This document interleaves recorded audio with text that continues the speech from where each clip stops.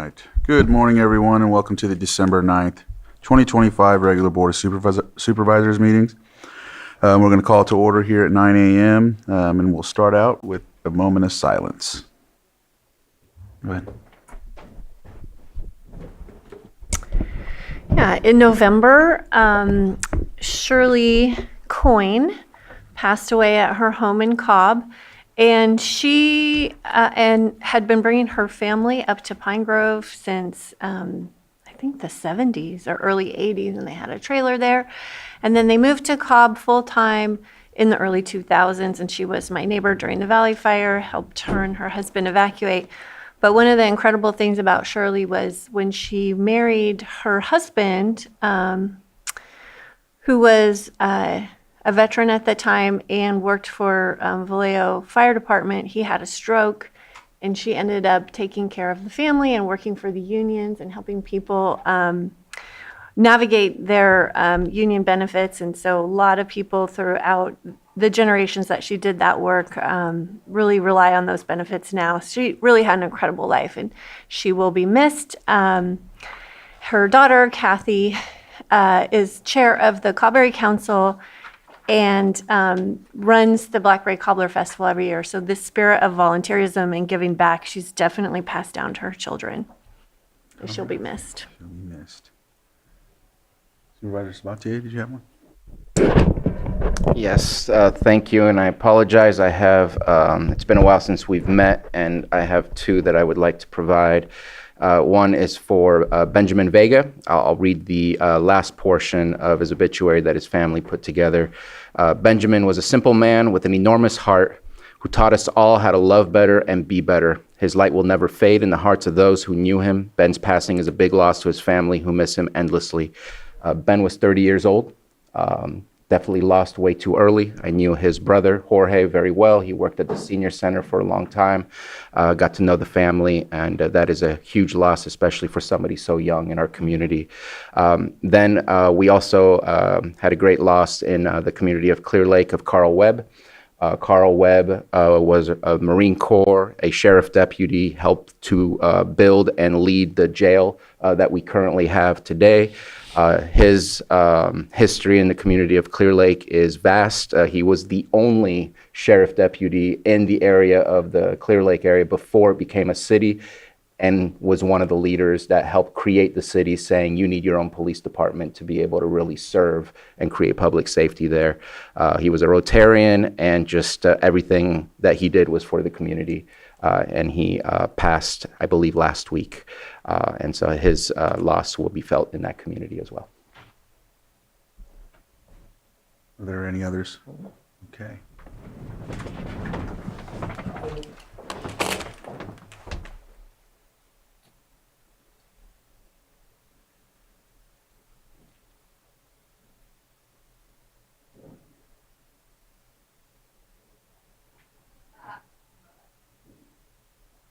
Vice Chair Rasmussen, could you lead us in the pledge, please? I pledge allegiance to the flag of the United States of America and to the republic for which it stands, one nation, under God, indivisible, with liberty and justice for all.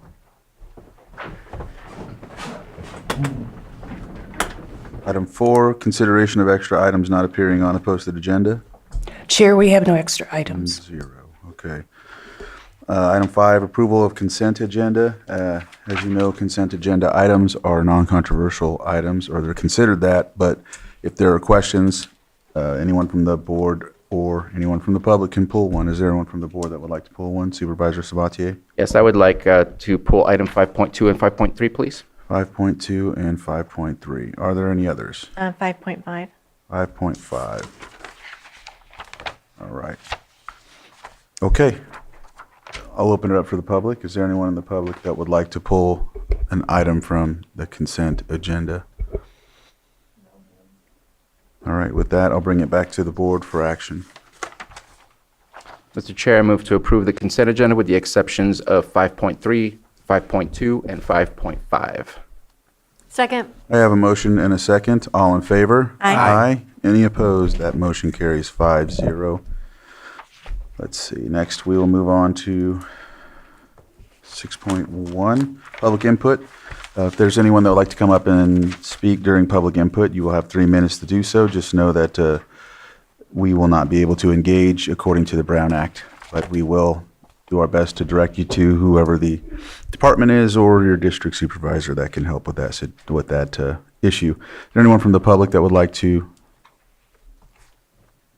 please come on up and then state your name for the record, and you'll have 3 minutes. And if you haven't filled out a document, there's one sitting there. Do that after? That's fine. Yeah, as long as you, yeah. Bear with me. Pull up my notes. Okay. My name is Kevin Boyd. I am a taxpayer and resident of Kelseyville, California. I have tried to reach out to the Board of Supervisors regarding this matter and so far not gotten any useful feedback, but I hope to hear back from you soon. First of all, I would like to say, with regards to the current budgeting issue for the Community Development Department, there's only 2 ways you found out last minute that the budget was in the state that it was. I run a business, I run a budget, I run payroll. You found out either last minute because it was negligent, just certainly wasn't being managed, or you found out last minute because it was a This is on the strategy agenda? to give you. Sir, this is on the agenda for later, so if you would like to speak on this, we can talk at that time. You can talk more about it during that item. Okay, Yeah. and I will wait till then. Do you know what item that is? I do not offhand. Okay, all right. Let's see, I think it's on non-timed. It's untimed, so it could be at any specific time. Okay. Yeah.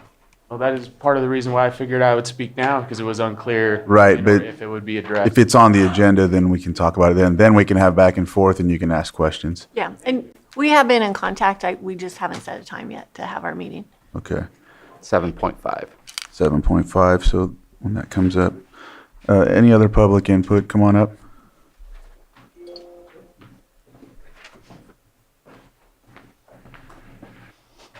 Good morning, Board. Ben Rickelman, Deputy County Administrative Officer.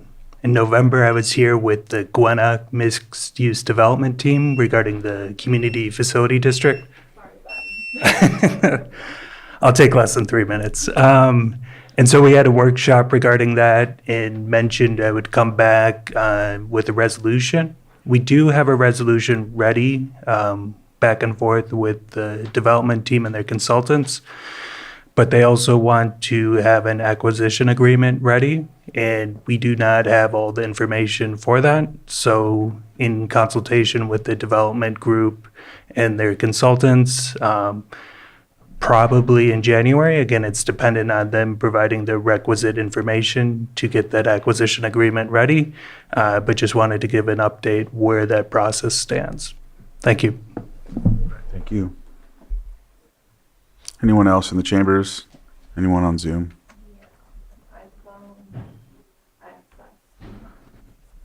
All right, iPhone XS, if you can unmute, and you'll have your 3 minutes.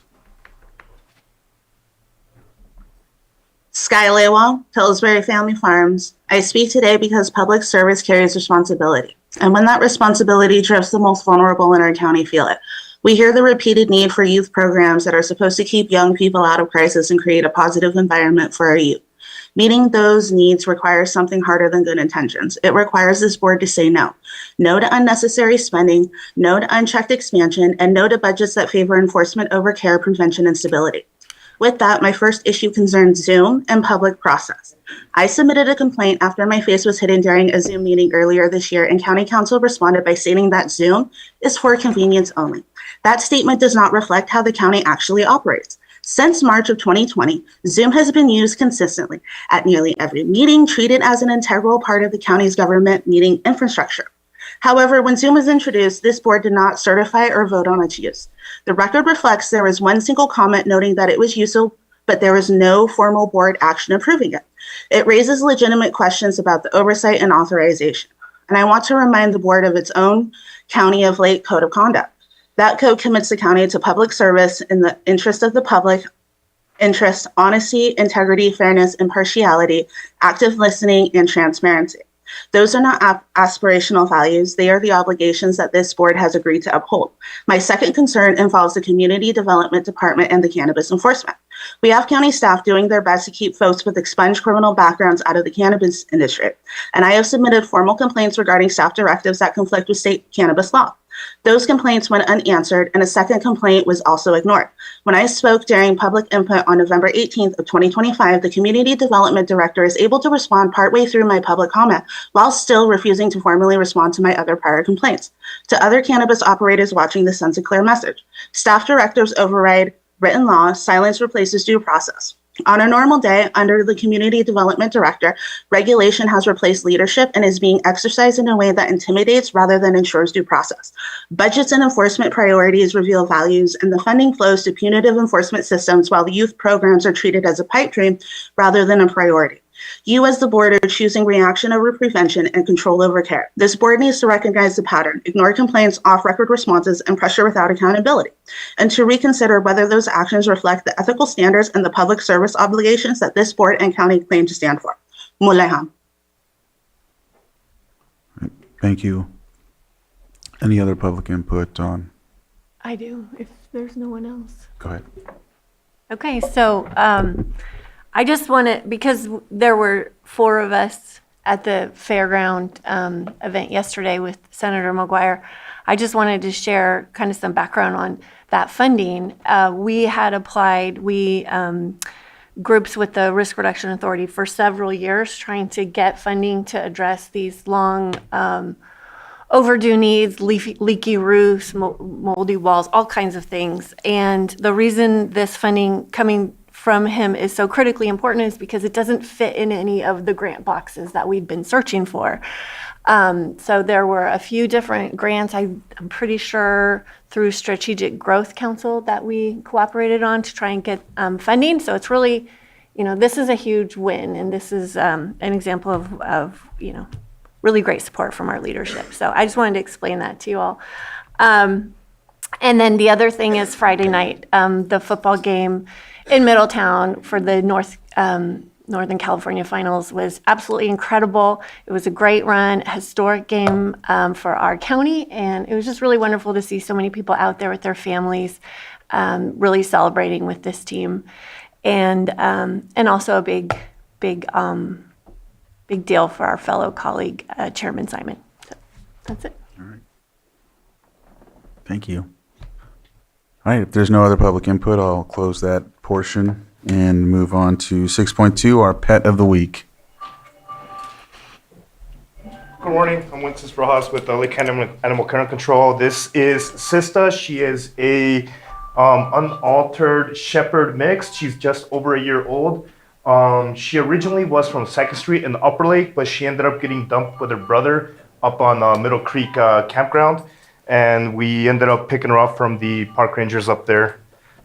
And she's good with other dogs. She's actually a very good, sweet dog. As you can see, she's very calm and mellow, even in areas where there's a lot of people. Anybody have any questions? How old is she? She's just over a year old. Just over here. Yeah, She's great. and she's beautiful. I wish I could have her myself. But if that's all the questions I got, I'm going to show her around the courthouse. If you see me around, you're more than welcome to pet her. Can I ask a question? Yeah. Go ahead. A question. Hey, sir. Just curious if there's still any, there was a grant for adoptions. Has that been exhausted, or is that? Still? Yes, that's already, all those means have already been exhausted. I don't know the exact number, but I do know approximately over 15 canines were adopted out just using those funds strictly, which really helped out the shelter at the time because we were full. Appreciate it. Anything else? All right, thank you. All right. Go ahead, Supervisor Sabatier. If I may make a point of order to please request that all cell phones be turned off. That was really distracting and almost disrespectful for the speaker today. Please and thank you. All right, item 6.3, new and noteworthy at the library. There he is, this Christopher. Hello, I'm Christopher Beach, County Librarian. Thank you for giving me just a few minutes to talk about what's new and noteworthy at the library.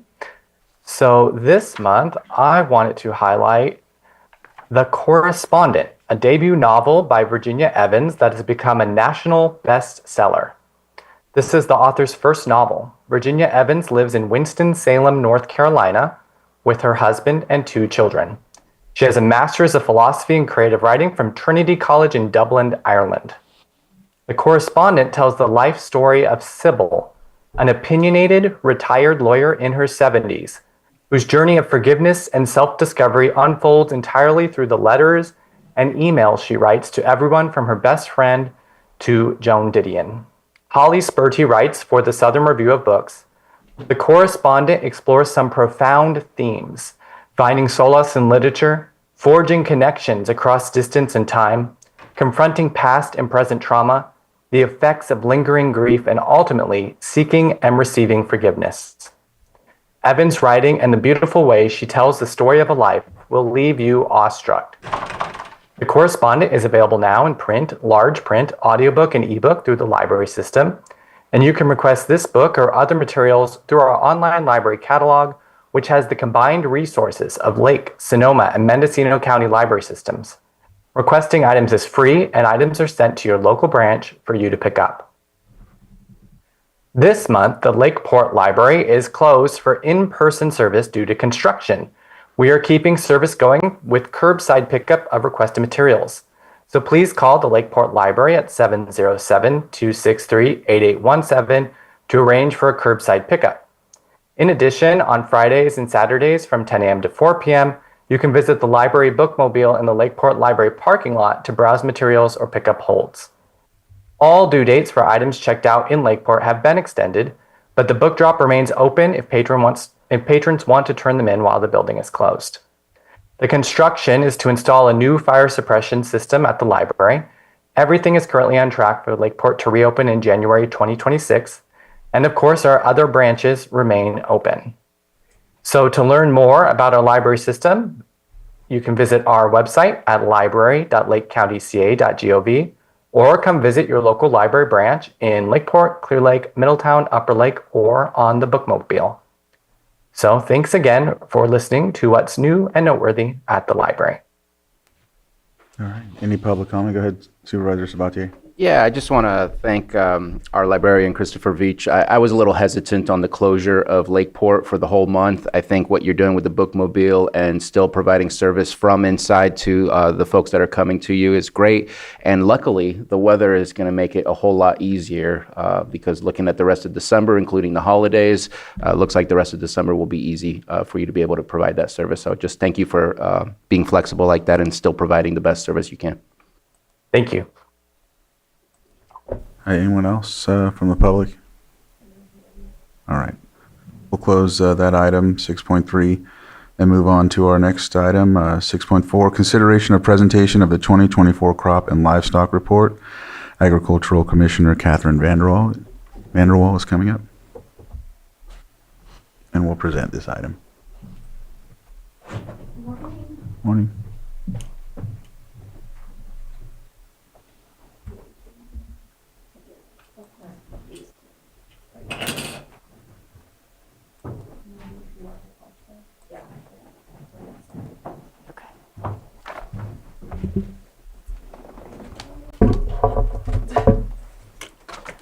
Got it.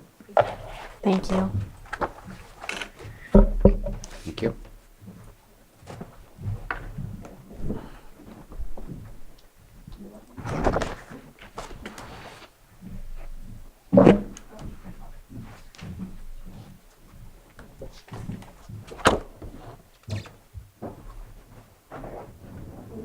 It is, yeah.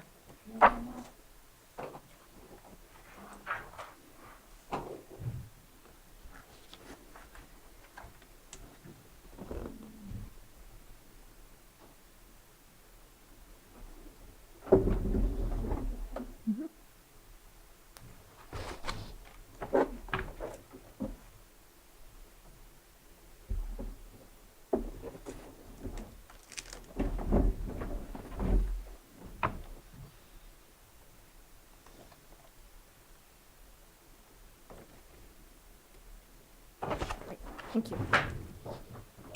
Good morning, Board. Supervisor Parker, I'm sorry, CAO Parker, Catherine Vanderwall, Agricultural Commissioner and Sealer of Weights and Measures. And this morning it is my pleasure to present to you the 2024 Crop and Livestock Report. Just as a reminder, Food and Ag Code mandates that agricultural commissioners throughout the state provide this report every year, and we are always a year behind. So currently we're in 2025, so we don't have that data yet, which is why we're presenting 2024. So just kind of keeping with the theme that we've done the last few years, taking a look back 50 years ago, what was the landscape like then with similar crops that we have today? Of course, there were different crops 50 years ago, but these are the ones that have carried over that are still our primary crops today. So you can see the pear acreage, the wine grape acreage, walnut acres, field and seed crops, and the amount of cattle that we had in 1974, which does not seem that long ago. And today, you can see the changes. So our pear acreage has decreased, wine grape acreage has increased. Walnuts, field and seed crops, and cattle and calves have also seen a decrease over the last 50 years. And the next slide is just a nice little chart that kind of shows the difference side by side. So the blue is 1974 numbers and the orange is 2024 numbers. So you can really see where things have shifted over time.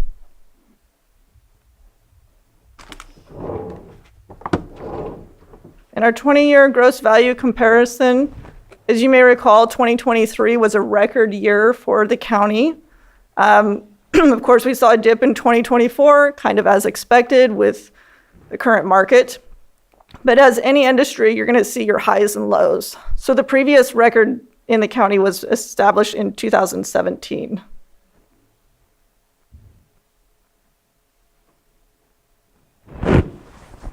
And then I can't really see what that is.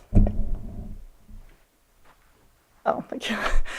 Gross values for 2024 versus 2023. So you can just kind of see how things have shifted between the 2 years.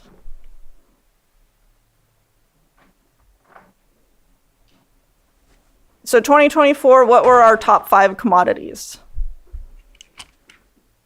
Continuing is number 1, wine grapes. Number 2 is pears.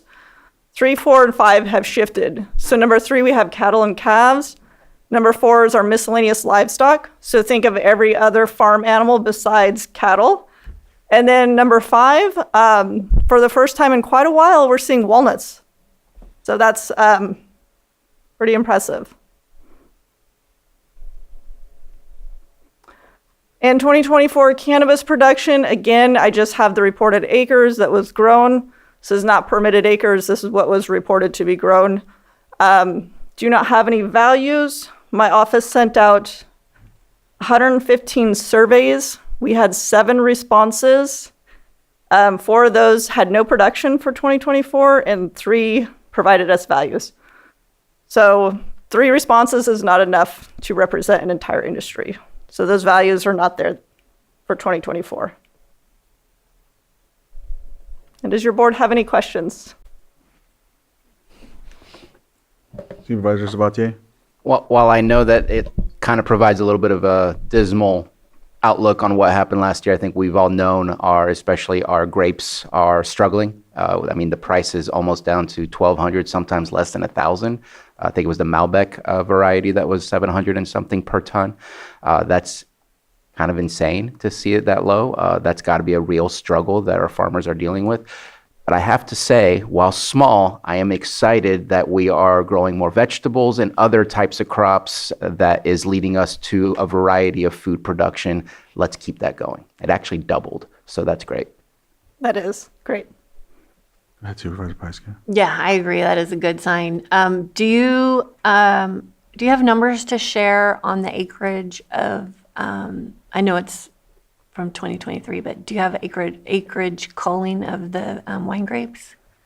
So that'll actually, if you look in the crop and livestock report, the total acreage for the wine grapes, you'll see the difference for 23 and 24. So there is a reduction. In 2025, we're going to see another reduction in acreage. I don't have that exact number, though. All right. Public comment. Is there anyone from the public? All right. We'll bring it back to the board. And This is a report, so appreciate the report. Thank you for that work. Thank you. Thank you. Pull it out. Okay.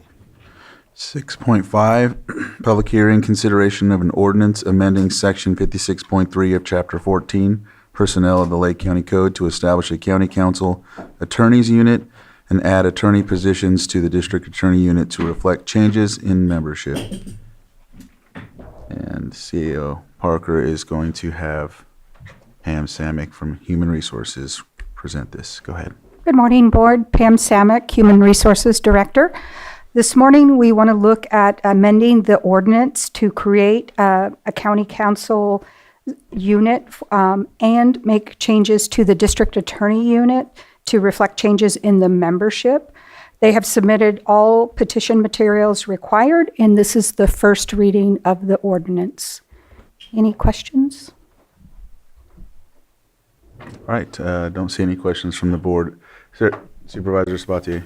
I just want to make sure, since I believe it was uploaded yesterday, so it wasn't provided the full 72 hours, if we can maybe show the changes that have been made, the revised version of the resolution, because there was a definition that had been missed in the resolution. I think she's pulling it up right now.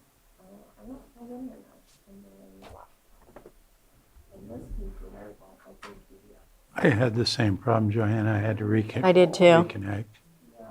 But I got back on. And actually, I don't see the uploaded revised version. We would have to amend the one that's there, because I don't see the new one with F in it. Or we were missing confidential unit, where out of the confidential unit, we're supposed to pull out, I think, the county council, the deputy county council lawyers. There's a red line. Is that not the same thing? The red line is the overall, but it's not the resolution. The resolution itself is what Oh, we I need to see. pass in order to make. It's not a resolution, it's an ordinance, and I was able to pull that off yesterday, and it was there. I'm reloading not- it right now. Yeah.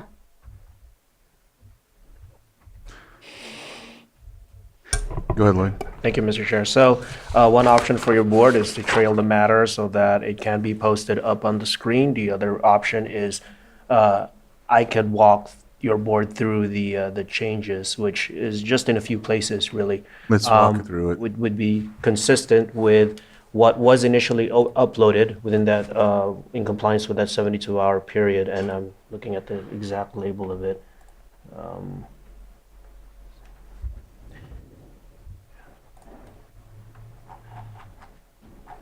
That would be the attachment that reflects the actual red line version, which is the attachment labeled 2025-12-01 Lake County, California Code of Ordinances, Chapter 14 revised, and it goes on.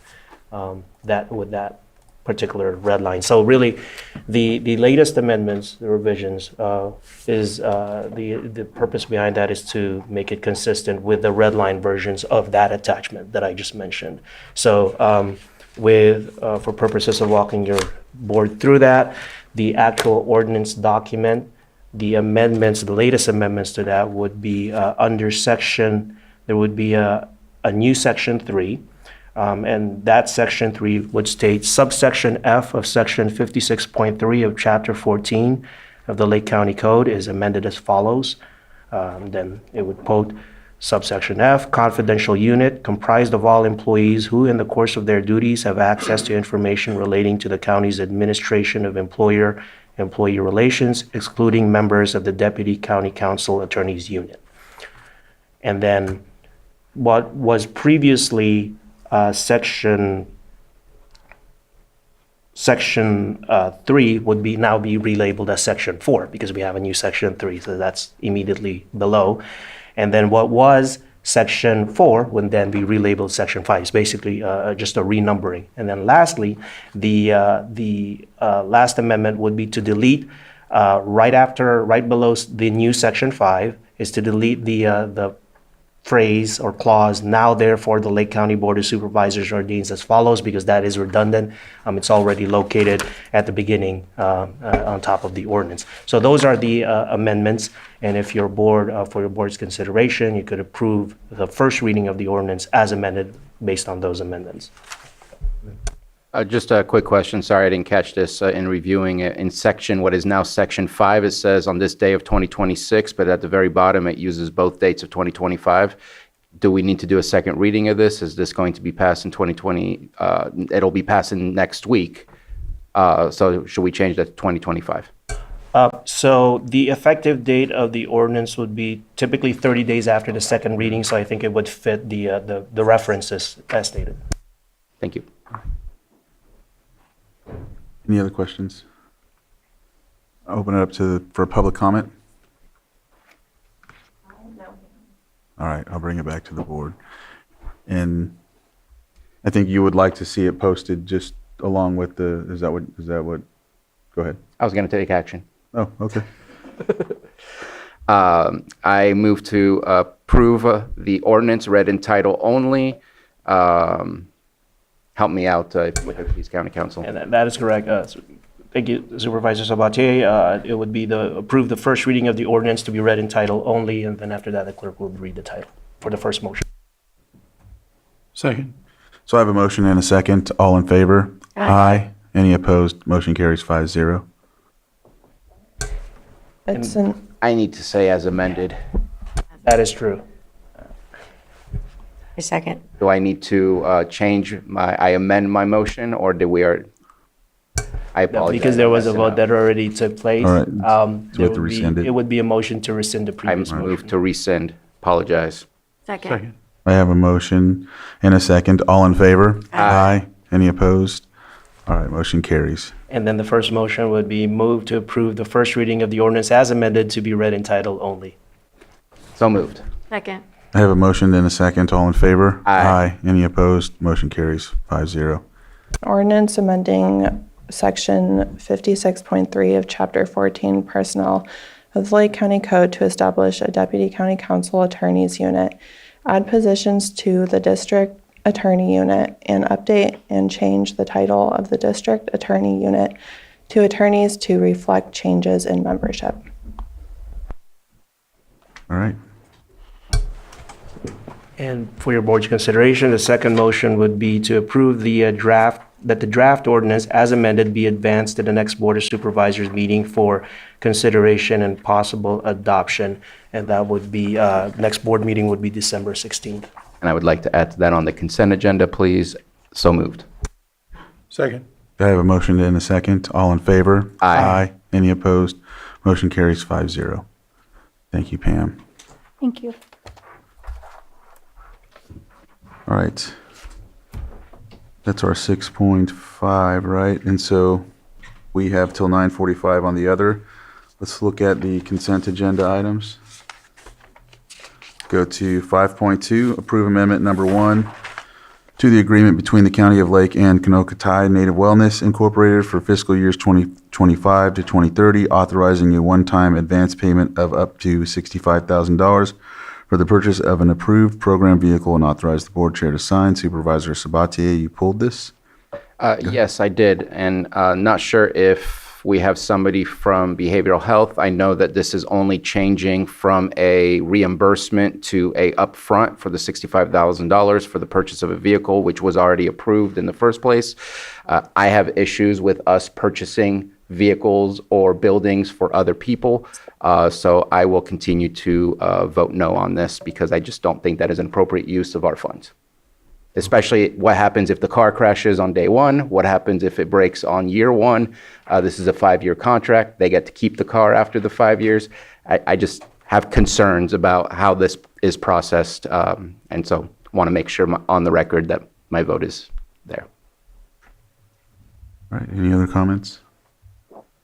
Any public comment? All right, we'll bring it back to the board for action. And to my understanding, it's an advance payment, so it's not as if the county's not buying the car, right? Well, we're giving them the money to buy the car. Right. Yes. Yeah, and they would buy it under their. Good morning. Yes, there we go. Elise. I apologize. I have contracted the latest terrible illness for my son. However, I want to clarify that that was already in the original agreement. The purchase of a vehicle was included in the proposal they submitted to the opioid settlement funds, and that was approved and awarded already, not only by the panel, but also the contract originally was approved. So this is a change to allow for release of funds to purchase a vehicle. We have several other agreements with other entities where they purchase infrastructure to sustain operations. And obviously, we're all aware of the critical need of transportation, especially for our Native youth. I want to remind everybody that this is a program that supports Native youth and engages them to prevent opioid deaths. And transportation is one of our greatest barriers to engaging that population. Thank you. Mr. Chair, I move that we approve the amendment number 1 to the agreement between the County of Lake and Konocti Wellness, or Native Wellness, Inc. for fiscal year 25-30, authorizing a one-time advance payment of up to $65,000 for the purchase of an approved program vehicle and authorize the board chair to sign. Second. I have a motion and a second. All in favor? Aye. Any opposed? Nay. Motion carries 3-2. All right, next we have 5.3. Approve the First Amendment to the Memorandum of Understanding between the Lake County Department of Social Services and Lake County Behavioral Health Services for the shared provision of the Lanterman Petrus Short Conservatorship Services Behavioral Health. Supervisor Sabatier, you pulled this, correct? Yes, thank you, Chair. So if you look at the agreement, I think it's the First Amendment to the agreement on Section 4 under Staffing and FTE Estimates. It states DSS receives no state or federal funding to operate public conservator. Funding public conservator is not an appropriate use of DSS funding. Therefore, all PC staff should be funded through county general fund. I struggle to put that into writing. I think that we need to discuss our budget and figure out how it is that we are going to pay for this, but memorializing this to dedicate general funds into the future without necessarily understanding its impact or other sources that are there. I just feel this puts us in a situation that we said we would versus being open and looking around. And so putting it in writing where it's just kind of pushing us into what I see as a place of almost being mandated to do so. And I don't know that it needs to be in there. All right, any other comments? Open it up for a public comment.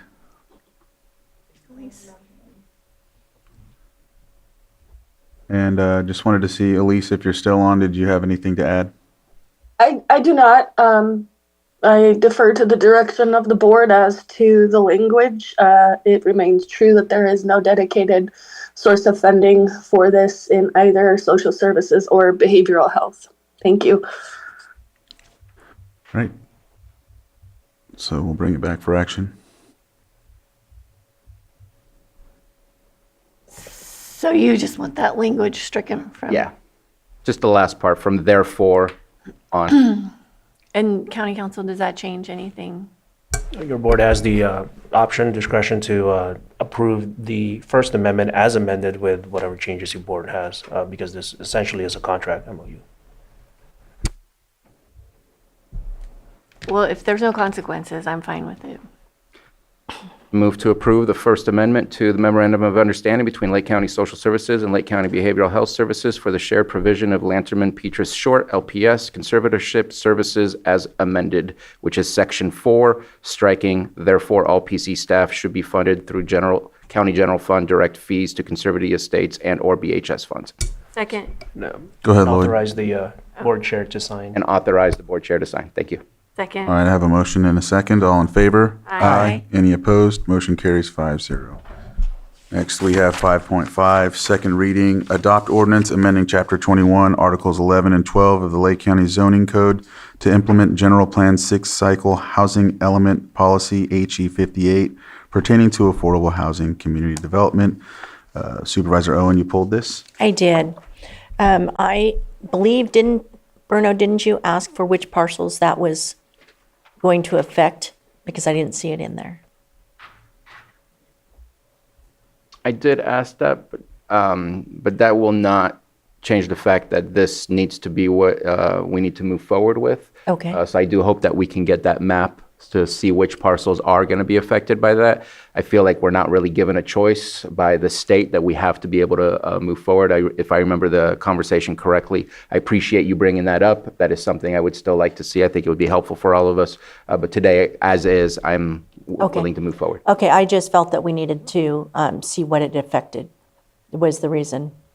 And I know Okay, you tried talking to me earlier about it, and I was completely that's okay. That's okay. All right, any other absorbed comments? in my own thing. Yeah, I wanted to see if we needed to pull it, so I pulled it. So- I'll open it up for public comment. All right. Maria, did you have anything to add, or, okay, I'll bring it back to the board for action. I'll move that we adopt ordinance amending Chapter 21, Articles 11 and 12 of the Lake County Zoning Code to implement General Plan 6 Cycle Housing Element Policy HE 58 pertaining to affordable housing. Mr. Chair, if I may, so with that motion, that consists of offering the ordinance, so that's part of the I'll motion. offer the ordinance. Ordinance has been offered. Supervisor Owen, Aye. Supervisor Sabatier, Aye. Supervisor Rasmussen, Aye. Supervisor Pyska, Yes. and Supervisor Crandall. Aye. Okay. Ordinance passes 5-0. That's okay. Let's see, we have 941.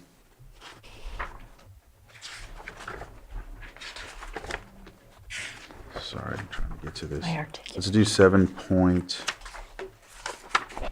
What is it, what appointment? is it at? 4. Consideration of the following advisory board appointments: Maternal Child Adolescent Health Board. And everyone read the applicant. Any questions about the applicant? Go ahead. Seems qualified for the job, is new to the committee, and rather fill up the committee than not at this moment in time. And so I'm okay with moving forward. I know she's from District 4. Not sure if, Yeah, I'm good with it. I'll open it up for public comment. No hands in Zoom, so I'll bring it back to the board for action.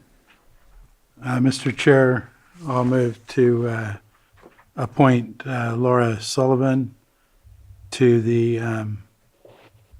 Maternal Child Adolescent Health Board. Second. I have a motion and a second. All in favor? Aye. Any opposed? That motion carries. Let's see. Do you have a recommendation? 5-minute break? Yeah, let's take a 5-minute break. I know that, sir, I know you wanted to talk more about the other untimed item, but I know it's going to bleed into the next item, so we'll talk about it probably after this next item if we can get some time in. So we'll take a 5-minute break. We'll come back at 9:50.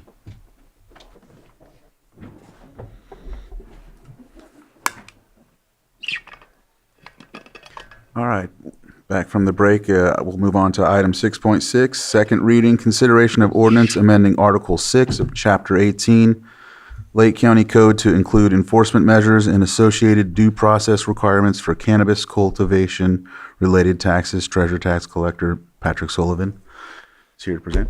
Thank you. Good morning.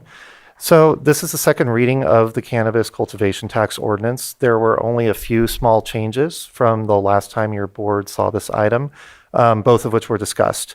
Working with County Counsel, who was able to provide language, we incorporated the business language from the cannabis business tax ordinance. So that definition applies to those enforcement mechanisms that I believe one of the supervisors had questions regarding. The only other substantive change is that the apportionment language is struck. That was previously the section 1860.2. That language exists in the cannabis business tax ordinance. So our office will still be able to accomplish what we need to do by promulgating regulations based on that ordinance. Anything else in here was just a renumbering of the applicable sections.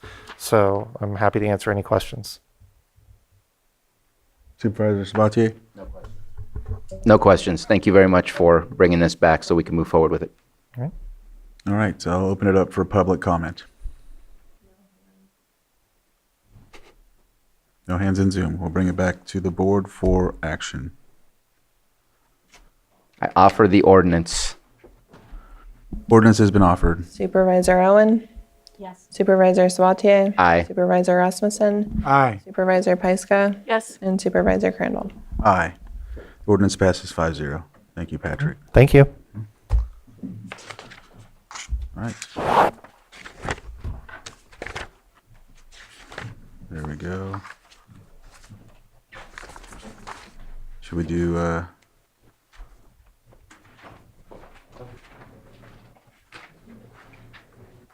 should we just went with Patrick again? Did he already leave? Yeah. All right.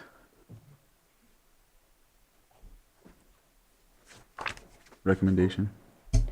Do you want to try 7.3 since she's still on? Yes. Okay. So we'll go to 7.3, consideration to adopt resolution authorizing execution of program funding agreement and participation in the Behavioral Health Continuum Infrastructure Program, BCHIP, Round 1 Launch Ready Program, Behavioral Health Services. Elise, if you're on. Yes, I am. I apologize again, board, that I am not on the camera, but I am here. Thank you. This is a resolution to execute the BCHIP agreement and to approve the project. The project has already been supported by your board with a letter of support. It was awarded, and now we are just moving forward with this 16-bed duly certified mental health rehabilitation center / ACM 3.7 facility to fill a critical gap in our continuum of care. Right. And I think that's all. Supervisor Sabatier? So in the last time that we had discussed this, I had not supported this due to my personal belief that we did not follow the appropriate process. So today I will not be supporting this resolution due to the same issues that I have. All right. I'll open it up for public comment. All right, we'll bring it back to the board for action. I'll offer the resolution. Resolution has been offered. Supervisor Owen? No. Supervisor Sabatier? Nay. Supervisor Rasmussen? Aye. Supervisor Pyska? Yes. And Supervisor Crandall? Aye. The resolution passes 3-2. 7.4? 7.8. 8. I already did 4. Sorry. Consideration of resolution authorizing the chair of the board to approve and direct the tax collector to sell at public auction via internet tax defaulted property which is subject to the power to sell in accordance with Chapter 7 of Part 6 of Division 1 of the California Revenue and Taxation Code and approving sales below minimum price in specific cases. Treasurer, tax collector. He's not here. He just left, yeah. He could be here quick. I feel very confident in being able to move forward without the treasurer tax collector here. I think the information is readily available and very descriptive as to what's being asked of us. And this is an annual formality of moving forward with the tax auction. So whether we want to wait, that's up to you, but I'm happy with moving forward without the treasurer tax collector. You all feel okay with that as well? All right, I'll open it up for public comment. All right, I'll bring it back to the board for action. Now for the resolution. Resolution has been offered. Supervisor Owen? Yes. Supervisor Sabatier? Aye. Supervisor Rasmussen? Aye. Supervisor Pyska? Yes. And Supervisor Crandall? Aye. And that passes. The resolution passes. Should I do 7.2 as well? Do you feel the same way about that, or should I wait for him? I think that one you want to wait for the auditor controller as well. Okay, Correct. there we go. All right, so 7.5. We'll move on to consideration of Community Development Department repayment plan and proposed oversight strategies. 7.5, Community Development Director. Now you're back. We're done. We didn't need you.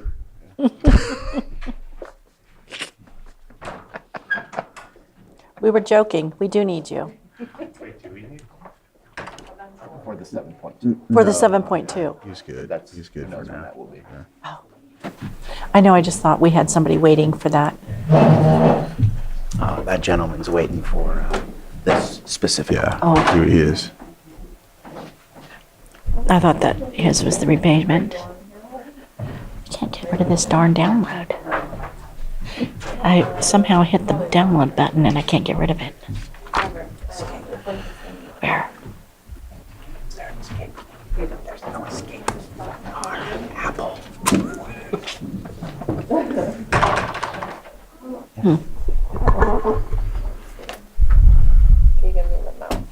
I've tried a number of different things. It's just stuck there.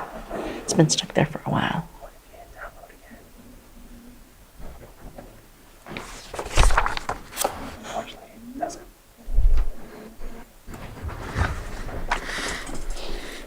Oh well, that's okay. I'll try to close it.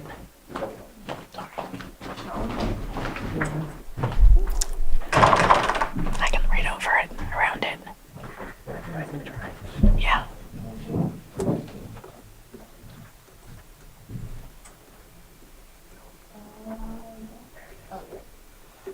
Okay. Okay, thank you.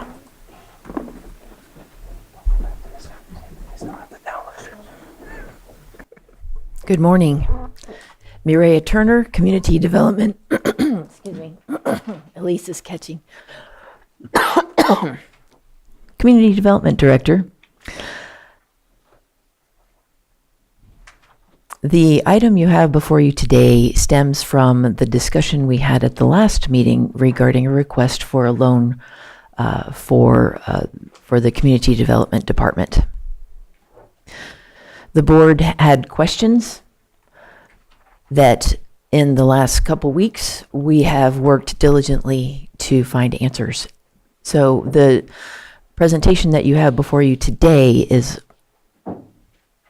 a result of considerable work on behalf of the staff reviewing budget years, not just this past, but going back to 2020, 2021.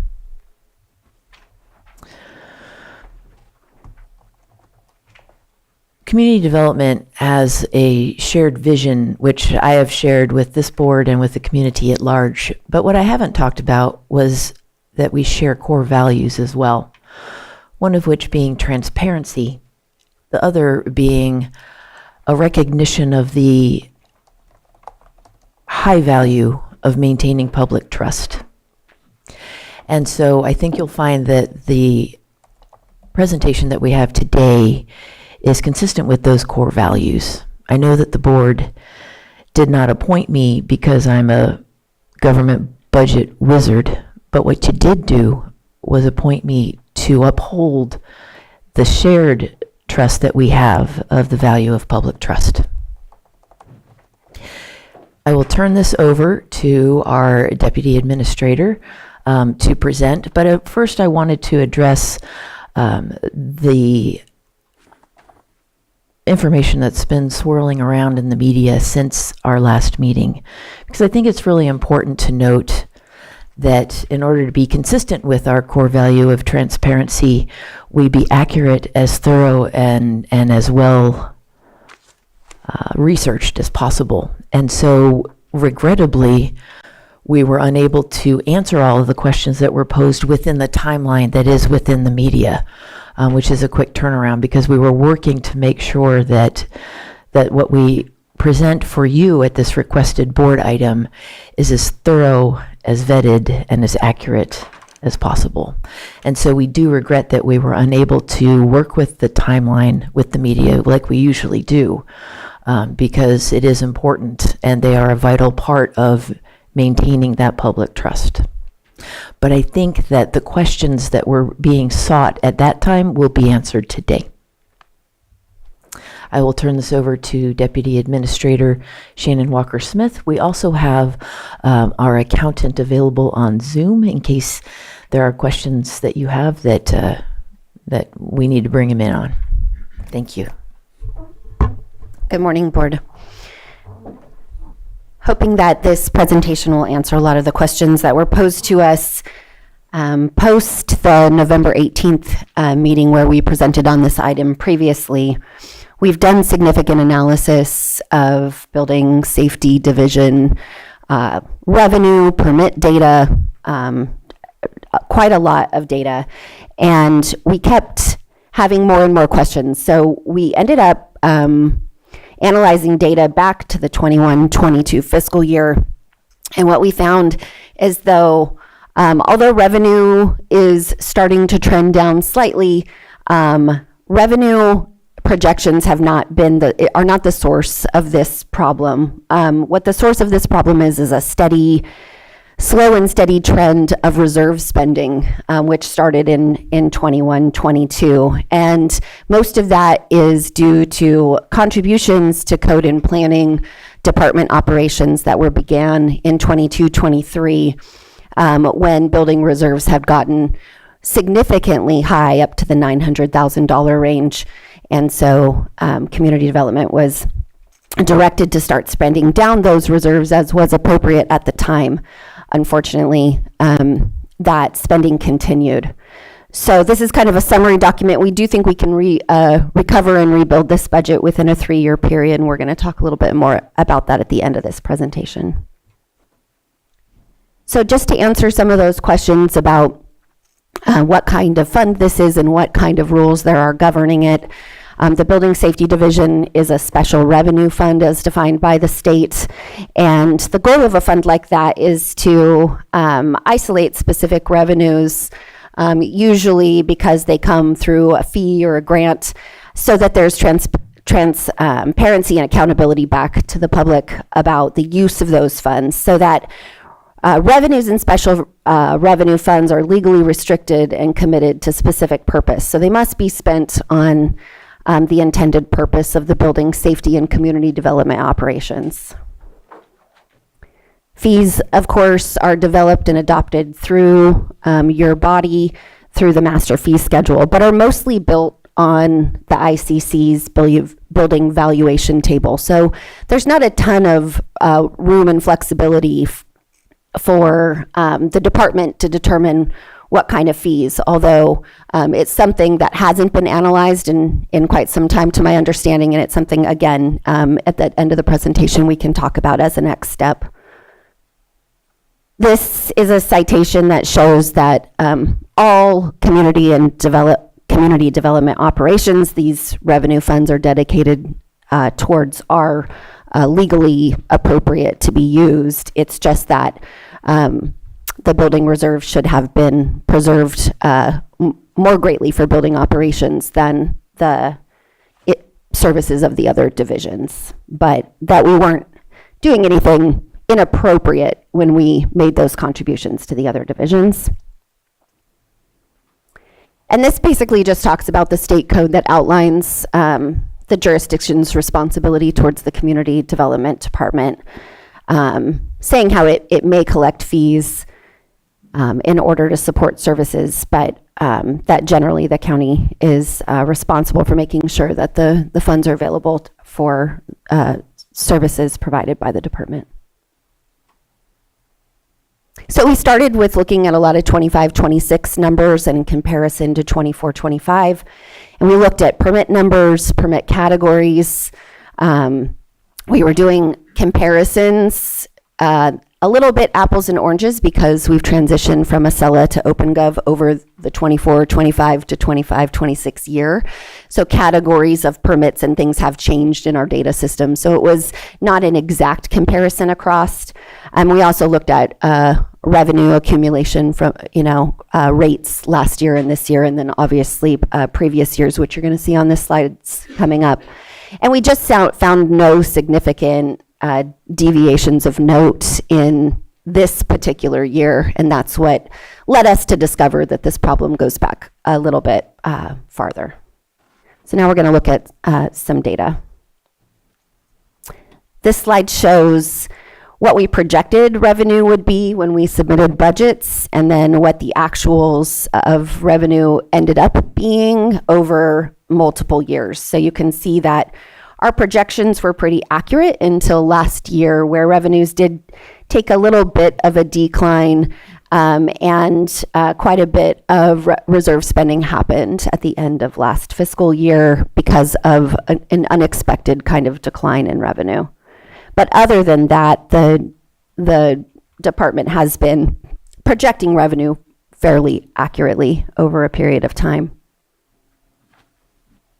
This slide shows how much of our budget is basically locked up in salaries and other obligated expenses, and those obligated expenses are mostly things that are assigned to us as part of the county allocation for insurance, admin services, IT services, and those other obligations that typically do come out of the budget at the beginning of the fiscal year, making it such that the building division in particular is particularly dependent on their reserves in order to kind of ride the wave of the expenses outpacing the revenue generation. In most years, this is a trend that we can see now, that the reserves have been necessary in order to keep the building division solvent during that time. And with the spend down in reserves, that's created this cash flow issue.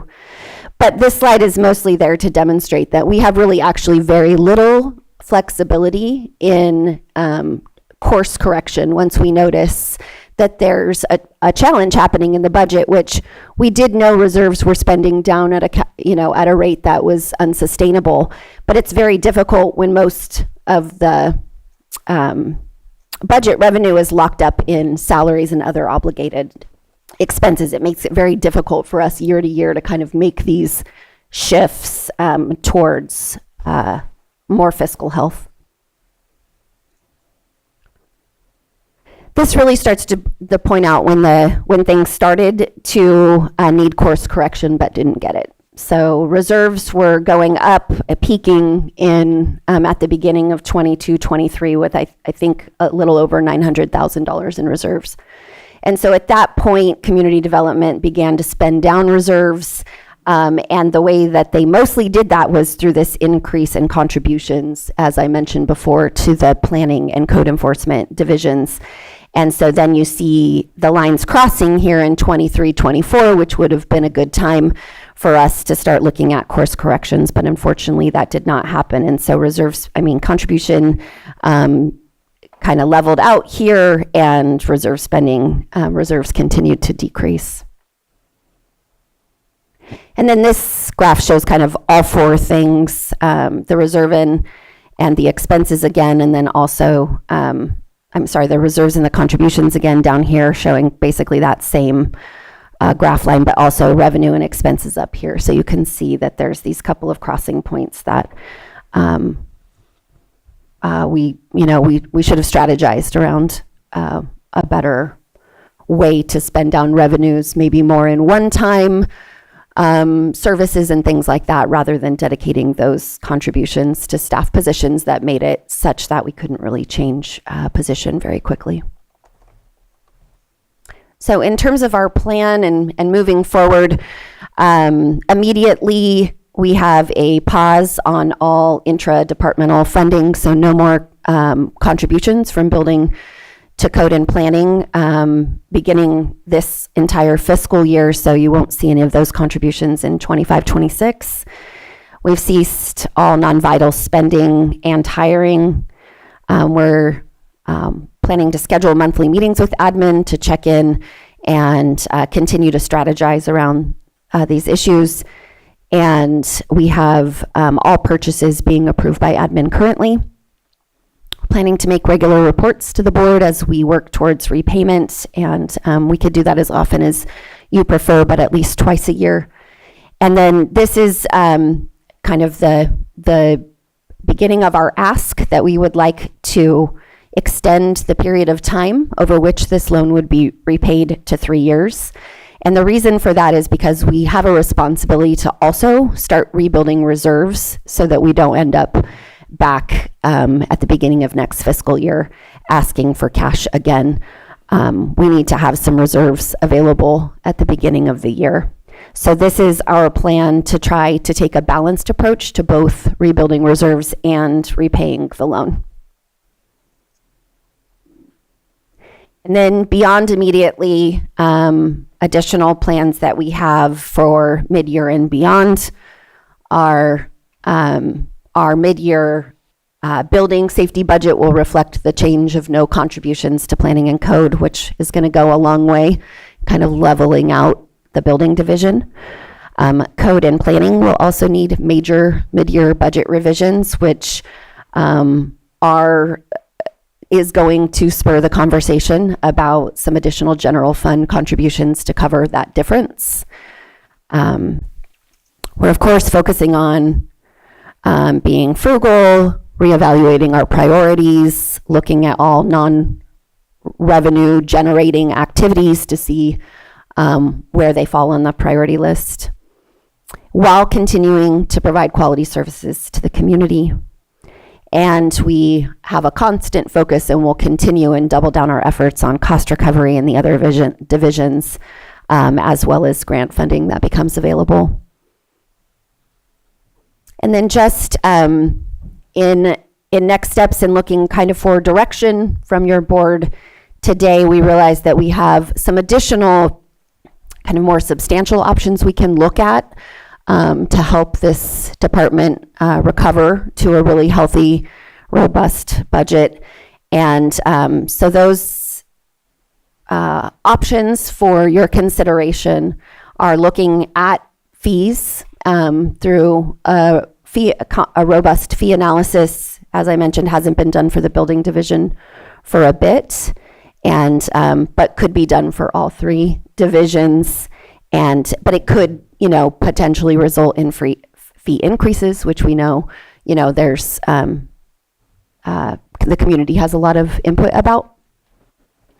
Whether or not you want us to be looking at staff levels and efficiency analysis, and whether or not we should be reconsidering just department priorities for kind of becoming a sleeker department without as much community engagement in some of the things that we do that are not cost recoverable.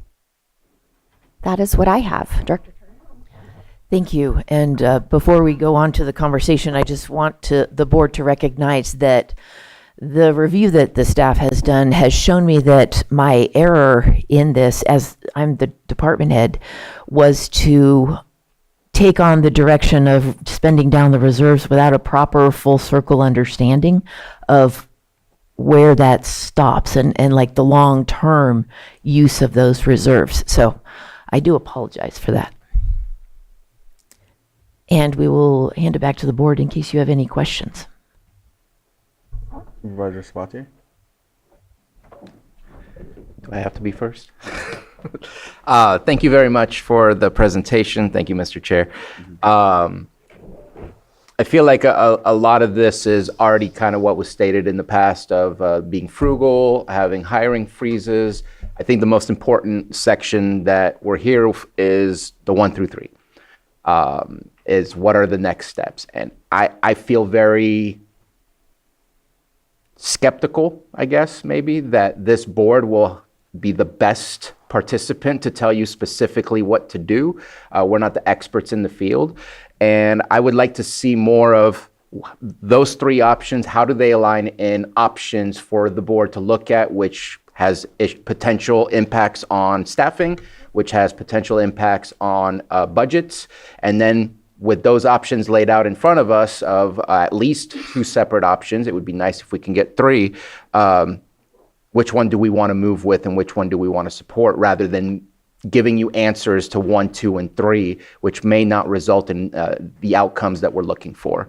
I'll talk specifically, so I'm hoping that CDD can meet with admin and look at the budget and look at the staffing and look at these 3 questions and come back with some options for us. Because I think I watched the video from last time, and I think I need to do better. We need to do better in being very clear. We asked about oversight. And I don't know that we were very direct that what I'm asking, I think, is what we were asking before, which is admin and CDD come back with some options. And I'm feeling like that's not specifically what I was looking for, but maybe I could have done better in communicating that. So I apologize. But that's what I would like to see, is some robust options for us to choose from, not criteria for us to provide to you, because that could be dangerous and go in the wrong direction. I don't want to be misleading with anything. When it comes to the loan, I would also like to see, what does a 1-year repayment look like? What does a 3-year repayment look like? And I prefer not going any longer, but what would it take to do that, rather than just asking for 3 years? Because my concern with the loan, and it's not, we now have 2 loans that we have, is anything that we loan out is coming out of our general fund reserves. And our general fund reserves, we get a quarterly report of the great investment that we're making, where we're creating more money from those reserves, and we're losing that. And right now we are providing support in loans, which takes away from our taxpayers' dollars to be invested and create more dollars to go back into services into our community. And so the longer the loan is, the more we lose out on those opportunities. And so that's why I'm looking for, bring us back the professional and expert options of what really should be looked at, rather than our opinion of what we should be looking at, and what kind of different year, what kind of year options do we have for a 1-year repayment, 2-year repayment, 3-year repayment, rather than just a 3-year repayment? Because again, it's a loss to the potential revenues that we are making from the great investments that we've been doing lately. So I think that's pretty much my comments for today. Thank you. With the new OpenGov system, we are in a much better position to do our cost recovery and fees analysis. So we're confident that will help us to prepare information to come back to you with robust fees and cost recovery analysis.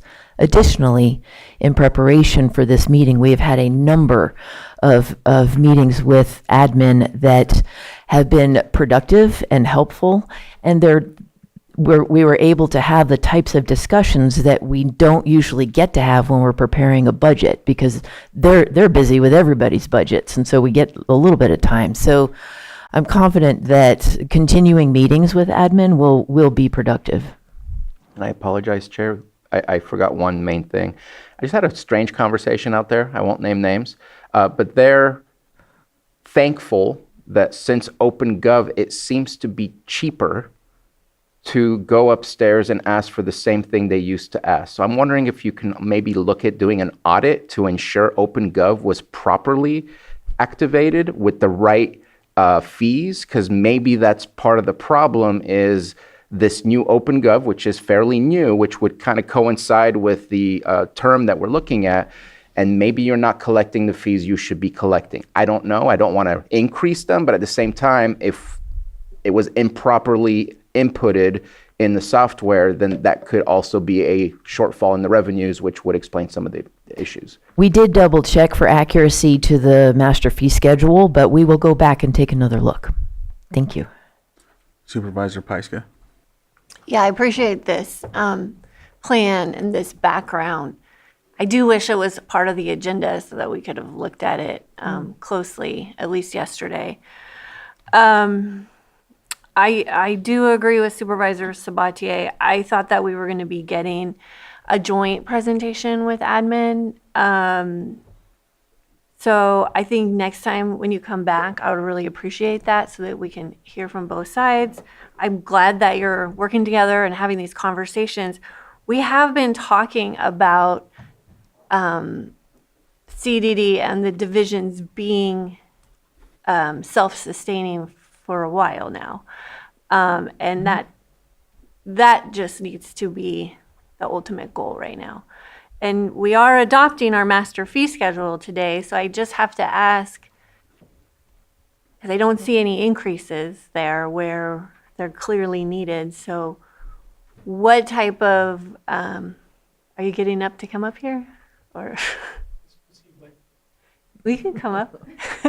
I'm just wondering, like, what type of analysis happened to get us to today's fee schedule if we think that it's lower than possibly what's needed? Well, this is the first that I've heard that it was lower than maybe the master fee schedule, so we're going to double check that. But historically, and even up to the last master fee schedule, the conversation about raising fees specifically for community development services has been one that gives the board pause. Understandably, you're trying to balance development to encourage development while also trying to encourage the sustainability, which is one of our department visions, sustainability for code and planning. What we didn't show you in our slide was 3 years ago, we started looking at other ways to achieve that sustainability, and that's actually why a couple of our positions are in existence and filled today, is to build up that grants program, which has been very successful in code. We have started having the conversations with admin regarding additional ways that we can boost that sustainability for planning. Those are ongoing, but we're not ready to make any moves for today's fee schedule update. I know that admin works on that for a while, so we'll be looking at mid-year and future fee adjustments. Okay, so, but for now, this joint plan and options for repayment, I think we all need a little bit more solid plan, and I'm wondering, with working with admin, what is the time frame when you can come back and give that to us? I'll defer to Stephen, so he knows the availability on his side, but our team is amenable to whatever admin wants to work out.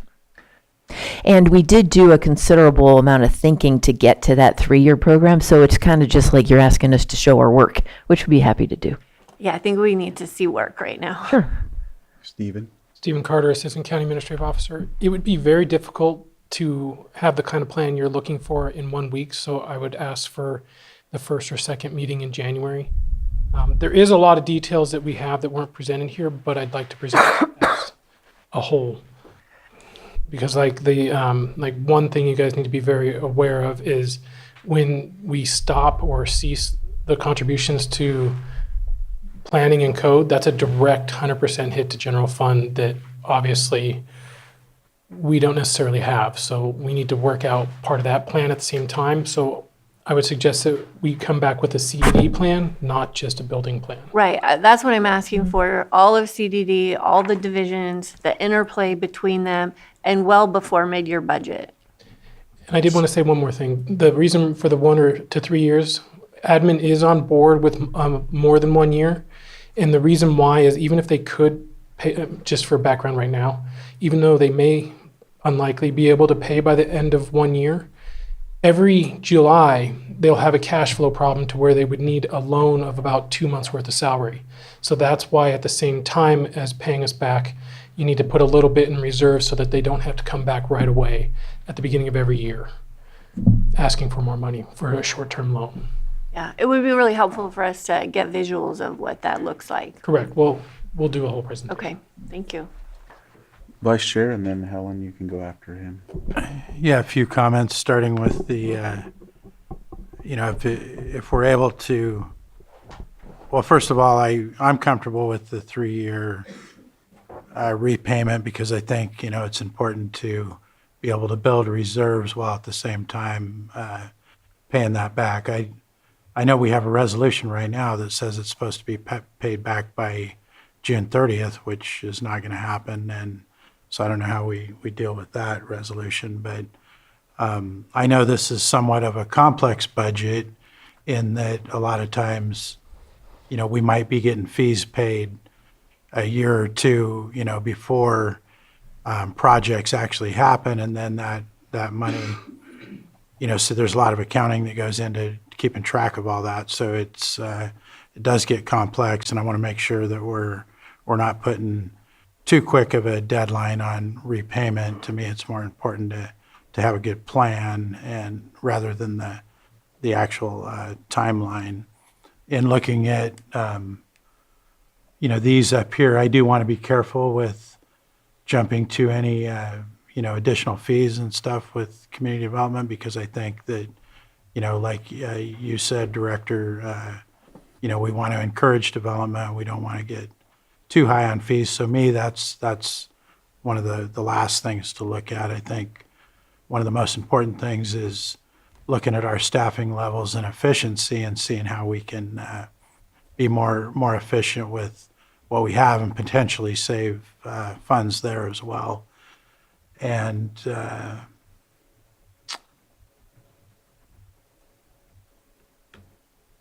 I think those are my main comments right now at this point.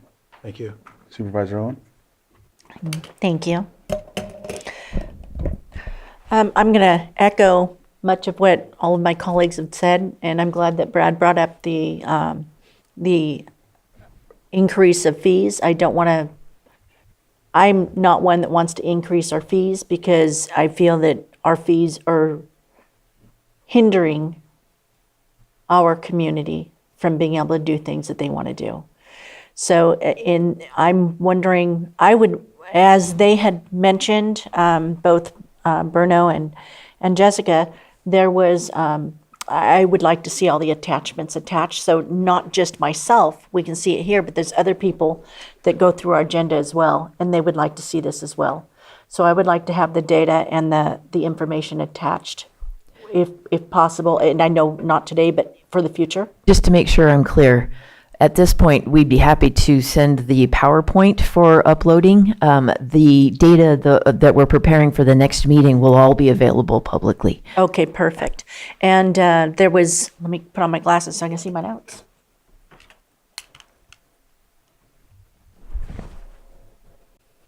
So the fees I'm opposed to, I'd like to see what else we can do within.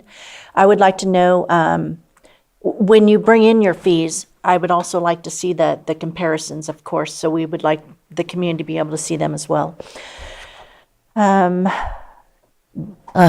Comparison of these You two. have, what, on number 1 up there, where you're looking at possibly going see. robust. And again, I'm opposed to it, but if you're going to bring something forward, we'd like to have everything right here. Got it. So we can see it. I've been a little frustrated in the fact that we had just accepted the budget back in September, and then it was no time at all before we needed the loan, you needed the loan. And then at 1 year, now it's 3 years. So getting things cleaned up and where we have an idea of exactly where we're going, I think is important. Thank you. Thank you. So lastly, I remember, I want to say about a year and a half ago, if not like sooner, I don't remember exactly, but I know in the town halls and even having code enforcement come in and discuss with the ticketing system with OpenGov, when it comes to fines. I know that I don't know the amount that's accruing.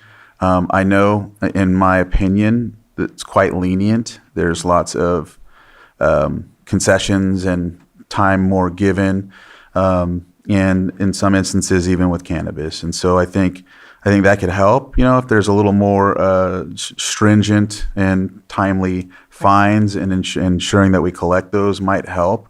That's just an opinion, though. I don't know if you can have some sort of guidance to that when it comes to the records. Or To date, we have issued $500,000 in citations and fines. Mm-hmm. What we will be able to collect, I'd be happy to include that information in the next presentation as well. Okay. Also including the shifts that we have made already within the department. We are spending more time identifying unpermitted work, not just for revenue recapturing, but rather also to make sure we're ensuring health and safety standards in our construction in the county.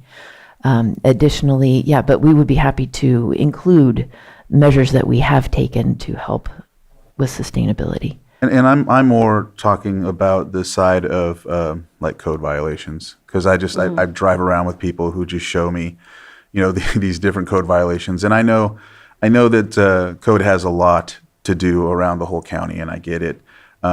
So I don't know. I just wanted to make sure I stated that so that. Thank you. One of the priorities or the values of the code enforcement process has been to encourage self-abatement. Right. But we have also been issuing notices of violations that do come along with citations, and we'd be happy to detail that in the next presentation. Thank you. All right. If there's not anything else, I'll open it up for public I comment. have one more thing. With that, can you show The citations or when people are not complying versus those that were actually given fines. So what we're looking for, I've heard the same good thing. players. Yeah. Yes, yes. And that people that are not getting fines that have violated numerous times. That's primarily, I can see a one time without a fine, but if it's continuing and they're not getting fines, that's an issue. Certainly. All right, public comment?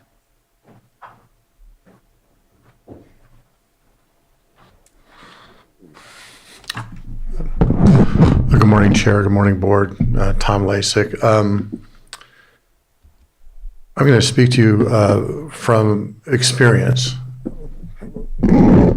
I used to be an auditor back in the 90s and a compliance auditor for our company. And I want to also thank Director Turner for being very candid, because a lot of times you don't hear that when you have a situation like this. I think what you've been presented is, again, a really good start, but I think you've already also pointed out there's a lot of things that aren't complete here that needs more fleshing out. A couple observations is, and this is, I'm not trying to be snarky or anything like this, but as an auditor, one of the things we would find when we would have situations like this is mistakes this big don't happen by mistake. You actually have to work at making it this bad. And what we mean by that is that you have controls, you have stopgap measures in your processes and in your systems, and something must have happened to prevent that from occurring. As they pointed out, this thing started 3 years ago, and it started going down. Where are the alarms that were set off to say, hey, we're overspending our reserve? Or whatever. Why did it take until less than one payday away to find out you didn't have enough money to make payroll? That doesn't happen by mistake. I know you guys have checks and balances in your process. It's not just the business department or CDD. There should have been some oversight somewhere that should have stepped in and say, hey, we're noticing your budget is going sideways, and stop it before you have to have a loan. I'm not seeing an answer to that question. I think it was pointed out that last meeting it was highly confident it could be paid back in 1 year. Now we're hearing it's highly confident it can be paid back in 3 years. But we still don't see the roadmap for that. And I think that's going to be important. What is the payment schedule? Where is the money going to come from? And then the other thing is, it was mentioned they knew it was unsustainable. So they knew years ago it was not sustainable, but nothing, what happened? Where was that? And I also want to point out that what Supervisor Pyska mentioned, we need to look through all the CDD, because usually the behaviors aren't just with one department. You know, there was a slip up, and it's not just CDD. There should have been oversight somewhere that stepped in and said, we notice your budget is going sideways. You shouldn't have to wait until it's a crisis. So I think what you're trying to do is on the right direction, but there's more that needs to be done. Thank you. Thank you.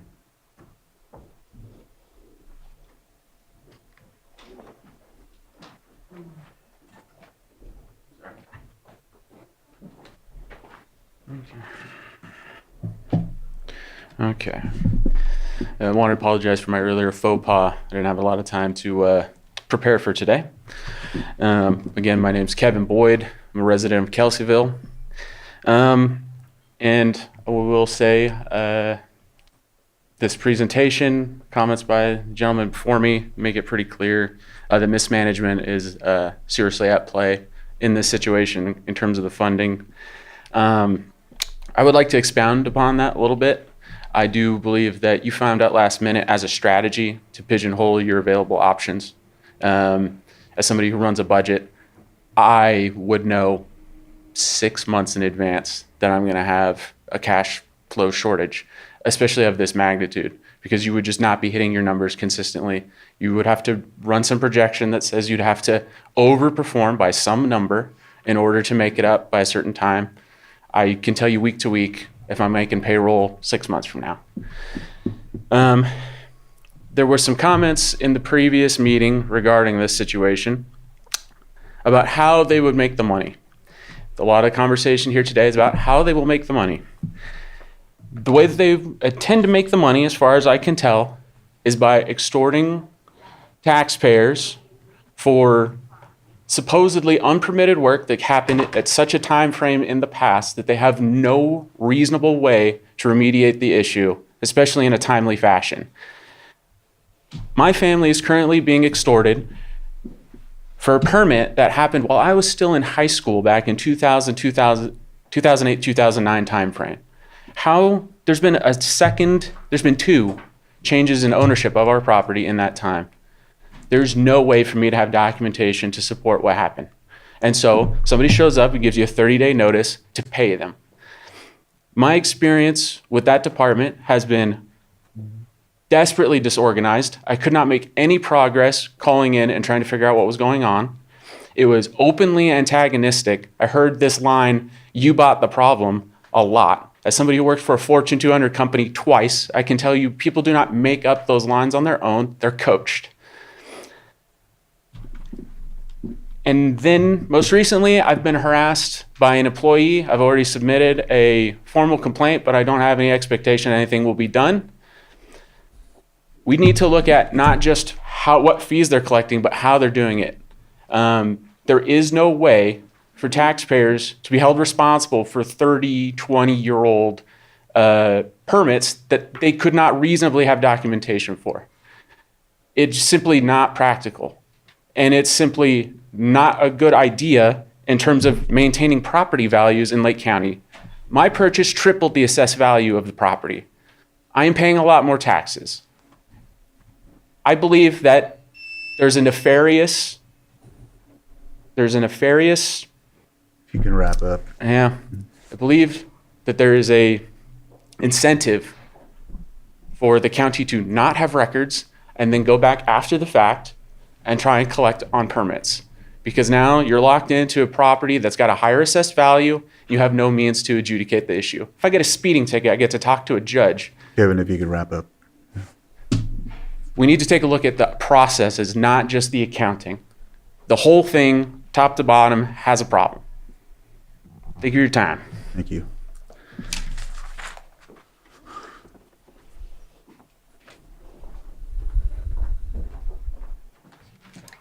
Good morning, Casey Moreno, Deputy County Administrative Officer. So the Administrative Office relies on departments to accurately project their financial needs to sustain operations during the annual budgeting process. We meet with each department to review their budget and as needed throughout the year. Regular monthly meetings will continue with CDD, and next year's CDD budget will be developed in conjunction with administration. As stated on the PowerPoint, admin staff will have full signature authority and approve all purchases. Admin is dedicated to getting the building division and CDD back to a more financially stable place. It is important to note that the budget and cash balance of a fund are not the same. The budget is a planning document, which projects what revenues will come in and identifies how they are anticipated to be spent. It is balanced when those are expected or planned numbers match. The mid-year budget review identifies areas where adjustments need to be made. We do not want to minimize the severity of this issue. The largest impact has been the significant increase in the amount of transfers from building to code and planning. Code was previously part of the building division, and transfers began increasing when those divisions were split in 2020, 2021. Over the past 3 years, about $1.1 million has been transferred as contributions to those divisions, while just over $1 million was for salaries. Last year, the amount transferred to code nearly doubled. By removing the transfers from building, it creates an increase in the amount of general fund needed for code and planning. We'll be working closely with CDD to reduce the amount of general fund support is needed to maintain the balanced budget. Thank you. Public comment still?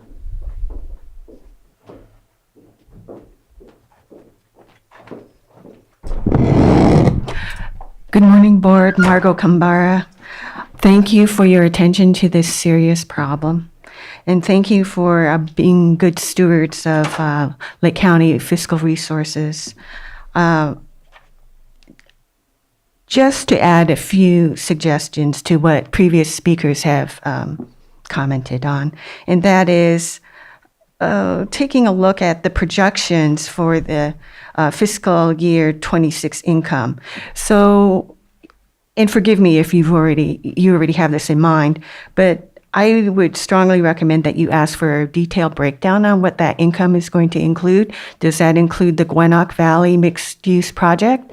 I mean, it's one thing to have projections of what your income is going to be, but is that vaporware? Is that really based in reality? Where is that income? What's the basis for that income projection? As far as oversight, who has oversight over authorizing overtime? Will that come from admin, or will that be from CDD with admin oversight? I don't know. And as a previous speaker asked, what is the oversight mechanism? So CDD's budget didn't go off the rails all by itself. There should be levels of oversight.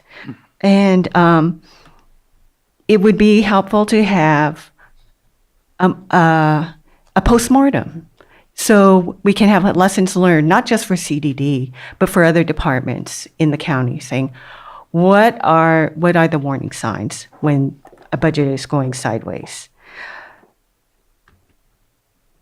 And that concludes my comments. Thank you. Thank you. Supervisor Sabatier, I see your pen up. Is there any more public comment? I just had it up for. Oh, okay. All right. If you can unmute on Zoom and state your name for the record, we'll give you 3 minutes. Hi, Lily Wells, Pillsbury Family Farm. And I just wanted to say that I do recall in 2024 when former Chief Building Inspector Bill Collins, alongside with Director Turner, presented to the board the reason why the county needed to switch from Excelia to OpenGov was to allow the county flexibility in increasing building fees. At the time, it was stated that the fee schedule adopted through Excelia was modeled after the San Mateo County, whose fees and fines are actually lower than what Lake County sought to establish. So it raises an important question. What is the goal of our fee structure? The goal should not be simply maximizing revenue, but establishing fees that are feasible, predictable, and equitable. Fees that the public can reasonably afford while still allowing the county to operate efficiently. As speaking as a cannabis farmer, I can say that the inspection fees have become increasingly unpredictable. Instead of there being a stable set amount that I had signed to during my code for my conditions of approval, the inspection costs continue to rise year after year, and the lack of consistency makes it extremely difficult for small operators like myself to budget, plan, or remain compliant. Stability matters in our county, not just for cannabis, but for all of the regulated industries that thrive within it and for the general public. I also want to encourage the board that you maybe need to take a harder look at your 30-30-30-10 framework and wonder whether your current allocations are truly aligned with community benefit. And particularly, I ask that you consider whether some of CDD enforcement general funds could be reduced, reallocated towards the youth programs and preventative services, and for livable wages for our in-home health care supportive services. The Sheriff's Department already receives the Department of Justice grant funding for similar enforcement. Chair, Duplicating that enforcement funding through the departments while underfunding youth programs doesn't strengthen our community long term. Thank you.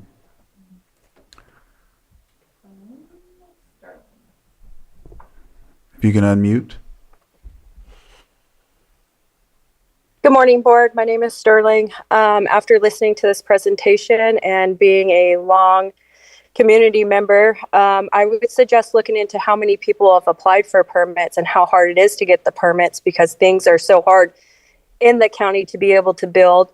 That's the reason why businesses are shutting down, because it's literally impossible with the regulations and stuff. With the general fund, I would look into how many people were hired during the time when they seen that there was a deficit and this was going on.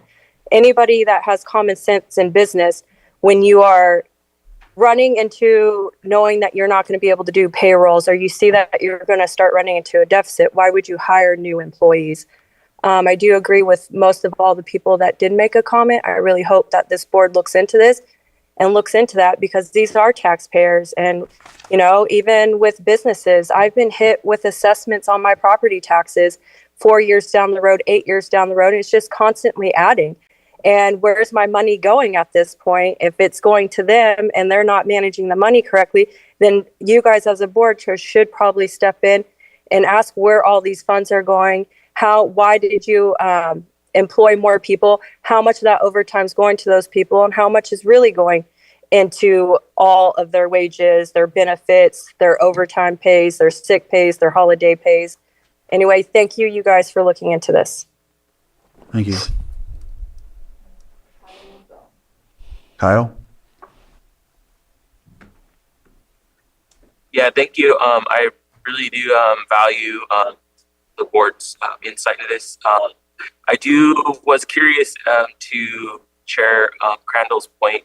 I would be interested to know, as far as the citations or permitting, more or less the citations though, what industries are perhaps extensions or a little bit more leniency in that, if that is the case, because we do have industries that are already kind of benefiting from, you know, lowering or freezing their tax increases that were projection already, you know, we're expecting. And it seems like my concern is certain industries benefiting from more of that leniency with the county. And it seems like if we're struggling with meeting our goals or what we need to maintain our programs, or that would be my concern. And I do agree that my concern as a citizen is that you know, we pay our, you know, these fees for the public good, and if those funds aren't being stewarded in a responsible manner, that's kind of a concern of mine. But I appreciate the board looking into it, and I agree with a lot of the statements that were already previously made. But again, I would be very curious to know industry specifics that might be getting more leniency, if that is the case. Because just as a citizen, I'm just kind of curious to know why that might be, if that were the fact. So thank you. Thank you.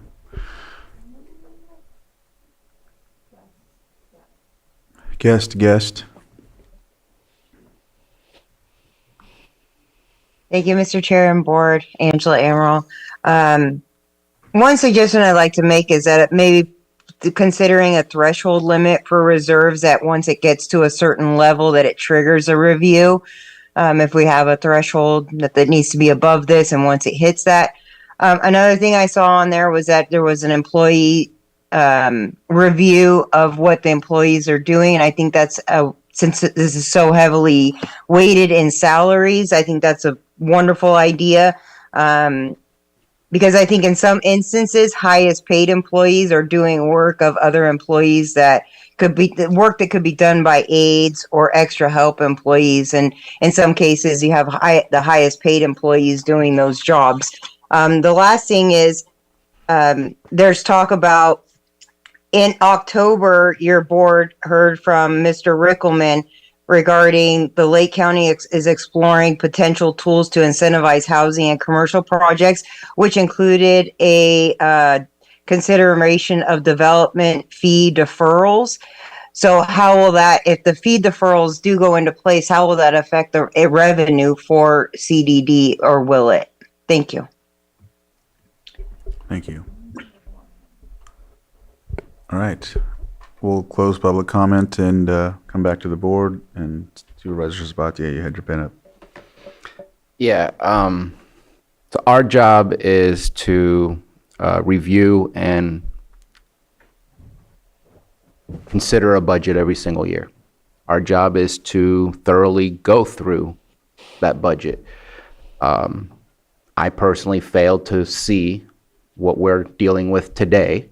And I think that anybody who is involved with that should also take a little bit of skin in the game, that rather than looking at who else is to blame.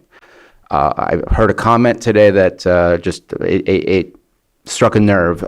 We need to work as a team to fix this, not try to isolate individuals, or else we're going to create larger problems than we need to deal with at this moment in time. We need to work as a team in order to recuperate. I do want to speak to what a gentleman talked about. I spoke about it last time, and I want to bring it up, and I want to bring Mr. Guintavano into the conversation. I received a white paper from your office, as did CDD, regarding the use of fees for the repayment. I will just state that I disagree with the outcome of that white paper, which says that it can be used to repay. I just don't understand how a developer in March can pay a fee that helps repay for salaries spent in October. That to me makes no sense at all. And I would like to either we speak of that or we come back when we get more information and a deeper dive in January, which I'm totally fine with coming back in the second week of January. I think we need time to make sure we bring something robust back to the board. But I feel that needs to be a part of the conversation because I don't know that I actually question our fees in the sense, are they too high? If somebody doing work in March is paying for somebody in October, it just doesn't make sense that the latter 6 months, you're paying for the previous 6 months.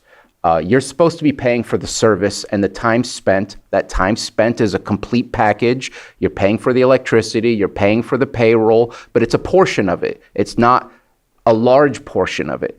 And it's supposed to be an appropriate amount. And we're supposed to be doing our studies when we get to our fee structure, our fee schedule that we create. They don't come out of thin air. So I feel I need to bring that up because I do still have concerns in the way that we have used our funds, the sense that we've used reserves from building to help pay for planning, completely different projects. I have concerns on that. And I also have concerns in this concept that what we're being offered is to repay still using fees, but to repay for something that has no connection with what people are actually paying for when they come in March or April or May. And so I would like to see if Mr. Guintavano wants to speak to that. I know he's also seen this white paper, or if it's something that we can have a more robust discussion at a later time in January. Go ahead, Lloyd. Thank you, Mr. Chair. So outside of providing some highlights or summary to that, more preferable option would probably be the latter, which is to make it a part of the discussion, especially since I would anticipate between now and the January date where staff would come back to the board, I anticipate there would be further discussions on what your board deems to be the plan or the direction being given to staff by today. Pursuant to that we could incorporate that in the presentation and discussion for January. So just one last thing I was thinking of while Supervisor Sabatier was talking is I heard the mention of fees and time, time used, so the time spent on some of the projects by your staff. I wanted to see if we could look at how much work is done outside that normal scope, because I know that is it all hands on deck, like when it comes to, I'll just throw something out there like a PRA. Is there specific people that have to do that and now are taken off of the tasks that are funded tasks, if you will? Just maybe see a count of that type of work that's done that really doesn't, it's just doing the work, but it's not accruing any type of, recouping or anything like that. Thank you. Staff is already working on compiling a list of the activities that we do perform that are not revenue generating. Mm-hmm. You'll find most of those are in planning because land use touches so many different outside our agency activities that we do spend time assisting other agencies, other departments like the Area Planning Council on their, the TAC, I forget the acronym, but, or CEQA for other departments, or working on the housing element, conducting public meetings, things like that that are not revenue generating. We'll have a detailed list for you available as part of the next presentation. Right. But that's also part of the reason of compiling that list, is because we do so many things that are not permit or revenue generating, that it's a good part of our visioning process right now to see what priorities maybe we need to Triage. to separate, to focus more on getting those permits that are generating revenue through the process, as well as identifying unpermitted building. That's not just for revenue generation, that's actually for making sure that the community knows that we value verifying the health and safety of work that's taking place in the county to make sure that our people are going to be safe. So, but anyway, I digress. I will be happy to present you with a detailed list. And I think it goes without saying also where the grants covered the work. Sure. Too. Whether it's, yeah, thank you. Anything else from the board? Anything else to close with? Are we good? No, thank you. We appreciate your input. Could we make sure that the direction is clearly understood from both admin and CDD? I just want to make sure we don't walk away thinking it was clear, that it truly is clear. And I'd love to hear it from staff as to what direction they believe they received. I can start with what we have so far is the board is requesting an additional agenda item in mid-January that will be presented to you in a team manner by both admin and community development. It will cover a number of items, particularly showing you the process that we went through to get to the preference of the 3-year loan, but also what a 1-year loan would look like, what necessary changes might have to happen in order to do that and not come back in July with another request for a loan for those reserves. It will also include more detailed work of the day-to-day activities in planning and code, specifically items that are not covered by revenue versus, and also what is covered by grants. Sounds like we have an additional information on county council that is now getting added into that to sort of further clarify the normal budget process that we have had of supporting community development activities, just helping to flesh that out a little bit more. As well as an update on citations to this point, code enforcement notice of violations and citations, and how many of our cases, open cases in the recent past, are self-abated versus what is taking extra work on our time. Also looking to see if there are any chronic cases that are not gathering violations and citations and fees and fines at that time. I think that's what I've got. Anything I've missed? Supervisor Pyska? Do you have time to add in the fee analysis, at least a high level, to see if we're We can hitting the mark or not? Start with that. We were hoping to have a year of OpenGov capturing the cost recovery time in actuality to report that, but we'll give you what we got. Sure. Okay.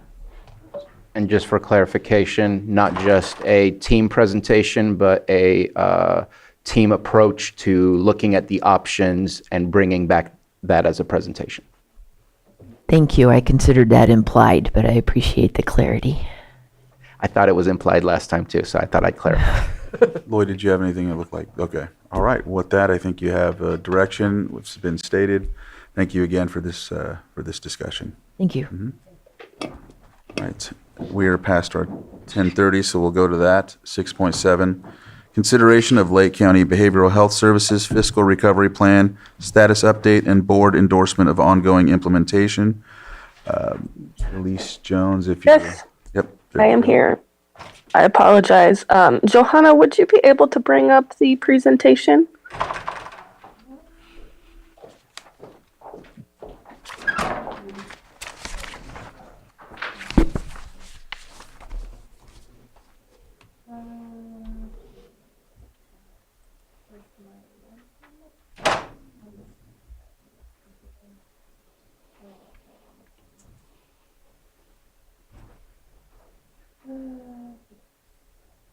It is, isn't it attached to the item?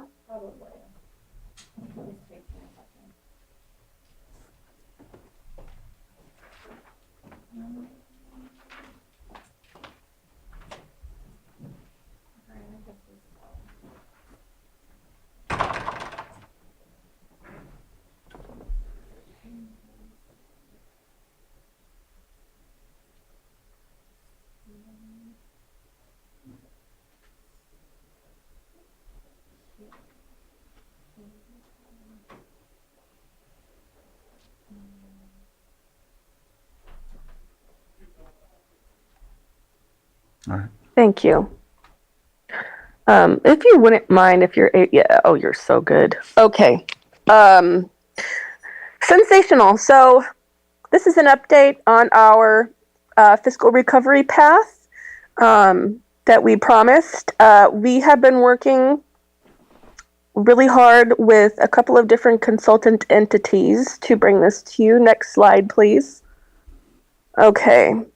So this slide deck was actually developed in partnership with the California Mental Health Services Authority, who has been working with us to develop, they love this word, by the way, a bespoke technical assistance package to support Lake, but also have been using this experience to develop a wider fiscal academy offering for all behavioral health plans, given the complexity of payment reform. So we're going to look at the actions we've taken to stabilize our financial position to ensure sustainable loan repayment. We are going to highlight some major cost savings that have already been implemented. We're going to explain our strategies to try to maintain service continuity while maintaining fiscal discipline. Clarify our cash flow and governance considerations, and present next steps on the timeline for full loan repayment. Next slide, please. Okay, if you didn't know, Cal MHSA is a JPA in membership with all 58 California counties, I believe, at this time. They take on a variety of statewide behavioral health initiatives, including notably our electronic health record. You all are maybe remembering the trials and tribulations we had around the development and implementation of our electronic health record. So we are really delighted at this level of support from CalMesa to enhance our understanding and operation of behavioral health finance. So this is the areas where they're supporting us with a lot of expertise. This is coming also out of a 6 month, I would say, about 4 to 6 month engagement period we had with Boston Consulting Group that led a really focused and intensive forensic audit, I would say postmortem analysis, if you will, of our financial position. All right, next slide, please. Okay, here's a fun one. Okay, so a lot of the cost savings we're trying to achieve are going to happen through contract negotiations. Specifically, they're going to happen through the negotiated rates, particularly in outpatient fee-for-service contracts. Hospitals get to basically state their rate and tell a county what it is, and counties have to pay. Similarly, mental health rehabilitation centers and all types of non-outpatient placements essentially get to set their rates, and the county, whatever Medi-Cal doesn't pay for, is obligated to cover it essentially on behalf of the mental health plan's beneficiaries. So the biggest lever that we have to pull in terms of driving down contracted costs is our outpatient fee-for-service rates. You may remember that we have we have the highest outpatient fee-for-service rates in the state of California. I mean, not by a huge margin, but it's still up there. And so we were able to come into payment reform offering a really robust pass-through rate of 65% on these rates to our contracted providers. After this intensive analysis, we realized that 65% is not a sustainable pass-through for the mental health plan. And so we negotiated down to 59% pass-through with community behavioral health effective on September 1st of this year. That small seeming change actually freed up $2.6 million in savings for the current fiscal year, and a projected net expense to decrease from 1.94 a reduction, pardon me, of 1.69 million in 26-27. So that was a big, that's our largest contract. That's why it's so impactful. This is, I believe, I want to say the contract max is in the millions, multi-millions. So that's why the numbers are so big when you play with small percents, right? So we did that, and on to the next slide. Okay, so we have also been renegotiating one by one from most impactful to least impactful, all of our contracts. We had to take a very nuanced approach to each contract because some of these services are incredibly difficult to provide. The county is not in a position to provide them. So at the top of the list, we do have Redwood Community Services that we will be engaging with soon. We also have Lake County Office of Education that is contracted with us to provide fee-for-service outpatient specialty mental health services. So we're currently in negotiations with Lake County Office of Education about that rate.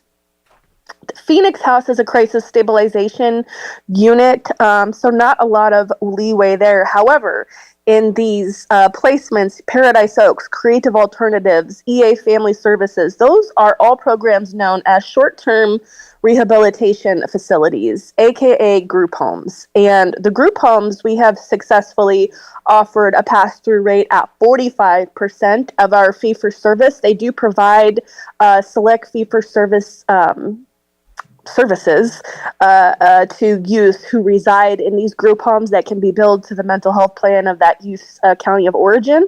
And so those are some cost drivers that we are currently negotiating. Next slide, please. Is this? Oh, thank you. Okay.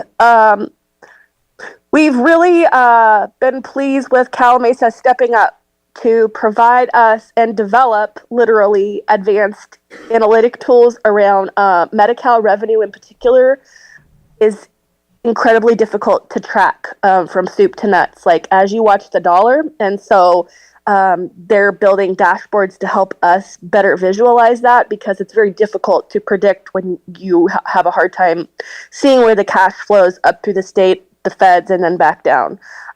We are always focused on increasing billable services, optimizing billable processes. Ironically, that's one of the drivers of our cash shortfall is that when you do provide more services or capture more services in billable Medi-Cal hours, you drive up your costs, right? And so having to balance that out is something we're working on. We do anticipate a minimum 1% increase in billable service generation starting in the next fiscal year. I think that's extremely conservative, but that's where we'd like to sit. And as you can see, even increments in 1% lead to pretty substantial gains. This work is ongoing. It's also a broader body of work that touches all counties. And so in a way, we were the first to painfully find out some of the challenges that I won't say were invisible, but were hard to detect in payment reform and overall Cal AIM. And so I'm very hopeful and optimistic about the support we have to move forward. Next slide. Okay. We can claim for stuff that we can't bill Medi-Cal. That's called administrative claiming. So, you consider people like myself, not my deputies. Actually, I do have one deputy that does bill Medi-Cal because she's getting her hours mostly. But, I'm dead weight, right? I don't bill Medi-Cal. So people like me, our salaries come out of grants. They come out of BHSA, They come out of realignment. They come out of a variety of sources. And so some of that work actually it wasn't super clear, but we're working on the processes of how do we actually fill out and submit the claiming, and that is happening, and we are getting paid for some of this work we didn't realize we could get paid for, which is really nice. Net revenue is set to increase because of that. We're working on claiming as much as possible because we do have a lot of administrative burden as the county mental health plan. Again, I want to be clear, this is not regarding DMC ODF plan. That's a separate budget unit, separate everything. All right, next slide, please. Okay, so just the CBH contract renegotiation, which, by the way, that amendment will come to your board next week. That achieved us $2.6 million in savings for this year. We're looking at an additional savings of about $120K from renegotiations of smaller provider contracts, and conservatively looking at $200,000 increase in revenue from administrative claiming. We're going to continue to look at the CBH contract and provider contracts as a whole, having a year-over-year reduction. We're going to have to work very carefully of how to balance service continuity within that. The net expense for smaller provider contracts is projected to decline a much more modest amount, but the sustained gains we hope to achieve from billing administrative hours and having a better throughput with revenue is hopefully going to stabilize us. Next slide, please. Okay, so looking at loan repayment, our plan is to use our patient care revenue, which is our percentage of the money that we keep off of Medi-Cal claims for running the plan, as well as 1991 and 2011 realignment and BHSA funds to repay the remaining loan balance. That gets tricky because we have seen our realignment dollars slowly dry up to virtually nothing because of our state hospital placements, the increase in cost, and also we saw, I believe, 4 placements open up, or 2, it was either 3 or 4 placements open up in the last year for individuals that had been waiting for a long time. And when those individuals get placed, that tends to hit our budget really hard. So hospitalizations is also silently eating into these funding streams, and BHSA. But we are working on our integrated plan, so that's a little bit complex too. So this loan obviously served as a temporary bridge to cover expenses. As revenues are received, we will repay. We do not foresee any compliance risks with using these funds.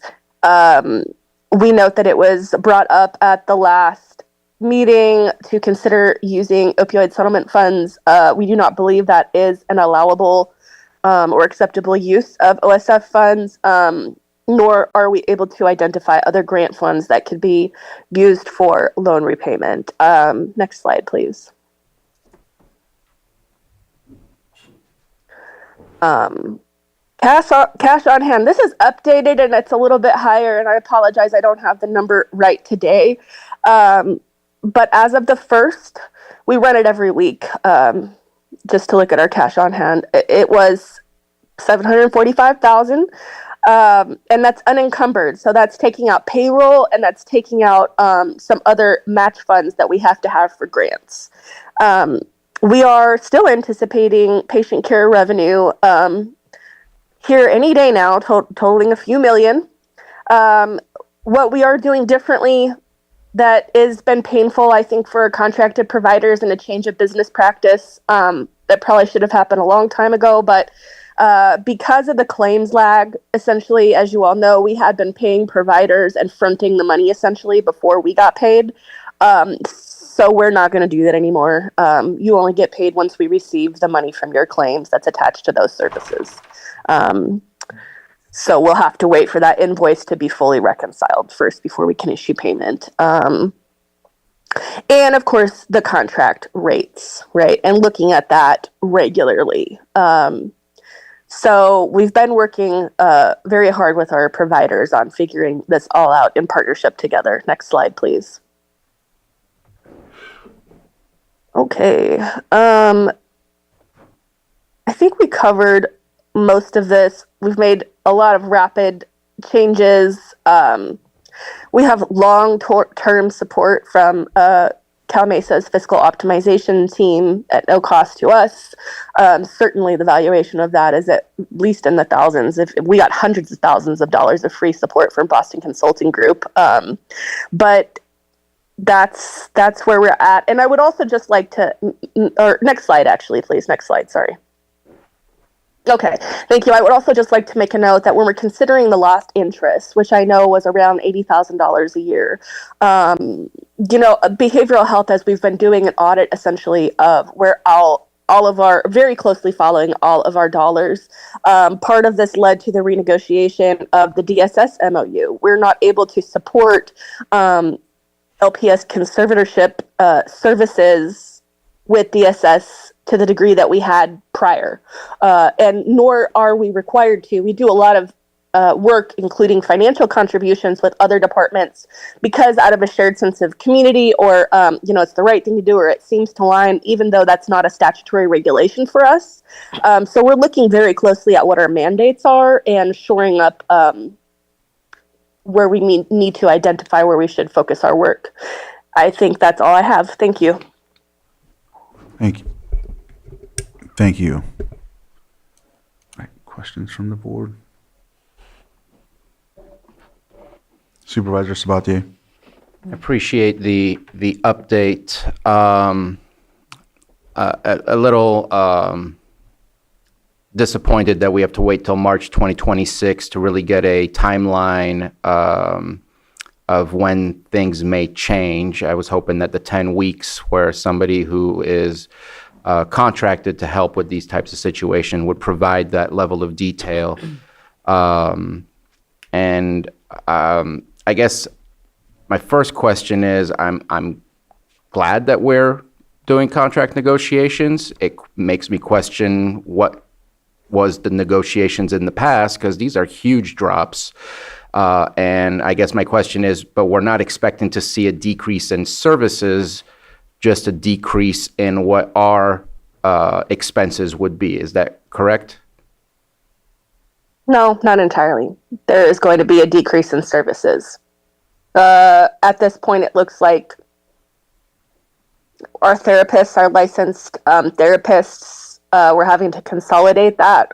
So essentially, the extent to which that impacts patient care directly, I can't quantify, but I know that it will have an impact. And to be clear, the timeline presented is verifying that we will be in a position to execute this loan repayment and have stability. So I apologize, I did not understand, I guess, and nor did the Cal Mesa team understand that specific directive. But to me, this does lay out a timeline. And so what is the timeline to pay the $2 million? Yeah, so we're still looking. The resolution is in effect through the end of the fiscal year. Gotcha. So that would be June 30th, 2026. Uh-huh. Okay. Okay. I guess that's all I have right now. Supervisor Pyska. So, I mean, clearly there's benefit from working with Boston Consulting Group. And there's a lot that, I mean, as you mentioned, this is so complicated, so we've gotten a lot of benefit out of it. How long is that relationship anticipated to last? Oh, thank you. So, in fact, our engagement with Boston Consulting Group concluded a few weeks back, and we did a handover meeting with Cal Mesa to take this work on because it was identified more broadly that this was an issue throughout all counties. And so effectively, they're working with us not only to create our bespoke technical assistance, but also to use it to inform the work of other counties. So at this point, we're working directly with Cal Mesa and will continue to do so in perpetuity. Okay, so but some of the practices or some of the findings, do you feel confident that, you know, looking at it in this new way, you'll be able to carry that forward? Yes, I wish I had known it 2 years ago. Yeah. Okay, thank you. Go ahead, Supervisor Spotty. I want to add something, something I know I've discussed with the CAO's office on multiple occasions, and I just want to bring it up. We have two different departments right now that are in a struggling financial situation, trying to recover from that. And there's there's a lot to know when it comes to finances from a county perspective. A lot of different things going on, grants, what's billable, what's not billable, fees, things like that. I just want to plant a seed that I think that we have departments behaving differently in their ways of accounting rather than having a very standardized process that across the board is the just the standard practice that we should see from these. I'd love to look at a proposal and have an open discussion and dialogue about a centralized accounting department that can do accounting for all of our departments so that there is a standard billing, there is a standard accounting, and because I think we're great, and I say this at least in the departments that we're speaking of, I think we're great in the service that we're trying to provide to the public, but I don't think we're great necessarily sometimes at some of the stuff that's done in the background. And I think that if there was one department that focused solely on that, rather than maybe the passion that's within the department of serving the public and the services they're providing, that it would take that away and it would help us be able to raise the flags when we need to raise the flags, when things are not going well, so we can catch it earlier, and being able to have a standardized, known and predictable practice of across the board how things are done in the county. I have been speaking to CAO Parker about this probably at least maybe the last 6 months, just in ways to make efficiencies within the system of our county government. And we've just discussed 2 different departments. And I just want to put it out there that I think that could be a potential solution. I don't know, but I would love to open that dialogue. Supervisor Pyska. Well, I mean, I think it's not the discussion for today.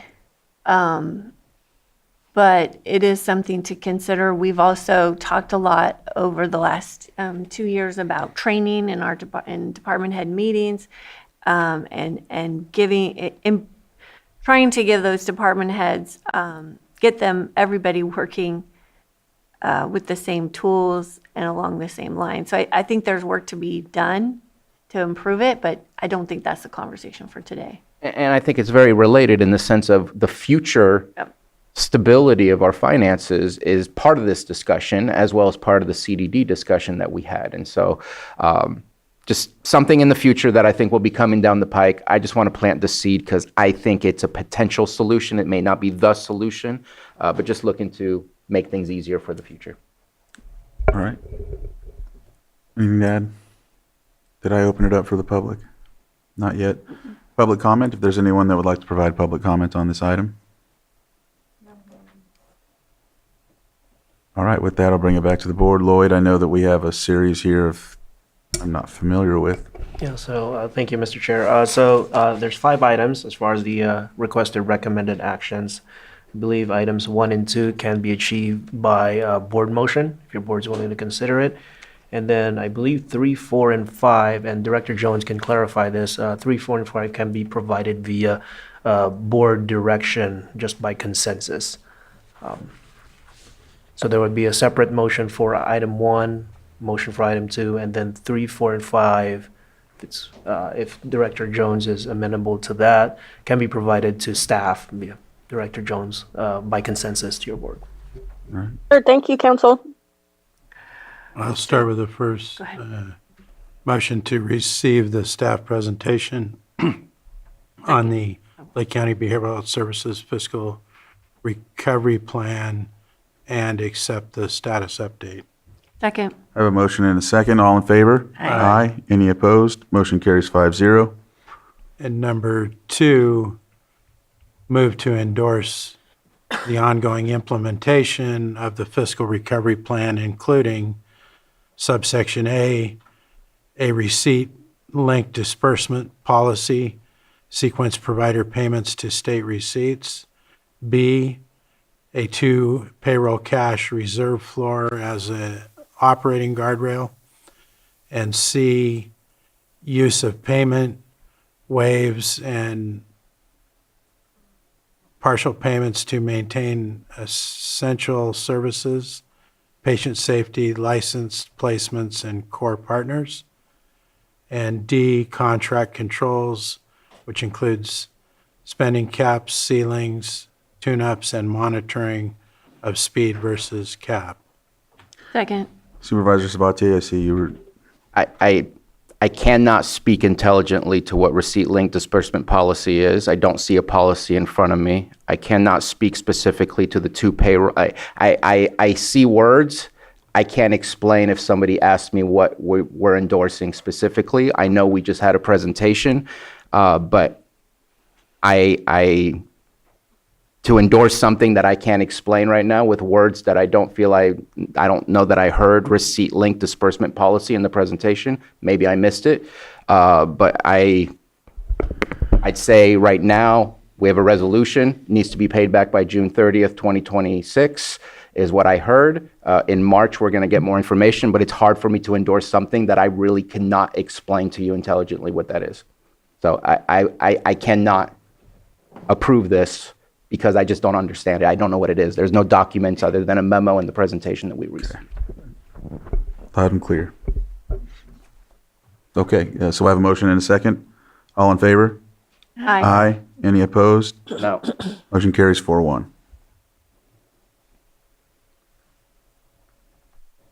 All right, and consensus, you said, is For if your direction? board is, 3, 4, and 5 would be consensus for direction to staff. I think we have a consensus. All right. With that, I think we can conclude this item, move on to the next one, which is, I know we are at 2 minutes before. Mr. Chair. Yes, go ahead. Thank you, Chair. I would recommend taking up 7.6 and 7.7 before the fee schedule, since they're here in the chambers. All right, 7.6. And 7.7. Consideration of direction to staff on the water connection standby status, Special Districts Administrator Robin Borey.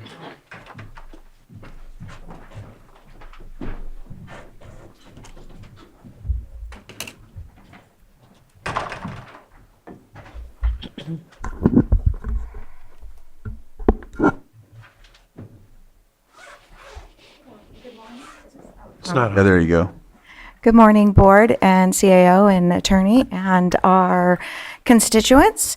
This item before you is to provide us, staff, with direction on a past practice that has been done by previous administrations to require people that do not have a building permit that is active or a dwelling on their property that they must put their water service in standby, which incurs an additional cost to them, and they're not allowed to use the water.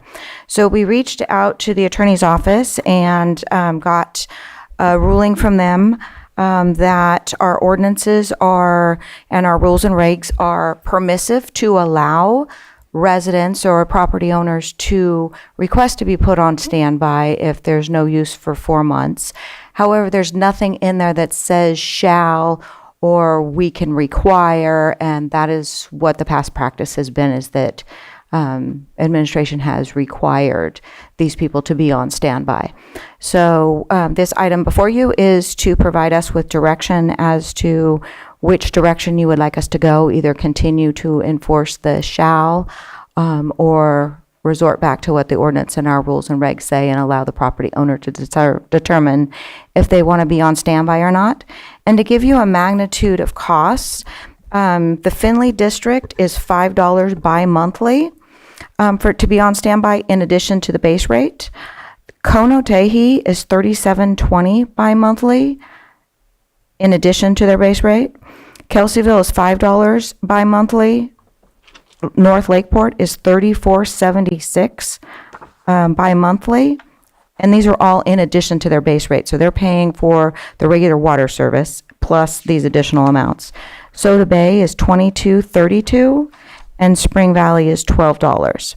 Some of them are very small amounts, so the residents may continue to be on standby, but some of them, the other ones, are very high, and so we're here to ask for your direction and which direction you want us to go. Thank you, Robin. Yes, go ahead. And what's the base rate? The base rate varies by different areas, depends on what the area is. Like Spring Valley is $60 and $64 every other month. Jesse, do you know? Not off the top of my head. They're generally between $60, $70 for the base rate bi-monthly. And that's with them not using water. And that's with them not using water. Some of the areas have allotments of water with their base rate. Other ones have different allotments, and then they have to start paying for use of the water. So each one is different, and those were all adopted by the ordinances. I do have the ordinances, but they don't have the inflators on them. So we can get that information if you would like. Go ahead. Sorry, I'm not sure if I understood this. Did you say that these are unimproved properties without a building permit? Correct. Because it wasn't in the memo, so I wasn't sure about that. Yeah, that's the requirement that they had be previously. If people, we have water connections all over the county, and there's no improvements there. Maybe their house burned down in one of the fires, or they got the connection with the intention of building and they haven't built yet, but that was been the past practices that they had to have an active building permit or a dwelling. Oh, well, I'm okay with the staff recommendation. I ask, what is the cost to the district per? Well, a while back, when we were doing rate studies, we found out that the billing was not being done correctly. So the base rate for all of these properties were not being charged. So this is basically adjusting it back to what it should be. It's not a significant cost. I think it's $100,000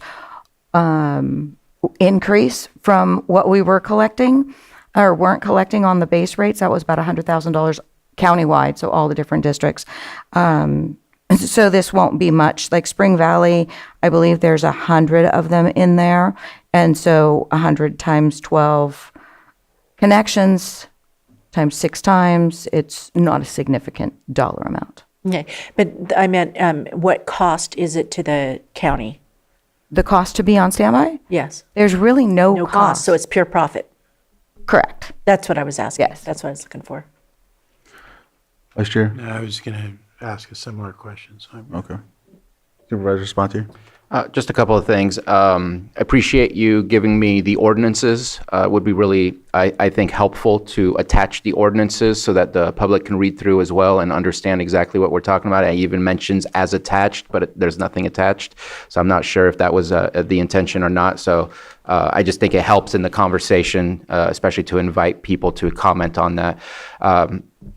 If what you're asking is, after 4 months of no use, that a letter is sent to see if they want to be on standby, and that is the process, or for those that are currently in standby to again receive a letter to make sure they still want to be in standby. I think it's the right thing to do because we shouldn't be charging people for things they're not using, and I think it's just the kind thing to do, but I understand the reason for the standby charge because you have access to it. It can be turned on. It's not just you're a property but haven't built a lateral system that connects already. So I'm okay with doing that rather than doing a shall or anything like that. That makes probably a lot more complications. Go ahead. So when they put them on standby, they're being charged. So if they take them off standby, it's the structure still there, but they're not being charged. I'm just clarification. So let's say somebody has a vacation home here, they don't use the water for 4 months, and they can request to go on standby, but everybody's still getting charged the base rate. And so this has been an additional, basically a convenience fee. Just so, it makes it so that people can't, squat in their houses or, use the water, or if they have a water leak, then, it saves them from, huge costs on that side of things. So some may want to be on that, but it's also been prohibitive to, people won't be able to use they're paying for it, but they can't use it. So if they had a hose bib and they wanted, to start trees around their property or something, they have no access to water. Okay, thank you. Go ahead. Just a quick question. If I'm on standby and then I use water, is there a penalty that comes along with my not changing that up? It's actually locked. So, Yes, it's turned off. We lock it off so somebody can't come turn it on unless they cut it. There's And ways. so then if they cut it off, then we have a lock charge and that kind of stuff that we would work with them on. Okay, because there's a will, there's a way. All right, I'll open it up for public comment. Sterling, if you can unmute. Yes, good morning. Obviously, you guys all know me about fighting for Spring Valley, and I am here to speak for most of the community with the standbys. There's a lot of people in this community that would love to be able to turn their water on. There's about 12 to 20 homes that burnt, and they can't have their water on because they don't have a dwelling or a permit. There's people that bought these properties out here to come out here and vacation. They want to come out here and enjoy the property, leave the city, and now they can't enjoy this. So I really do encourage you guys to allow this. The cost that special districts gets from Spring Valley from the standbys is going to be over $40,000 for them not to even be able to use their water, not 1 ounce.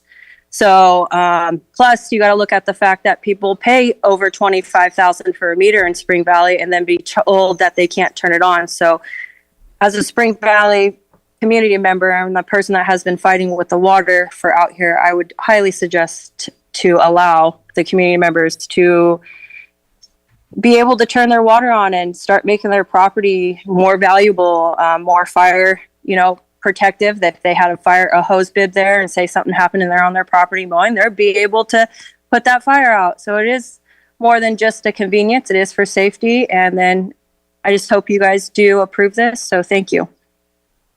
All right, thanks. Any other public comment? All right, I'll close public comment, bring it back to the board for direction. I'm good with it. You have direction. Thank you. All right. Thank you, Robin and Jesse. Let's see. So we are now on 7.7, right? That's what you said. Consideration of A, authorization for Special Districts Administrator, Assistant Purchasing Agent to issue a purchase order not to exceed $625,000 to Energy Systems, Generac Industrial Power, and B, Special District staff effectively applied federal procurement standards for the purchase of 11 standalone appropriately sized generators ranging from 30 kilowatts to 150 kilowatts capacity. Robin? Good morning again. This item came before you previously and you approved the purchase of the generators. And then the federal administration changed and we ran into issues getting responses from FEMA with the approval of the purchase, and that delayed all of that. And then the tariffs were applied. So these generators have actually gone up for all in total, there's 11 generators, about $65,000 or $6,000 per site. And so we're bringing the item back to be transparent as to what happened and to seek approval to move forward with the purchase at the additional cost. The grant is $420,000 of this. And so the county pays about $200,000 for the 11 generators. So each, and they're spread out to North Lakeport, Kelseyville, Southeast, all the different areas. And Jesse's here to explain, all the process that he's had to go through to amend the purchasing with FEMA and jump through all their new hoops and stuff. So if you have any questions about all of that additional work that we've had to do and why the cost has gone up. Go ahead, Supervisor Tues. You should submit it before they change their mind again. These are static? Correct. Okay. And they'll have automatic transfer switches, so when the power goes out, a couple seconds later, it pops back on. So then we won't have high wet wells or other issues like that. Our water, if we have a fire going on and they shut off the power, our wells will continue to operate and that kind of stuff. That's kind of important. Yeah. It would be nice in the long run, no rush, to find out what sites are not operated with a static generator. I know you have some generators that you can move around. We've seen that during our emergencies. But I know you and I have gotten some complaints about some areas that don't have some battery backup. It would be nice to just kind of get a map to see which ones. Thank you. All right, I'll open it up for public comment. All right, close public comment and bring it back to the board. Mr. Chair, 1 second, Lloyd. All right, I apologize. Thank you, Mr. Chair. So with, there's sub-items A and B, both separate motions for your board's consideration. The suggestion here would be to take B first because effectively, that's a waiving of the competitive bidding requirements under the Lake County Code. And if your board wishes, I could walk your board through the motion language for that. Go ahead. So the first motion would be to waive the competitive bidding requirements pursuant to Lake County Code 2-38.6 under the federal procurement standards for the purchase of 11 standalone appropriately sized generators ranging from 30 kilowatts to 150 kilowatts capacity. so moved. I'll second. I have a motion and a second. All in favor? Aye. Any opposed? That motion carries 5-0. And the second motion would be to authorize the special district's administrator as the assistant purchasing agent to issue a purchase order not to exceed $625,000 to Energy Systems Generac Industrial Power. So moved. Second. I have a motion and a second. All in favor? Aye. Any opposed? That motion carries. All right. Thank you. Thank you. Chair, would you like to take up 6.8? Yes, there we go. 6.8, consideration of a resolution amending the master fee schedule for departmental services rendered by the county. Casey Marino, Deputy County Administrative Officer. Good morning. So yes, we have the master fee schedule. There's just a few changes for building and permits. It's removing the link to the website that does not actually work. So we're removing that from building. And then for public health, there was an update to the birth certificates from the state. And so those are being updated by $2 each. And then the tuberculosis skin test, that is a new fee that they would like to add. Any questions? I'll open it up for the public. Any public comment? Bring it back to the board for action.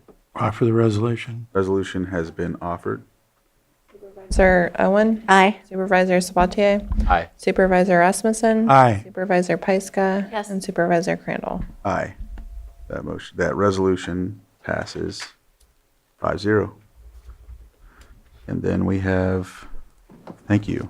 We have 6.9, which looks like we're going to move that to a future date to be determined, but I'm going to read it off real fast. Public hearing, consideration of an ordinance amending the purchasing ordinance, Article 10 of the Chapter 2 of the Lake County Code to clarify powers and duties, additional exemptions from competitive bidding, and include increased purchasing limits for public projects. CAO Parker. Yes, thank you, Chair.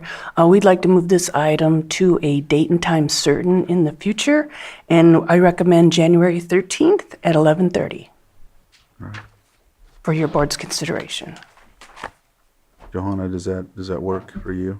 Yes? All right, any comments? I'll open it up for public comment. Steven stood up. I'm teasing. I'll bring it back to the board for action to move this to that date. Mr. Chair, I move to continue this public hearing to January 13th at 11:30 a.m. Second. I have a motion and a second. All in favor? Aye. Any opposed? Motion carries 5-0. Thank you. All right, so we're at 11:45. Let's see, we can do 7.2. You don't have them here? He's going to get them right now. So should we do calendars? Yes. 7.1 calendars. Who would like to go first? go. Go ahead.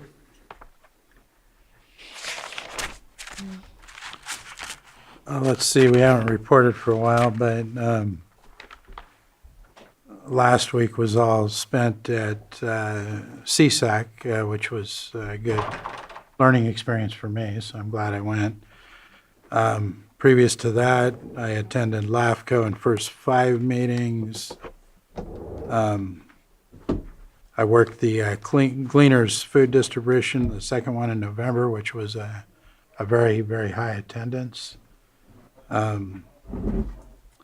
Attended Operation Tango Mike, Coal Creek Advisory Meeting, worked on the Lakeport Christmas Trees Project, helped a college student with a project, had a check-in meeting with the Chamber of Commerce, the Lake County Chamber, ad hoc meeting with the Public Works, Public Services Review, attended the Fairgrounds infrastructure funding announcement yesterday with Senator McGuire and other supervisors. Had a meeting with the Lakeport mayor. Attended APC LTA meetings. Space Committee meeting is coming up this week, as well as Big Valley Groundwater meeting and Mental Health Advisory Board meeting.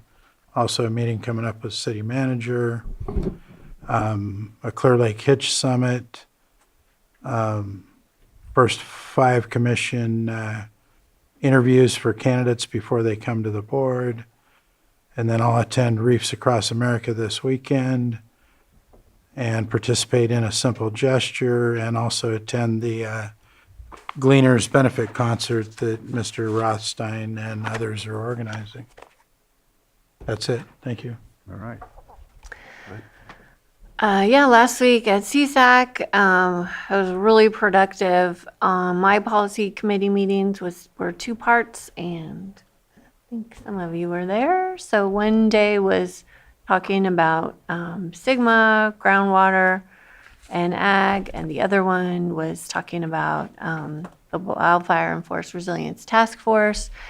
And then I also participated in the roundtable talking about our quick response to the shutdown and the CalFresh delays. So that it was really good opportunities to highlight the work that we're doing here in Lake County. And yeah, yesterday I was at the meeting at the fairgrounds with Senator McGuire. Tomorrow I've got NACO EELU call, and then the NCO governing board meeting is going to be in Ukiah. And then in the evening, I've got the Big Valley Advisory Committee meeting. Thursday, starting with the Space Committee, then Fire Safe Council. Then I have 3 different overlapping calls, but the one they're all 3 NACO calls, but WIR is the one that I'm going to prioritize. And then we've got the LCRA rec agency meeting in the afternoon. And then Friday, again, 3 different things overlapping. The Lake County Feeding Partners meeting and the Wildfire Task Force meeting, which I'm not going to go to Sacramento for. I'm going to try and catch pieces of it here, but I also have a doctor's appointment in there too. So make those 3 work as well as I can. And then Geothermal Advisory is going to be at the SAW shop, and then the Resilience Hub work group. I hope I can catch that as well. And then Monday, I'm meeting with CIO Parker, Risk Reduction Authority, which, is it in Lakeport? Now there's like so many. We just did Clear Lake. We did Clear Lake, so it is Lakeport. So then I will get to the California Women in Ag Social, which is also in Lakeport. So that'll be a full evening and afternoon, and then back here on Tuesday. All right. Go ahead. So last week, just a little bit of what happened in CSAC. In the administration of justice, I thought it was great. We had 2 speakers from Lake County. We had Director Elise Jones and Chief Probation Officer Wendy Monfrance, who represented Lake County well in speaking about opioid settlement funds and as well about Prop 36 and the concerns of the funding for probation, especially as probation takes on such a great role. It was really great to see Marin County took great interest in what our probation department was doing, and so they connected. And so that was good to see. And I know also Supervisor Carmen, who's from Glenn County, was speaking about some of the his learning of opioid settlement funds being used to pay for correctional officers in his jail, Humboldt County Jail, and others to try and deal with the opioid situation. I have been to the jail medical meetings here locally, and it's a vast majority of our inmates deal with opioid issues, and so seemed appropriate for other jails to be using those funds for such things as well. So good meeting. I want to say one of the takeaways of just the complexities in which we're getting ourselves into is we have a federal government who is very specific on what they're asking for, which is definitely a change from what was being asked before. And then we have a California government who is very specific on what they're asking for and somehow seems to be almost a polar opposite of what the federal government is asking for. So for example, the continuum of care is going to find themselves in a little quandary where what they're not allowed to say or use in their policies or in their grants are the exact opposite of what we're required to use and say in our policies and our grants when going into California. So I feel like we're all going to be walking around with 2 sets of policies, one for our federal government and one for our state government, so that we can comply with both. But it's going to create a little bit more work, and it's going to create potential conflicts coming up. And one of those conflicts is I don't have the exact acronym, but it's HAP. It's what we've been relying on heavily from the COC as well as behavioral health or Lake County. Behavioral health is the recipient of those funds that have been used to deal with our unsheltered population. And what we're being asked from the state is if you don't have pro-housing designation, you get nothing. If you don't have an updated housing element, you get nothing. If you don't show equity policy, you get nothing. And the list goes on even to the point of if you don't have a encampment cleanup policy, you're not going to get anything. And on the other side, the federal government is saying if you don't have an illegal camping policy, you don't get it. And so we're going to have to walk on eggshells as we try to maneuver through both. As somebody mentioned, mom and dad don't know what they want, or they are just not on the same page. But we're going to have to figure out how to tiptoe that. And I think that's, to a large extent, a lot of the conversations that are happening at CSAC, because we're getting pulled in 2 different directions as those powerful entities struggle between each other. We get the collateral damage. So I'll leave it at that for now. But overall, I thought it was a great conference. If you haven't looked up a gentleman named Alex Sheen, I thought that was an amazing presentation. He was one of the keynote speakers, very inspiring. Please do so, because I know that I've watched it again since the conference, and it still impresses.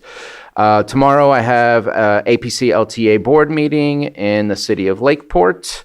It's always confusing when it jumps back and forth. You really have to look to see where it is, because it's hard to remember where the last one was. Then the Lake County Children's Council in the morning, starting off with Judge's Breakfast, where my favorite human, Barbara Kreiswitz, is the host of this month's meetings. I believe tomorrow I'm just going to make it up. So I actually don't remember what tomorrow is, but I know she is bringing somebody with lived experience of being unsheltered to talk to us and let us know what the experience has been like. That's kind of be coming up. Then we are already starting on the pick count. I want to thank Vice Chair Rasmussen for jumping in with both feet again to take part in the pick count this year, but that will be coming up in 4th Thursday of January next year in 2026. And then I have some COC meetings all throughout the rest of the day.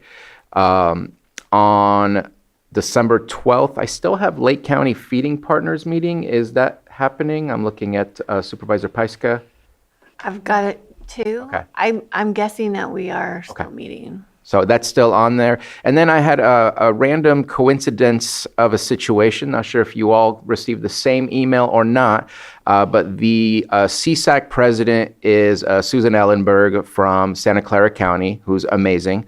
And she happens to be the cousin of Senator Schiff. And so I mentioned that I don't really have a relationship with our senators. I have a great relationship with our congressman, but it's more of there's more separation between us and our senator. Got an email from Senator Schiff's office almost immediately after that. And so I'm meeting with his office on Friday, which I think any relationship is a good relationship to have, especially when it's with your representatives. Is that Wesley? Yes. I think we all got it. Yeah. Yeah. So happened to be coincidental. Maybe I it was think it's because coincidence. maybe it was a conversation, but she was like, "Really?"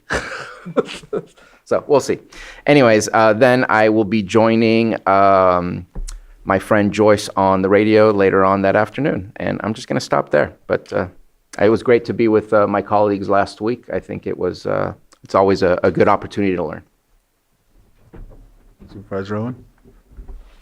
Okay, I'm not going to go back 2 weeks, but last week was fun-filled and busy.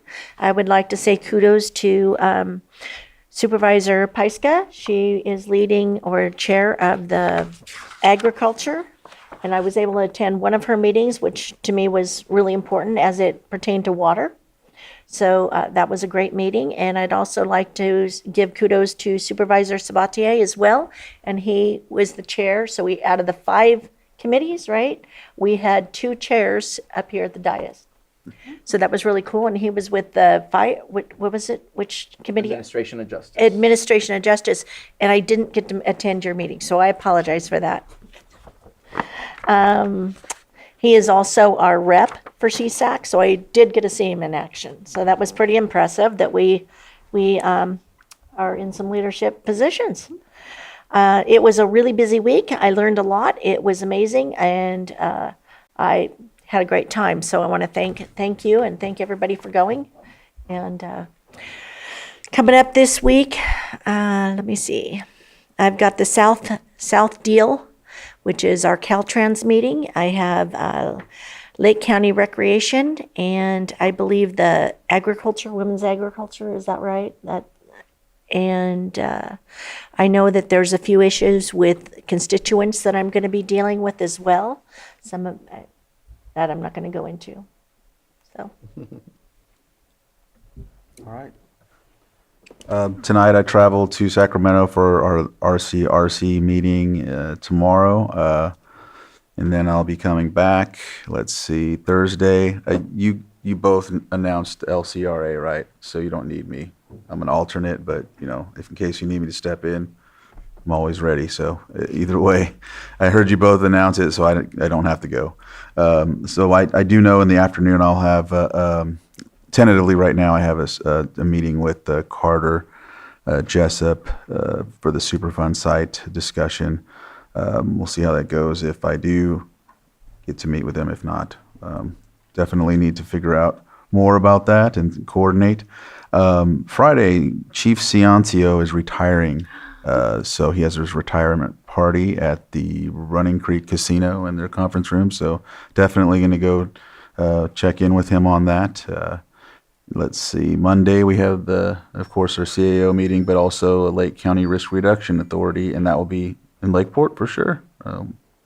Either way, if not, I'll figure it out and get there.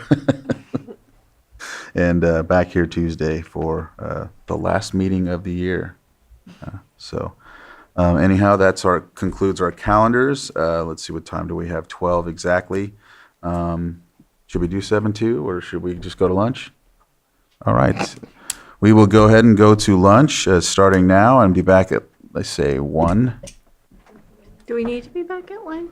All right. Well, do you want to be back at like 1:30. about 1:30? No, let's just 7-2 so we can get started. I don't want to be here late. Right, yeah. So will they be here at 1 for 7-2? Well, we can do. Let's just do them at 1 and then 1. Yeah. Well, then we told them. Yeah. Okay, Yeah. that sounds good. What We'll time do is them at Mike's retirement? Oh. Do you know? Yeah, let me- And Jessica, what I forgot was the geothermal. That's the one I was looking for. When is Friday. it? Friday? So both are Friday. 6. Friday. Okay. Oh, we are going to lunch, Sam, and if we're gonna do 7.2, Yeah. we'll do it at 1. All right, welcome back from our lunch break. We are going to go to our item 7.2, consideration of 3-year repayment plan for agencies impacted by tax defaulted land sales. Our auditor controller, and, well, our auditor controller is coming up, Genevieve Harrington. I was trying to get him to come up and help you. Yeah, no.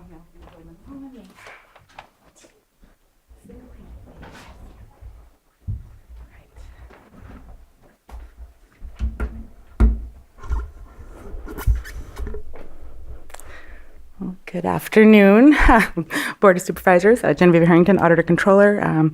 Just bringing this item. We've talked about it in other discussions, but so what we're bringing forward is a 3-year repayment proposal. This is tax defaulted land sale, the result of those distributions, and what is owed back after all the accounting that we've spent the last year and a half working through. So what I wanted to ask the board to consider is a 3-year payment plan that would align with the teeter distribution. So just a little bit of background. Each year, my office distributes the teeter distributions, and it aligns with the property tax collections. So every April, every December, we give a large distribution based on their rate. And so, like I said, every December and every April. And so the proposal is to basically take the amount owed, break it into 6 payments, withhold 1/6 out of every distribution. So every April and every December, it'll be reduced a little bit to help mitigate the impact of the repayment. And so it's a 3-year proposal. We've kind of had a lot of discussions trying to find the best way to mitigate the impact of this repayment. And to me, this seems the smoothest and also keeps us in compliance because we can't go too far out with the payment plan without some other considerations. So let's see. I'm not sure how much we want to talk about it. Are there questions? I don't know how much everybody knows about the situation or if there are any outstanding questions. Vice Chair? Yeah, just to make sure I understand it clearly. So when you talked about the teeter and when the property tax billing goes out, you're sending their distributions before we get paid, the county? Yes, and that is the teeter program. So that has nothing to do with this repayment here. That is how teeter works. We do distribute the tax revenue before the actual collections occur. Yeah. And then, but because of that, and then we're in this situation where these agencies got that money sent to them, but then the taxes were never paid to the county? Is that correct? Or? Yes. And because a lot of the properties that sold at a deficit. And so once the sale occurs and we see how much has been collected and how much is owed, we do this calculation. And so there's been a few hundred of those. And so that's the result of the repayment. So each APN has been it's calculated and has a total, and then that fed into another sheet to then summarize per agency how much they owe. So if there's any question about how much is owed, we can trace it down to each property and those individual calculations. Okay. Supervisor Sabatier? Yeah, I have a couple of things. One, I know to me it's should be simple, but I don't believe I've ever gotten an answer. And I know I spoke with County Council yesterday regarding this. Do we have a vehicle for repayment? And 2, is there a statute of limitations of how long we can ask for repayments from, because some of this is 4 years ago. And I don't know that I've seen anything to say there is a statute of limitations or there's not, or that there is a vehicle for asking for recouping money that we literally gave somebody without telling them that, hold on to this, we may want to ask for it back. Because from what I understand, these are tax sales. We gave people the tax sale that we receive or the amount that we believe they should be receiving. And now we're asking for something back, but never told them that this may not be the final amount. We may be asking for some of that money back. Well, and we wouldn't have had that information to provide. We wouldn't have known what the final calculations were going to be 2 years later.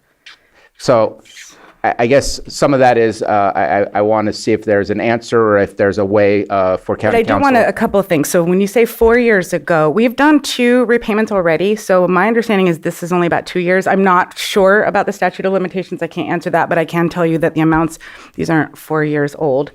And that we do clearly identify when the tax revenue is being given, what's your normal distribution, and then what is the specialized deficit sale revenue. And then this, I mean, what's happened has been unprecedented. I mean, to have the 250 or so deficit. So, I mean, would we have communicated this sooner? If we could have, absolutely. But it's just like it's unprecedented, the situation, and then the amount of work to come up with the final numbers to then share.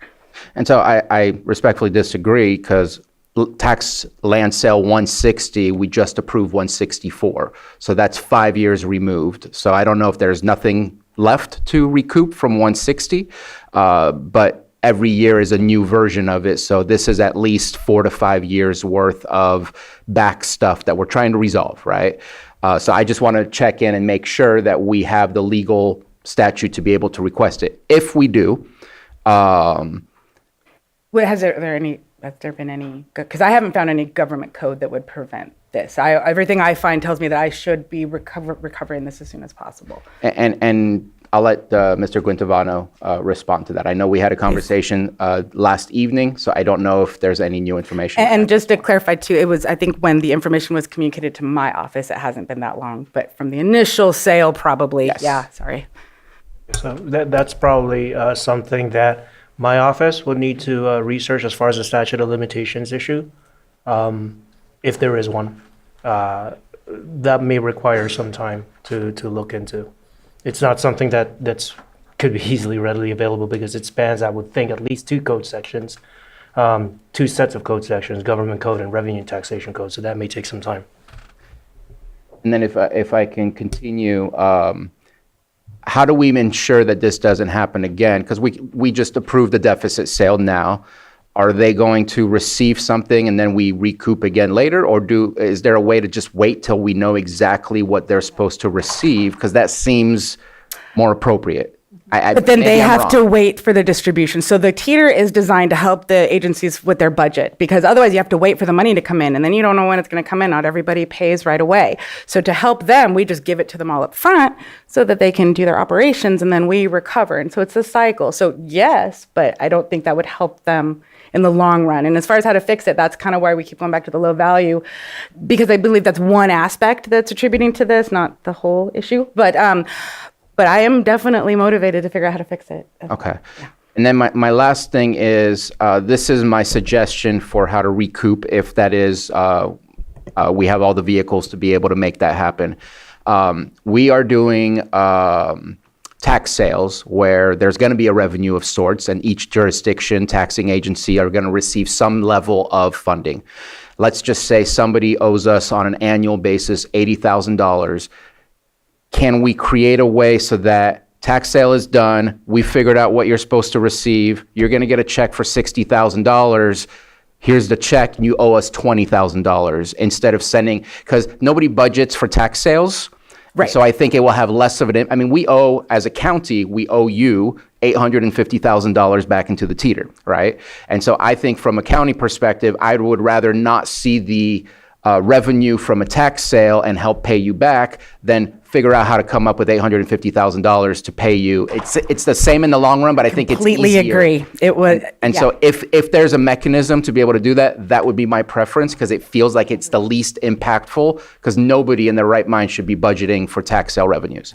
Right. Yeah. And I mean, these deficits in general should be few and far between. You should have the opportunity to include them in with sales where actual revenue will be made, but that is not our situation with recent legislation, SEO findings, and then county action. That's just not our reality right now. I apologize. I do have one more thing. Do we need a resolution or something? Like, there's nothing in front of us to approve other than direction? It's more of a blessing, I think, but yeah. Yes, thank you, Mr. Chair. Yeah. Yeah, thank you. So the ask under the board memo is really mainly consists of board direction. To be more specific, it's an ask for board direction to offer a 3-year repayment plan. So your board has several options on how to approach that direction, and that both of which, or all of which probably, consists of direction of staff. You can direct staff to come back with a repayment plan document of sorts. That is one option. The other option is to just direct staff to make this offer, should your board wish to do so, to the specified agencies, because that is the specific ask of the memo. If I'm correct. Yeah, ordinarily it's just recovered all at once, but this has been a long time county problem. I think it was created by the county, and I just wanted support from the county to proceed with the plan. That's why I'm here. So would we address when we would start paying at a later time so that we can adjust that according to when our income is? So I did, I forgot to mention that. Sorry. Hopefully it's in the memo, I'm not sure, but I wanted to propose that we would begin the repayment in the 26-27 tax year. So complete this year, give a chance to, because we don't even have the numbers yet, as far as the new distributions for 26-27. So if we propose it to start then we can give everybody some advance notice of what Okay. it'll be. Yeah, so we don't run into this again. We have collected, and we just moved their date back, as Supervisor Spate had alluded to. Okay. But I didn't know if we needed to make a motion or anything to do that, or would we address that later after this issue? Okay, not sure. All right, I'll open it up for public comment.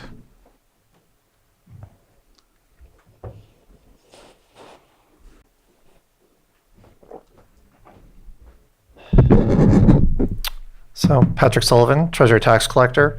There's a few points I wanted to touch on that I think are important here. First off is that as far as recovering those funds, clawing them back, I think as Ms. Harrington said, that is a mandatory duty. The county has to recover those funds. So it does make me a little concerned to hear about like an offer to the agencies. This is really, normally the auditor's office does determine how those are recovered, and normally it is just immediately reallocated and taken back. So I think as far as our authority to do it, I'm really not familiar with anything that would prevent it. If there is something such as a statute of limitations that, we're not able to find and no one is aware of, that would be sort of a crisis for our property tax system. If the answer is we can't do this, that has implications across everything that we do. So if that should be the answer, I'm not really sure what that would mean, not just for our county, but for the state. We'd really have to look at the whole system and think about how that would work. That being said, I know there's other suggestions about how to do this that may help. I think all of those are great, and anything we can do to provide more information, I'm sure would be helpful. But I just wanted to highlight that there are examples throughout all of our processes where there are reallocations after an audit, many years later, when there's an error, you have to redistribute the money, you have to fix everything. So this would be entirely new to me if we can't do it this way now. So I just wanted to bring that perspective. Otherwise, I don't really expect the situation to happen again in the future in the same way. The underlying basis for these errors are the mass deficit sales, which, are the result of recent litigation, the state controller's findings that we had to offer all of these properties regardless of the fiscal impact. So previously, the county, the Board of Supervisors had issued a directive not to sell the properties, these lower value lots, a lot of these properties that created these giant deficits. When that changed and we had to put them on all at once, What it means is that there wasn't enough regular revenue to offset that. So normally in a regular stream, there are deficits each year, but they're countered by incoming revenue. But what happened here, because there was this mass catch-up and reoffering of all these properties, it hit all at once. So going forward, unless we were to begin mass auctions of, let's say, low-value lots, I don't think that would really happen. Because I also just wanted to clarify, majority of the impact on this was from direct charges, I believe. That 1% teeter, that little bit that's forwarded to the districts, that's not recovered. The districts keep that. The county's not clawing that back.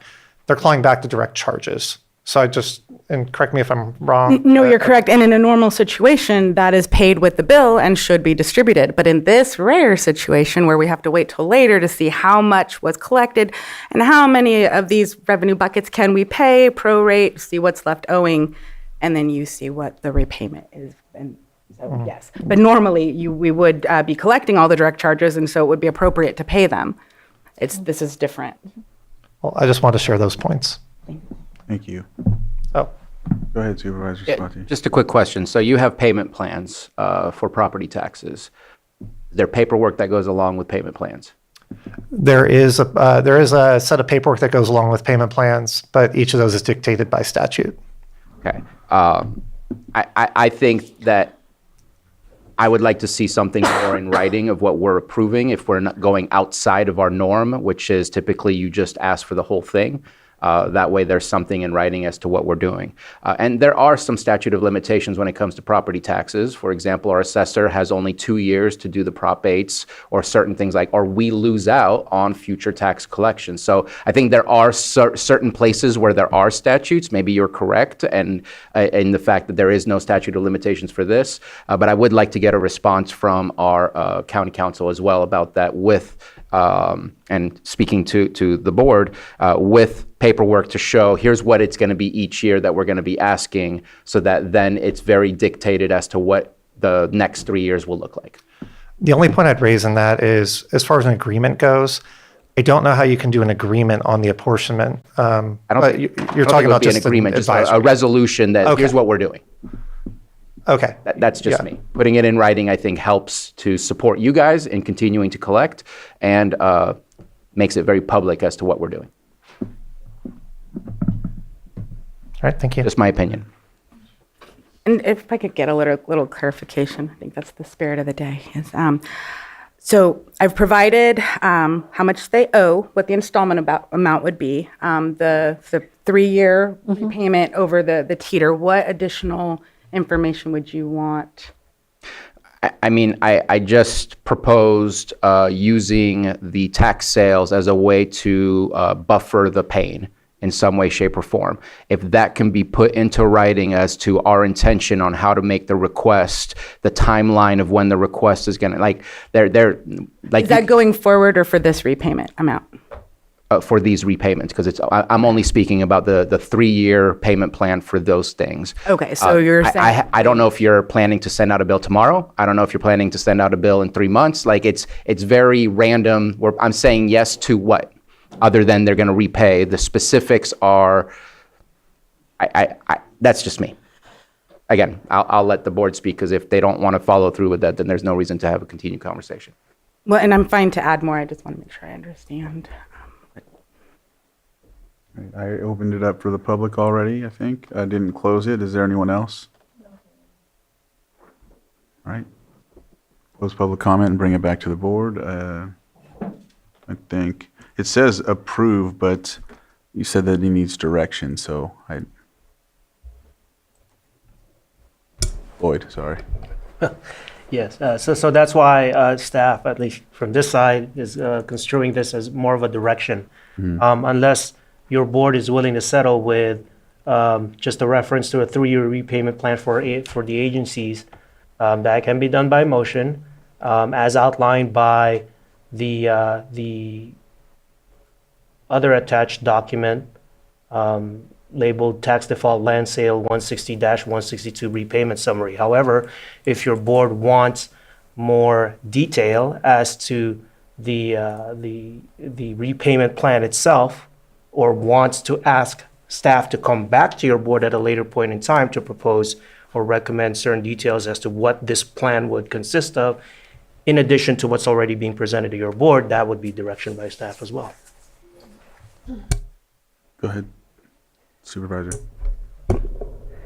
So for direction today, I'm good with this, but I think what we're hearing is maybe bring something back to us that formalizes how we're going to move forward.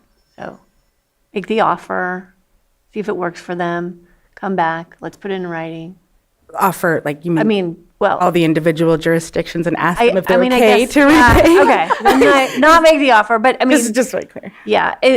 Request. Have you talked to any of them about this? Yes. Yeah, so I've Okay. met with City of Clear Lake, and I know Okay. we've chatted with the fire department. Seem to totally understand Yeah, the plan and seem to be perfectly. I'm sure fine they with it, are. as far as I've heard. Well, I mean, just to understand that it. Well, anyway, we did the best we could to mitigate the budgetary impact. So they did understand that, and so.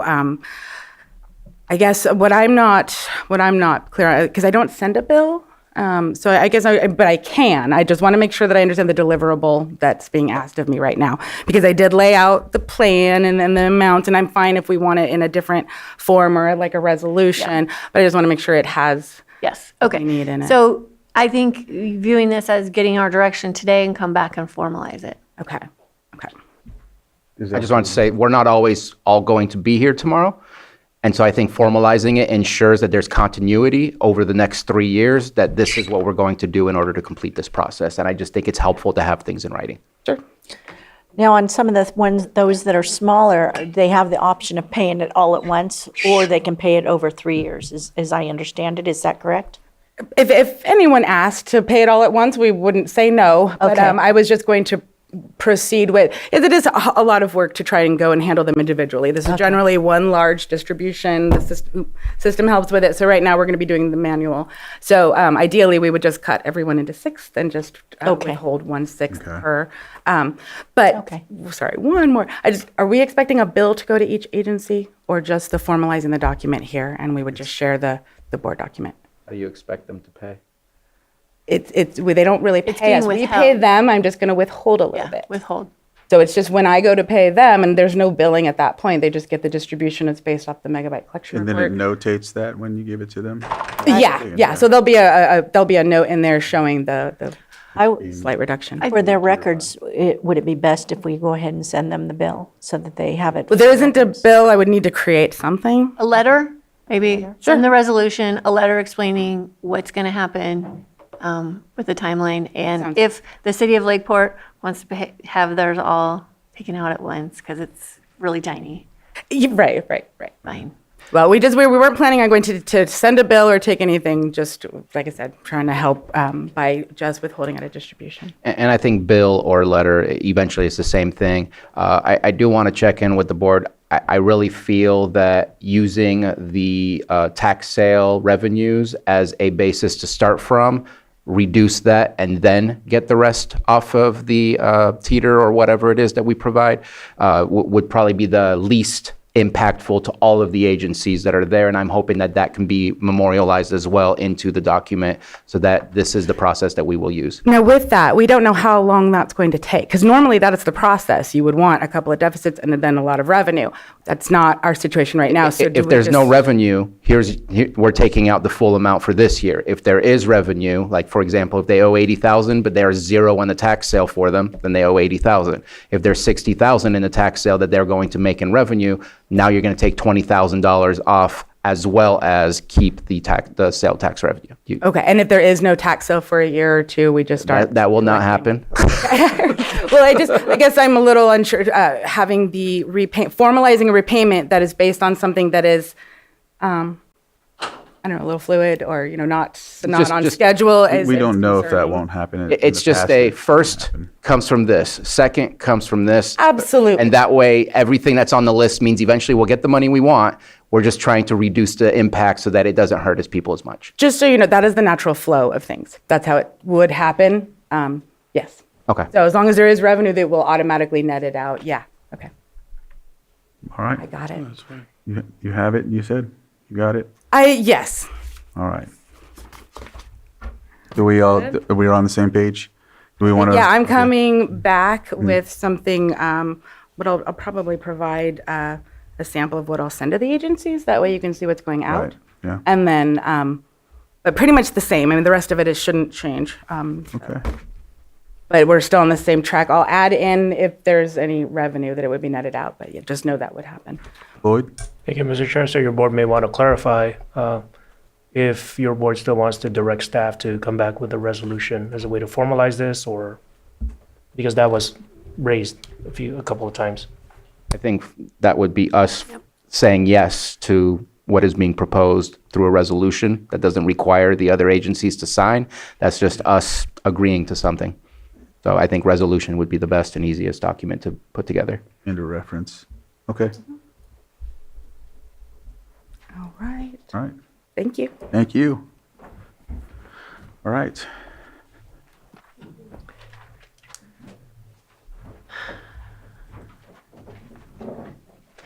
Six point 10. Public hearing continued from October 21st, 2025. Consideration of appeal PL 25-198 of Planning Commission's approval major use permit PL 2568 for UP 2309 Poverty Flats Ranch, Kurt and Robert Barthel. Location 10535 High Valley Road, Clear Lake Oaks, APN 006000422. Appellant Maria Khan and Associates. And community development will be starting out. Lloyd? Thank you, Mr. Chair. Your board may want to consider swearing in witnesses. This is a public hearing, an appeal hearing. All right, Johanna?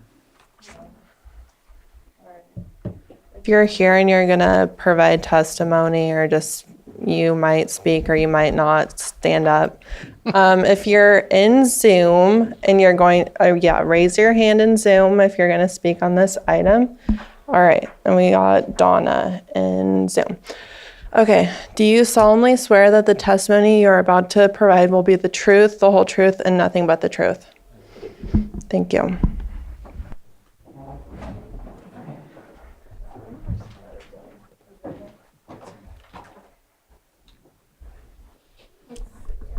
Good afternoon, Maria Turner, Community Development Director. You have before you an appeal that has been continued from previous meetings. I will turn it over to our planner, Max Stockton. We also have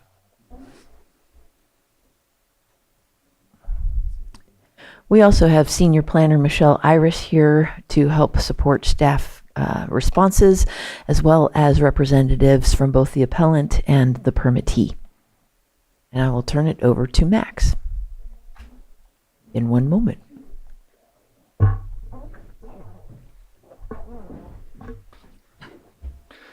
Good afternoon, supervisors and Chair Crandall. My name is Max Stockton. I'm an associate planner with CDD. The applicant, their consultant, appellant, and associates are present in chambers. Both applicant and appellant have requested the opportunity to present following staff's presentation today.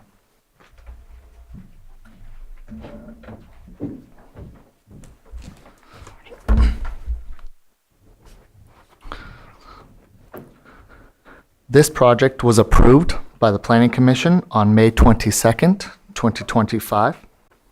While the Planning Commission identified concerns related to High Valley Road, a county-maintained roadway, they ultimately approved the project by a 3-to-1 vote, with Commissioner Brown absent. An appeal of the Planning Commission's decision was filed by the appellant on May 28th, 2025. The appeal application is included as Exhibit C.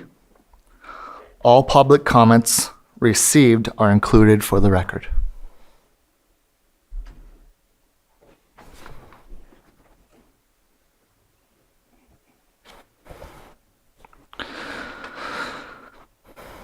The appellant brought forth claims of illegal grading and land disturbance.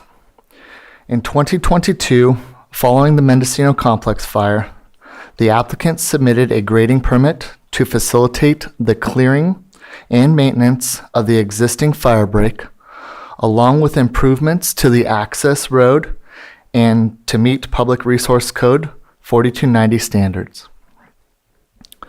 Permit number GR 22-12 was issued on April 18th, 2022, followed by minor trenching conducted in accordance with the well permit approved by Environmental Health on May 22nd, 2022. In June of 2024, all grading was inspected and confirmed to be complete in compliance.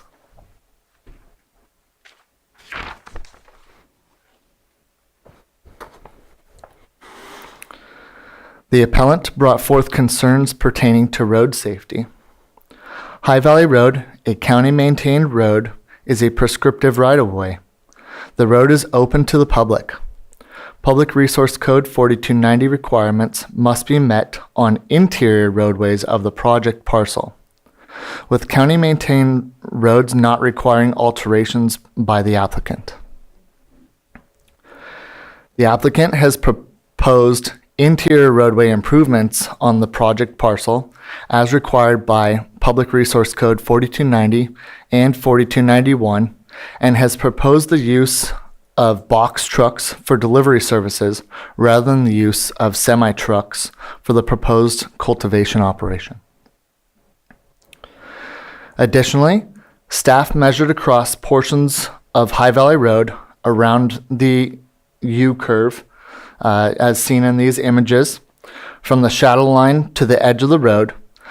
The remainder of the dirt portion and all were measured conservatively at 18 to 30 feet, with a variety of turnouts and portions of the road measuring in excess of 30 feet wide.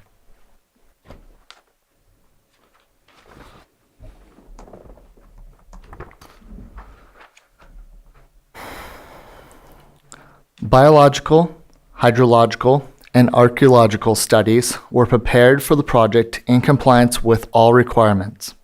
However, staff inadvertently omitted the botanical survey dated May 8, 2024 by Greening and Associates, LLC, from the Planning Commission's agenda packet, which is attached as Exhibit D. The botanical survey was included, reviewed, and referenced in both the draft initial study and staff report. Staff also clarified this at the Planning Commission hearing. The appellant does not provide specific details regarding environmental impacts they feel were not adequately assessed within the appeal application.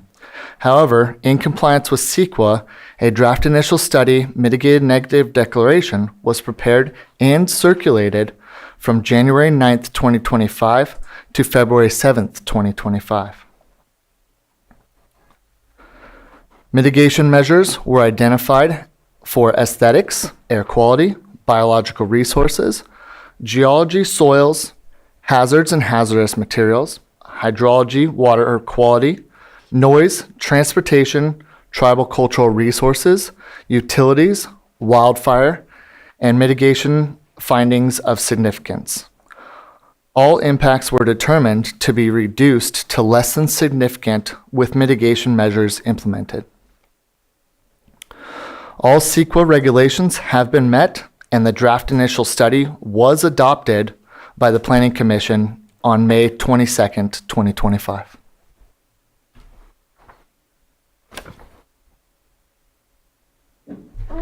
Just for clarification, instead of the mitigation things of significance, it's actually the official title is mandatory findings of significance, and that was included within our analysis.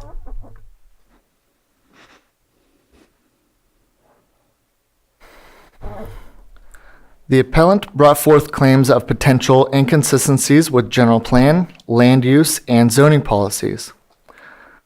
Chapter 3, Land Use, Chapter 7, Health and Safety, and Chapter 11, Water Resources of the General Plan were reviewed, as well as the Shoreline Area Community Plan. Article 7, Rural Lands, Article 27, Uses Generally Permitted, of the Lake County zoning ordinance were reviewed.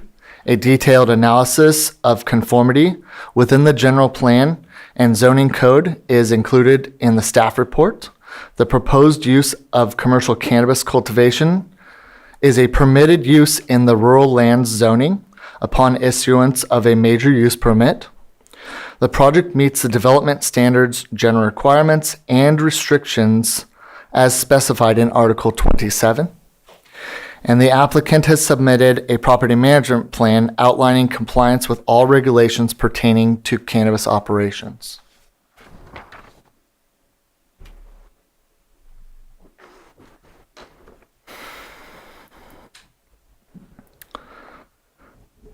Staff must analyze projects in conformance with existing code requirements and regulations. As discussed in detail throughout the staff report and associated documents, the project meets all regulations related to development and siting. Staff recommends the board deny the appeal, upholding the Planning Commission's approval of the project. And that's what this slide here says. Staff would like to clarify that the initial study number was uploaded and circulated for public view as initial study IS 23-20 and not initial study IS 23-29 as written in the staff report and carried onto the board's memo provided for hearing today. And that concludes our presentation. Brad? Yes, Brad, just and then I'm going to go and then you. before we get further into the item, I wanted to disclose that for 20 years I worked at the same agency as Mr. Bob Barthel. He retired 16 years ago, so I probably worked with him between 1989 and about 2009.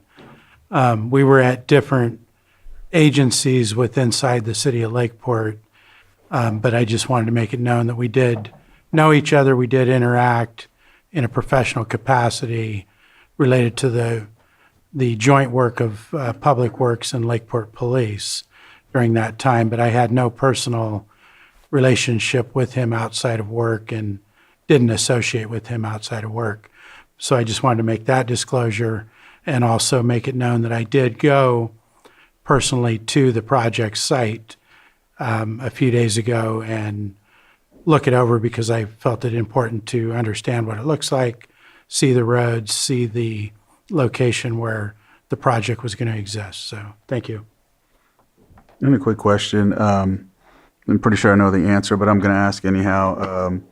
When the grading was done, was there cultural monitoring there? And I know that there was contact with Cliff Moda, but there wasn't further contact with them as well. Is there a reason why? I can answer that, Michelle Iris, Senior Planner. There's two sort of separate grading activities that we're talking about. The ones that were completed for the fire break and that GR 2212 were exempt from needing further review. And the information that you see in the record related to monitoring and with Clifford Moda is related to the grading that would occur if That will occur. Yeah, if the permit it should will be approved. Okay, and so that's what he's asking for, future knowledge of that, so he can have monitors there in case that takes place. That's what that's referring to. It's different. Correct, and it is included as a mitigation measure, and the applicant has also entered into an agreement with that said tribe, and they can speak to that more. Okay, all right. Yeah, I was just making sure. If you probably don't know, we have a TIPO group that meets monthly. We're doing our best to work more collaboratively with tribes.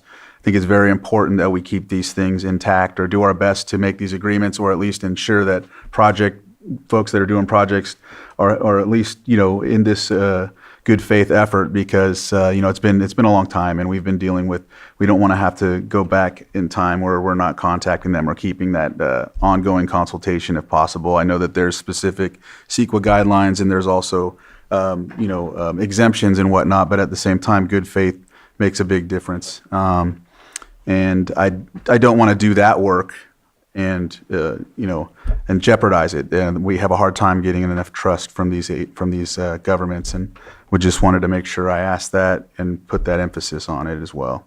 Supervisor Sabatier? Yeah, I apologize, Chair. I'm wondering if I can get a minute recess, please. Yes. Okay. I need to have a private conversation with County Council. Okay, well, we'll take 5 minutes. No name. All right. It was good. I tried one. Is it mint chocolate? We're coming back from our break. Peppermint on top, so it kind of gave it away. It was really good. I think they're looking up something right here. You ready? Yeah, we're ready. You all need some time, or? No, we're Oh, fine. okay. Go right ahead. Okay. Go ahead, Supervisor Sabatier. So I wanted to have a private conversation before asking something that might be embarrassing or whatever in public. These are de novo. And so we are looking at the project as a whole, not just the appeal, the concerns, and the response to the concern. So what I've asked is, are we prepared to do a full presentation on what the project is so that we can really check the box that we are fully informed in making the decision that we plan to make today? I want to ask the board if you wish to have that full presentation. It's not up to me to control that and make that happen. I would feel more comfortable by having the full presentation as well as the appeal concerns and the response to the appeal. Just because, again, these are de novo. We are not just approving the concerns and the response, we're approving the entirety of the project. I thought. I'm good with that. That's what we're doing. I just had a question because he talked about grading, so I don't know if that played into what. No, Okay, not at all. okay. Not even close. Yeah. And we are prepared to go ahead and give that presentation. Okay.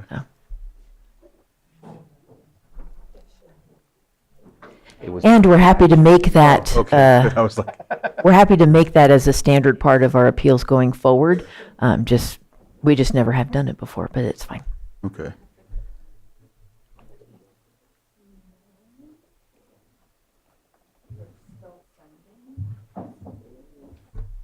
Well, it might take a moment.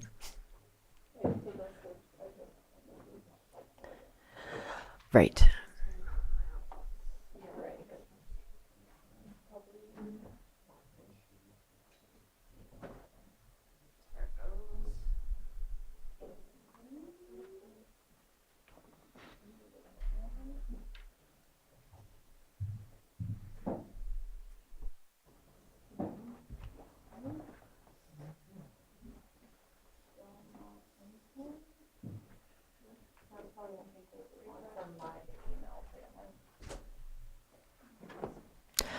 We do have the PowerPoint slides that we presented to the Planning Commission that we're happy to present to the board.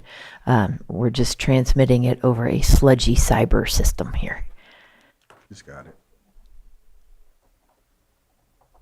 Excellent. And Johanna will pull that up, and we'll start as soon as it's ready. Looks good to me, yeah. All right, I will turn it back to Associate Planner Max Stockton. Cancel. Yeah. 50-50. Hello again. I'm going to continue from this slide here, which is the second slide. And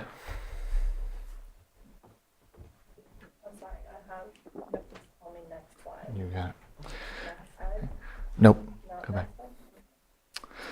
All right. So this project proposes a total of 5.69 acres, which is 247,800 square feet of outdoor canopy area, and one Type 13 self-distribution license.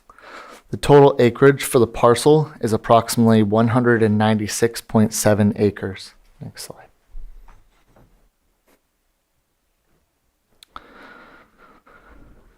In vicinity of this project, to the north is mostly undeveloped, east is mostly undeveloped, to the south is farmland, and to the west is commercial cannabis, farm and undeveloped, with the project site approximately 2.5 miles to the nearest community growth boundary. Next, please.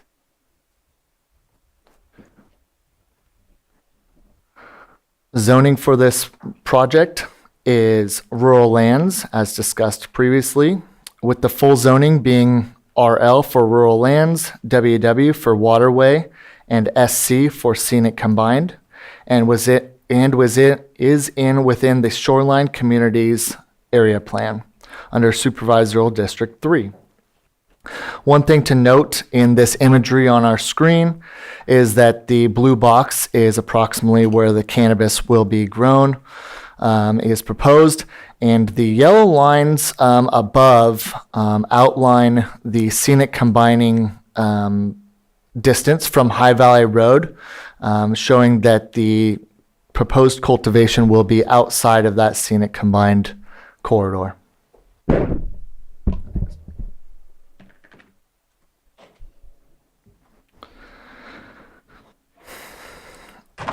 The site location is approximately 5.5 miles from Highway 20, and the project parcel has a variable topography with a series of ridge lines and valleys.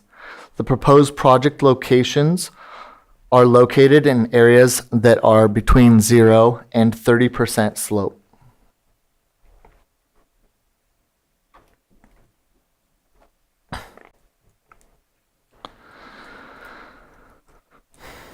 .69 acres are proposed of outdoor canopy located within various cultivation areas. Also within each of the cultivation areas are proposed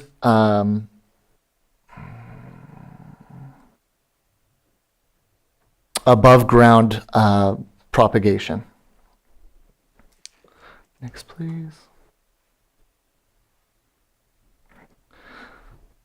Existing uses. The property is developed with interior access road, an existing security gate, perimeter fencing, and one groundwater well with permitted pump house, 2 permitted shipping containers, 2 tool sheds, an old hunting cabin, and 8 water tanks.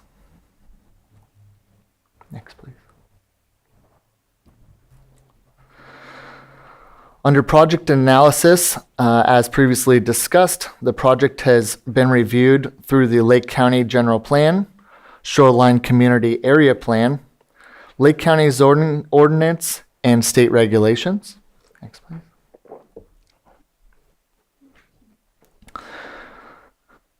The general plan goals and policies reviewed included Chapter 3 for land use, Chapter 7 for health and safety, and Chapter 11 for water resources. Yep. The project, as proposed, is for outdoor commercial cannabis cultivation. There are no mapped areas of farmland or local importance or farmland of statewide importance at the project site. The proposed project is not located within a farmland protection zone, and greenhouses are not required.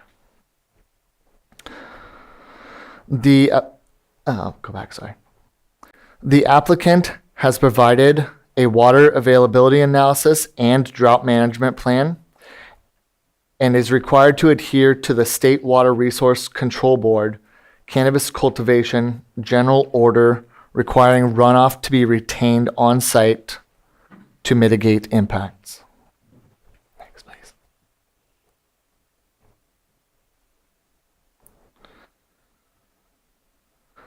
The project is an allowable use with a major use permit in the RL zoning with the RL zoned properties per Article 27.11, uses generally permitted and far enough from High Valley Road as to not impact the scenic combining district.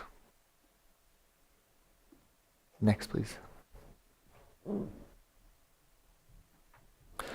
As previously presented, there are many aspects that were evaluated for this project, including aesthetics, air quality, biological resources, cultural resources, geology and soils, hazards and hazardous materials, hydrology and water quality, noise, transportation, tribal cultural resources, utilities, wildfire. Next, please.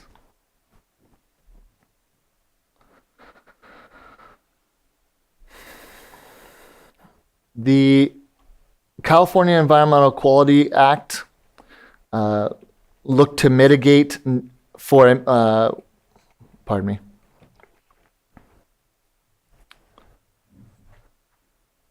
A drafted mitigated negative declaration was created to meet those needs of CEQA and the environmental determination for this project. All identified impacts can be reduced to less than significant with mitigation. And public comment period occurred between January 31st, 2023 to March 2nd, 2023 for the request for review RFR process. Mitigations are outlined in staff report, draft conditions of approval, and attachment of the draft initial study mitigated negative declaration. I apologize, I haven't done this in a while. Next, please.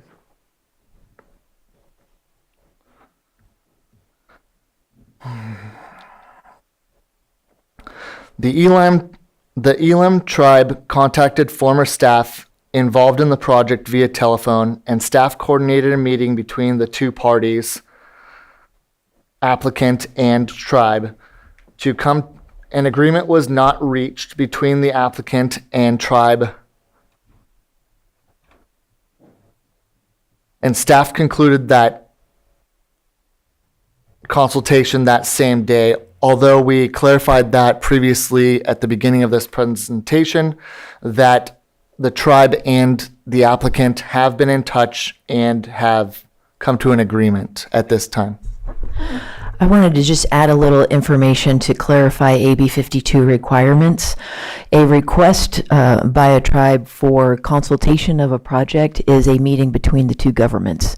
It takes place in our office. It is not the site visit. We do not require that the applicant enter into an agreement with a specific tribe for monitoring. Neither of those are part of the official consultation process, though historically they've tended to get conflated. So I just wanted to make sure that the board is very clear that when we are in compliance with AB 52, it means that we are having a consultation meeting with the tribe requesting, so they have the opportunity to come meet with us and tell us what known sensitive areas or tribal resources might be in that project area. When they do make a request to join us on a site visit, we do everything we can to accommodate that request, but that is not part of official AB 52 consultation. So when it says that it was concluded on the same day, to me what that means is that we did hold that meeting with the tribe so that they could bring us their information and concluded to that consultation at that time. And that also that can continue because meaningful consultation means that they would go back and forth, so. Correct, but it does not include negotiations regarding site visits and specific agreements with, or monitoring agreements with a specific tribe. I just bring up meaningful because I hear that all the time when we have other meetings and they say, well, they only met with us once. They didn't continue meaningful dialogue. Mm-hmm. And so I just, that's why I added meaningful. Meaningful dialogue is very important to us. But during AB 52 consultations, we stay in compliance with state law. Right.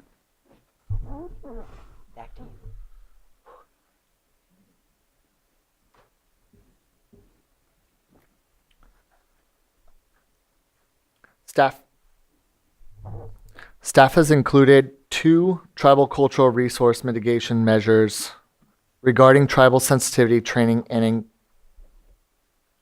any resources encountered.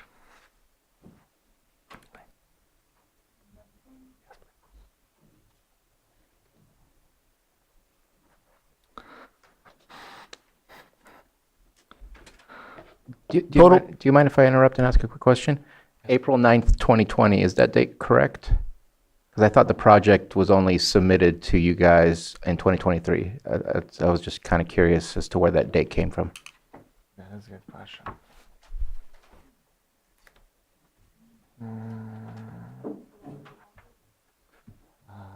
It's right here.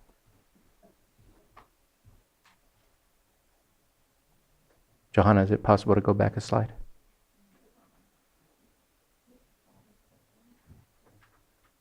Yep. Yeah, that's, you're correct. Thank you. It was sent out on December 20th, 2023. Thank you.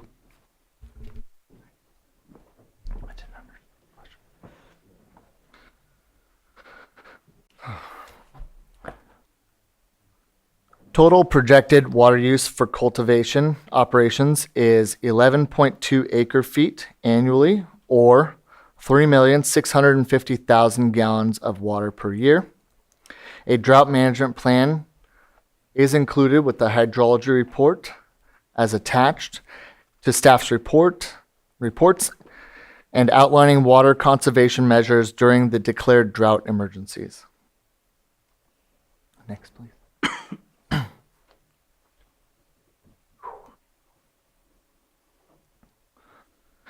The project property is accessible via High Valley Road, a county-maintained road, approximately 0.42 miles off of the driveway. The applicant's driveway is known to be federal lands. The applicant, Kurt Barthel, has signed an indemnification agreement for transportation of commercial cannabis across federal lands. Next, please.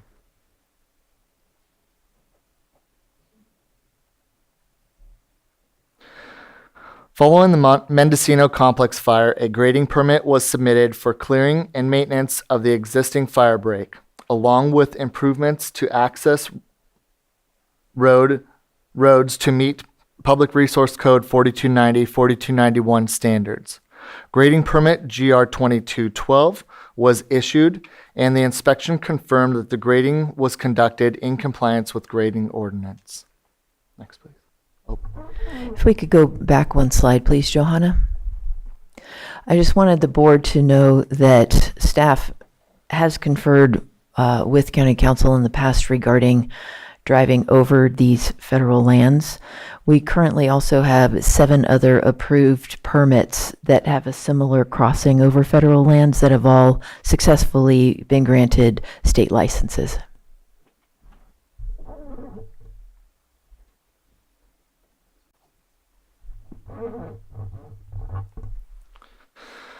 Within 1 mile of this proposed project, there are 0 pending projects.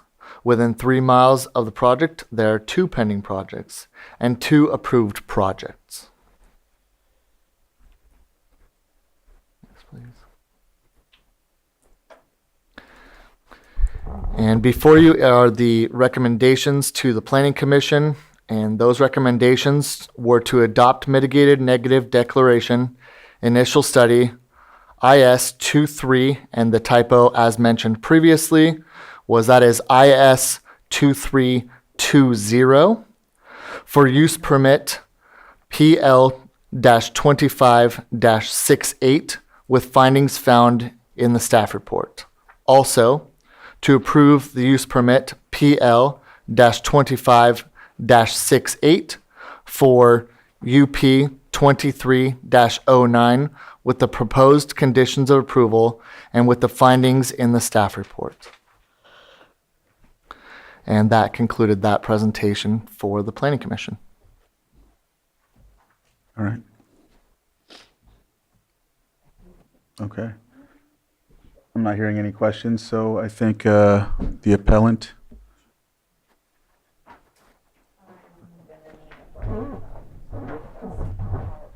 What's that? You need a couple minutes?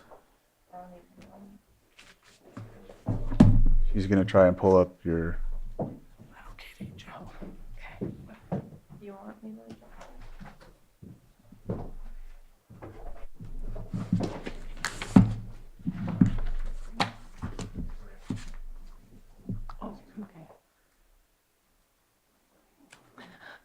We'd like to give one of these, 1, 2, 3. One's for Johanna and one's for each of the board members, please.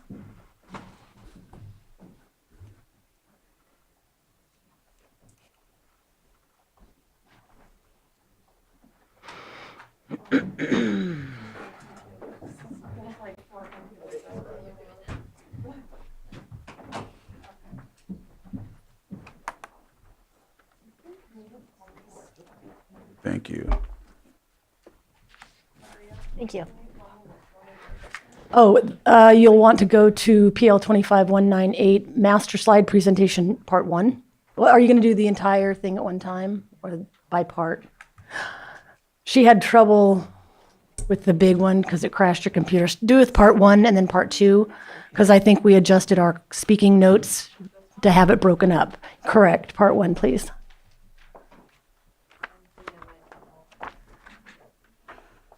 Well, it made me crash quite a bit, so.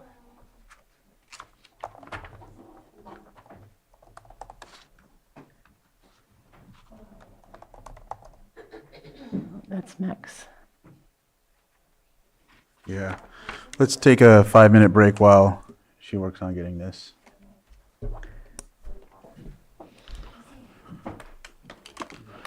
One second, I think. There we go. All right, so before we start out, we're going to go ahead and move forward. You got everything lined up for this presentation? And we're gonna do our best to keep it to at least 15 minutes. We can bleed over a little, but we're gonna do our best to stay on target with that. Okay? And we'll if it bleeds over, we'll do what we can. But yeah, I understand. Yeah. Beautiful country. Okay, now which button do I push? Just the arrow, the right arrow? Okay. Okay. Good afternoon, Chair Crandall, Vice Chair Rasmussen, Supervisor Pyska, Supervisors Owen, and Supervisor Sabatier. My name is Maria Kahn, and I'm the appellant in PL 25198 concerning Poverty Flats Ranch UP 2309-2320. We are here today to present our fair argument for why your board should grant this appeal and reverse the approval of UP 2309 as presented, because the whole of the project, as SEQA requires, was never properly analyzed. Today, we will focus on the central issues that make this project infeasible, unable to move forward, and unable to comply with county, state, and federal law. We welcome your questions at any point. We will show you where the project fails to meet federal right-of-way requirements, Lake County Zoning Ordinance Article 51, Public Resource Code 4290, Title 14, and SEQA's mandatory procedures. Our appeal contains 12 chapters with dozens of violations. We won't cover every detail, but the next 13 slides will show that each chapter contains at least 3 fatal defects, any one of which satisfies the fair argument standard needed to grant the appeal. I've lived in High Valley for more than 25 years. In that time, I have watched forested mountainsides and a pristine valley floor slowly stripped of their natural integrity, first by vineyards and more recently by cannabis operations. I was forced into civic action in 2021 when I witnessed my beloved valley severely damaged by a project that moved forward without effective environmental protections. Since then, I have been speaking out against similar high-impact developments concentrated on High Valley Ridge. What I have learned is that this process enabling these projects is fundamentally flawed, and the environmental safeguards meant to protect this landscape are not being applied. This is not about cannabis. It's about feasibility, legal compliance, and the obligation to evaluate projects truthfully. It is also about the safety of High Valley residents who depend on a single escape route, the preservation of tribal heritage that cannot be replaced, and the protection of a watershed that sustains wildlife and communities downstream. I am not anti-development. Development can coexist with stewardship, but not all locations are suitable for development. High Valley Ridge is one of those places. It carries unique constraints, an undeveloped and a substandard road that crosses federal land, extremely high fire danger, undocumented but historically certain tribal cultural resources, and a wildlife corridor used by numerous species. This appeal is an effort to protect what remains of a place that is extraordinary, of extraordinary archaeological, cultural, hydrologic, biologic, and ecological significance. I stand here with deep respect for the history of this land, including the LM and CAMDOT, Pomo descendants who lived, traveled, and gathered along High Valley Ridge for thousands of years. Their cultural imprint still lies just below the surface. It is our shared responsibility to ensure it is not erased by grading or development carried out without transparency or oversight. Today, we will show that Poverty Flats is not simply flawed. It is the result of a CEQA process that was never neutral, never complete, and never transparent. And because CEQA is fundamentally a truth-telling statute, these defects matter. CEQA requires the county to evaluate the whole of the project, not just the convenient parts and not what remains after unpermitted work has already altered the land. Yet that is exactly what happened here. Before any permit inquiry and before CEQA review, the applicant cut new roads, removed trees, graded through stream beds, installed culverts, drilled a new well, trench cut to cultivation sites, and graded ridgelines and slopes.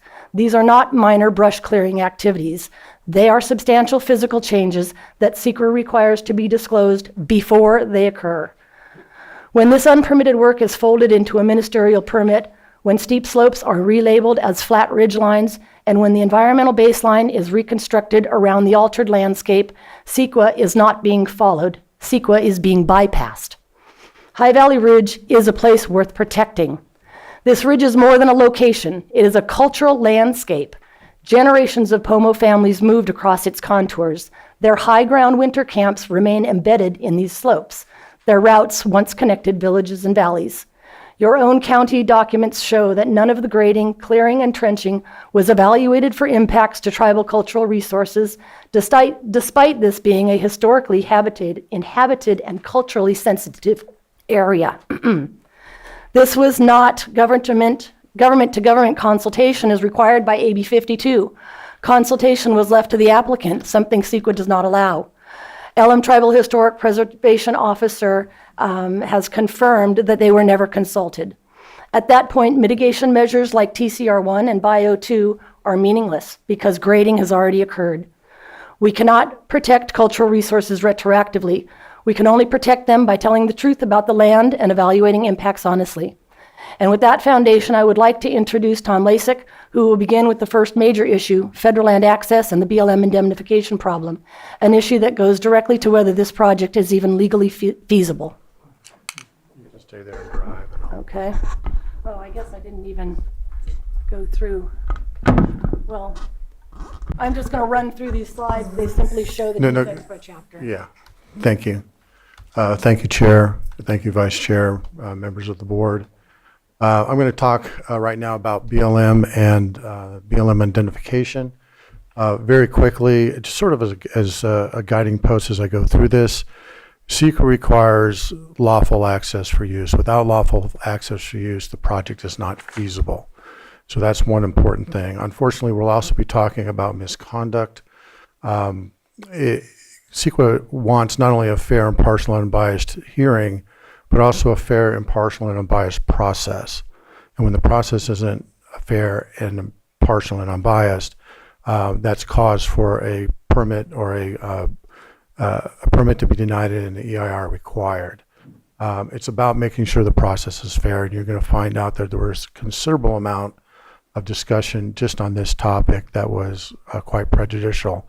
And the first thing I would like to point out to that point, if you refer to your legislative letter to the board that was provided by CDD, you will find no mention of this topic, even though it was significantly discussed in the Planning Commission hearing. It is not appropriate to cherry pick those things they want the board to hear and those things they don't want the board to hear. Furthermore, the draft of that legislative letter was put out in July, before any of the documentation that we provided was even looked or discussed. That's a foregone conclusion that makes this more of a perfunctory activity instead of a legitimate hearing when those things occur. It makes it difficult for you to make an informed decision when that kind of behavior occurs. So we'll go right into it. The next slide, real quick. Does the applicant need to cross federal land? The answer is yes. They have to cross the Berryessa Snow Mountain National Monument It is federal land under the stewardship of the fine people at the U.S. Forest Service and the BLM. It is federal land. Go to the next slide, please. Next question is, do you need permission to cross federal land? The answer is yes, and this is worthy of distinction because we're going to touch on this later. Federal lands operate differently than other lands of the state. Other lands of the state operate on what's shorthand as a doctrine of what's called open unless closed. You're authorized, approved, allowed, permitted to cross regular lands. We don't need a special permission. That is not the case for federal land. Federal land operates on the opposite doctrine. It's closed unless open. You are not allowed, you're not permitted, you're not authorized, you're prohibited for conducting commercial activity across federal land unless you have explicit permission from the federal government. In the case of the BLM, that's in the form of a right-of-way grant or a special use permit. Without that, you're not authorized. And if you cross the land without that authorization, you could be cited for trespass, which is a crime that's recognized by both the state of California and the federal government. It's not about cannabis, it's just basic property rights. Next slide. The next question is, what if there's a prescriptive easement? Well, does that help? Well, no, it doesn't help. You see, prescriptive easements don't work that way, and they certainly don't work across federal lands. At the most, in the case of Mr. Bartel, he would be allowed lawful passage, but not for a use that has not been authorized by the federal government. When the federal government says no, no means no.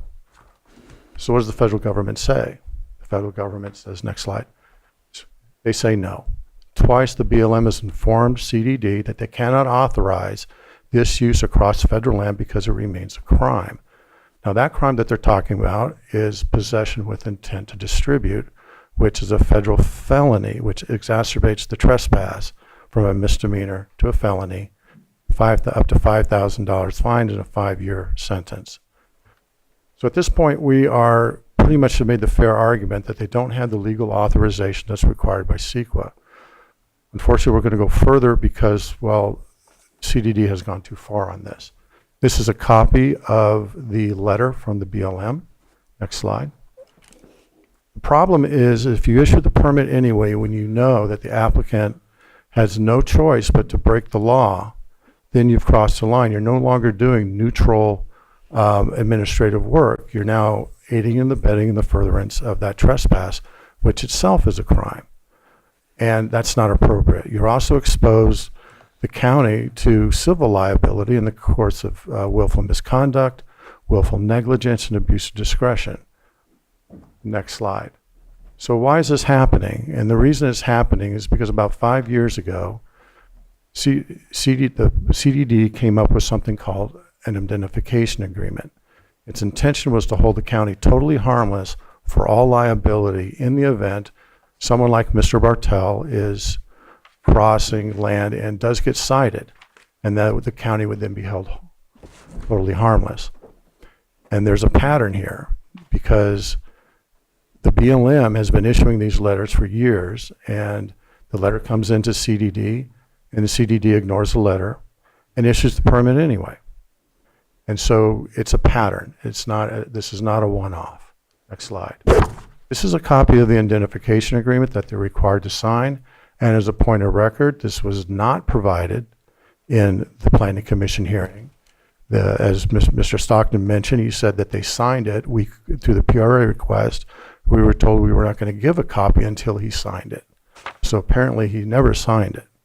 Next slide, please. This is a list of other projects where we found that the BLM has provided a notice because not allowing crossing across federal land. And so this is not an isolated incident. Next slide. So does this identification agreement resolve the issue? And the answer is no. First of all, it doesn't address the underlying CEQA requirement of lawful access. This does not remedy that. All it does is shift the liability away from the county, or tries to shift the liability away from the county and onto the applicant. Well, does that work? Well, that doesn't work either, because first of all, there is no indemnification agreement on the planet that protects anybody or shields anyone from criminal activity. That is not what indemnification agreements are for. They're for civil liability. And as far as civil liabilities are concerned, it doesn't work for that, because as soon as you issue the permit, knowing that full well there's no choice but to commit the trespass, then you have created the willful negligence and willful misconduct that's in the indemnification agreement that renders it void and unenforceable. So essentially, it self-destructs the instant you issue the permit. Go to the next slide.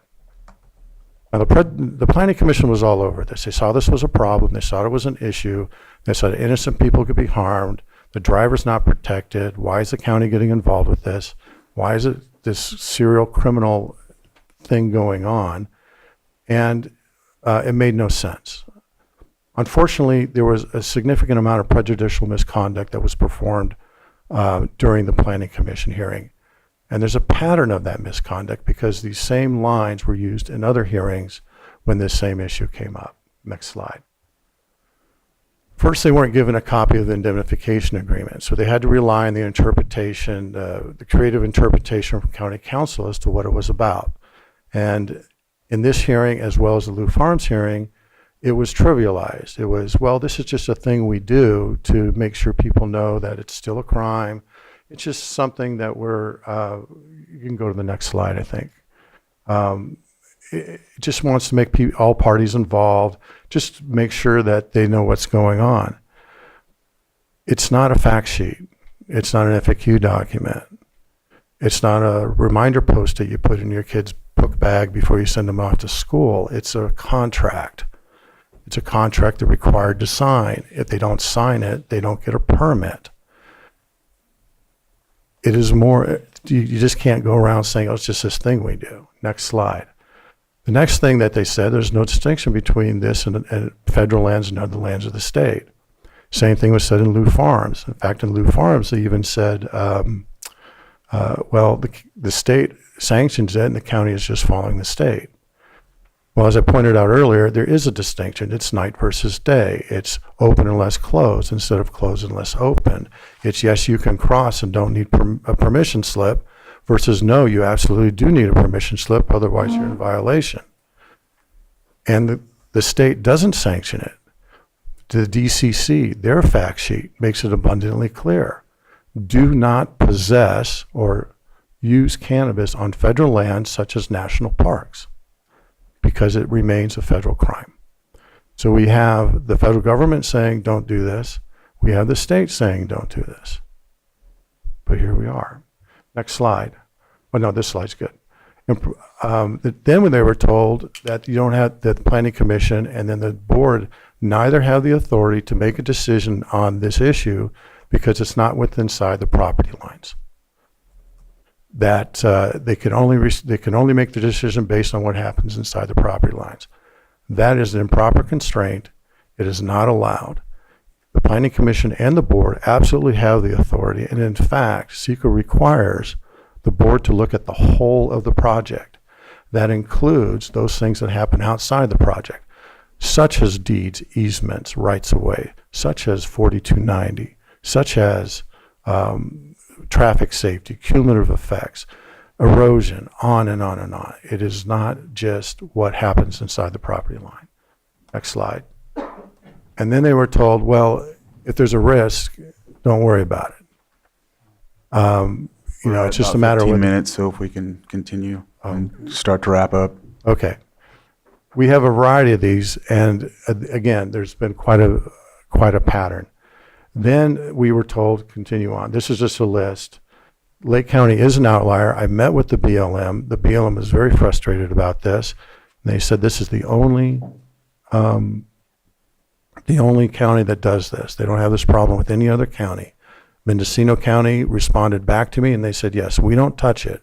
If an applicant cannot get to the property without crossing federal land and can't explain how, they don't issue a permit.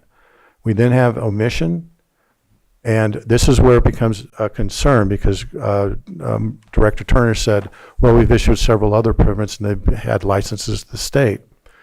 The problem is this was not mentioned in the MND at all. And the pattern is none of those other ones is it mentioned in the MND. There's no mention in the federal lands, no mention of the BLM, no mention of the BLM letter. that it's not allowed, that it hasn't been authorized, and that it's a crime, and no mention of the indemnification agreement. So we got additional evasion and omission. And then, and then the last thing on this topic is you haven't been informed. This is a contract. According to the state, it's the board that has the authority to enter into contracts.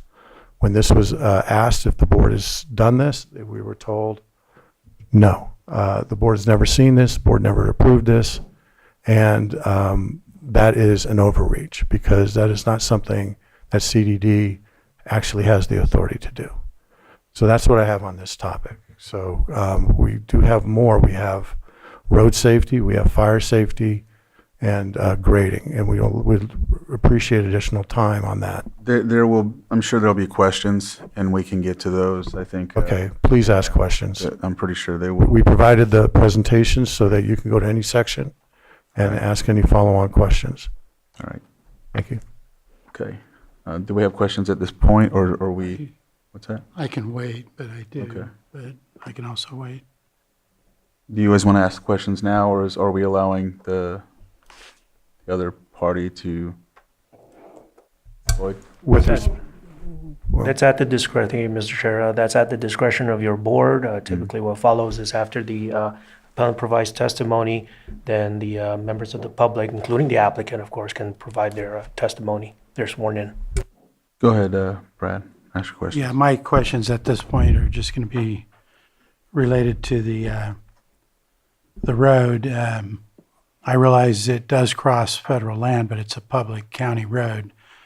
There are hundreds and hundreds of miles of state highways and county roads throughout the state of California that cross federal land. And those roads, particularly the state highways that are crossing, say, large swath of national forest in California, have hundreds, if not thousands, of commercial vehicles traveling those. So, and I'm not aware of all of those commercial vehicles having to get permission to cross any of these roads all over California. So that's my question regarding that. I don't see this road as any different than a state highway going over a national forest. Thank you, Vice Chair. That may be the case as far as practicality, but it is clear that in this specific instance, the BLM has explicitly denied authorization to Poverty Flats. And the list that I've provided you are ones where the BLM has they haven't not answered. They didn't respond with silence. They responded with explicit denial of that permission to cross their land for that purpose. Supervisor Sabatier?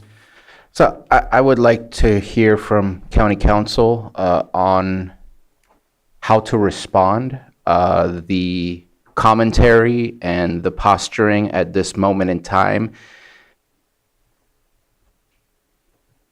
Like, if I was on a phone call, I'd say, at this moment, we can't have a continued conversation because it sounds to me like you're suing us because you just called us criminals or aiding and abetting, and I'm just not sure how to respond and how to carry on in open session rather than this. I need County Council to advise this board on how to move forward because I feel like a threat has been made that I don't think I should be opening my mouth right now. Wood? Thank you, Mr. Chair. So what's before your board today is an appeal hearing that's coming out of the Planning Commission's decision. It is a de novo review, so your board is entitled to, certainly is within your board's discretion to take in any and all evidence and give it its proper weight based on relevance, right? So the references that Supervisor Sabatier raised, I mean, that is technically speaking as part of the presentation evidence or arguments that's being brought forth to your board for purposes of what this item is calling for, which is an appeal hearing before your board for a decision, or technically, be more specific, an intended decision or a decision in concept. Your board can certainly take whatever's being said, whatever's being presented to you, its proper weight. That is not to say that when it comes to under the Brown Act, any certain statements being made that may be a candidate for a potential litigation caption or item to be taken by your board in closed session, that's certainly that's certainly a possibility, but that is separate from what's being presented to your board today in terms of what evidence to take in based on relevance, right, and its proper weight, for purposes of coming to a decision on this appeal. Not hearing any other questions from the board. Did you have something else? Yeah, I don't know that that necessarily helped me out. If I may, would advise the board that if there's other issues or concerns or topics to discuss from this appeal, that should be open. But I feel like this latest discussion, any comments made will and can be used against us based on the language that I just heard being used. So. Right. So I'm not seeing any other questions from the board, but what, you want to finish and Well, on that topic, I fully respect what Sabatier is saying. I mean, this hurts everybody. So you'll have to make your decision how you want me to proceed. Okay.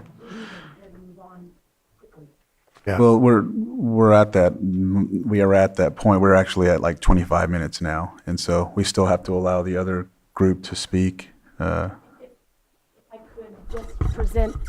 If I could just present quickly the grading portion of this, because that's really where this all stems from, the whole, and I will go very fast through the grading.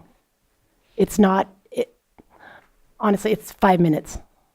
It's slide after slide just to show the history, the sequence of events that happened on this property. Just do the slides and let's finish up. Okay, so Johanna, we'll need to reload the next one because it starts with the grading. When did the grading take place? The grading actually took place in 2021. Okay. Prior to their grading permits.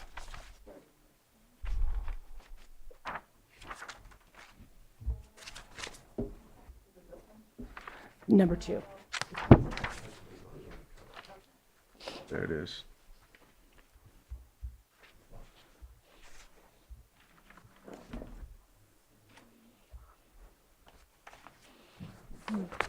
Okay, great. Thank you so much. I appreciate this.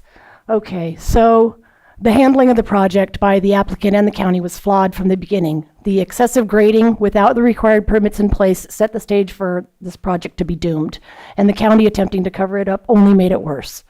So we're gonna just flip through the timeline of how, okay, so High Valley has significance. We all know that. This is a picture of the property in 2017, or 2018, July 2nd, 2018. This was before the Mendocino Complex fire. This is what their land looked like. This is a picture of it after September, a year after the fire, where we see no grading, no dozing, nothing as was suggested by the applicant.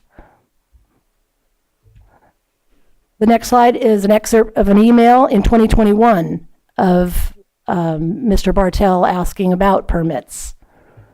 This picture is 4 days after he asked about the permits without having one. This is the grading that was done, and we can see that new roads have been made, trees have been removed in the lower left-hand corner, and grading through stream beds with no stream bed alteration agreement in place, and culverts being put in. So this is April of 2021. So the ministerial grading permit they received in April of 2022, which was a year after that last photo, that permit authorized minimal soil disturbance and clearing of existing fire breaks, existing property access, including road widening to comply to 4290, and all of this widening is to be conducted on areas with less than 20% slopes. So here's where it talks about flat slope, flat ridge slopes, which they are not. That's a tier 2 enrollment where you can only have slopes less than 50%. So otherwise an EIR is required, and the parcel average is 39.5% slopes. These are slope overlays. The old parcel viewer shows that green is greater than 30% and requires more risk analysis and assessment. The new parcel viewer shows where yellow is greater than 30%, red is greater than 50% and not allowed, and you will see some of the red in their cultivation fields. These are also soil map surveys showing high to severe erosion risk.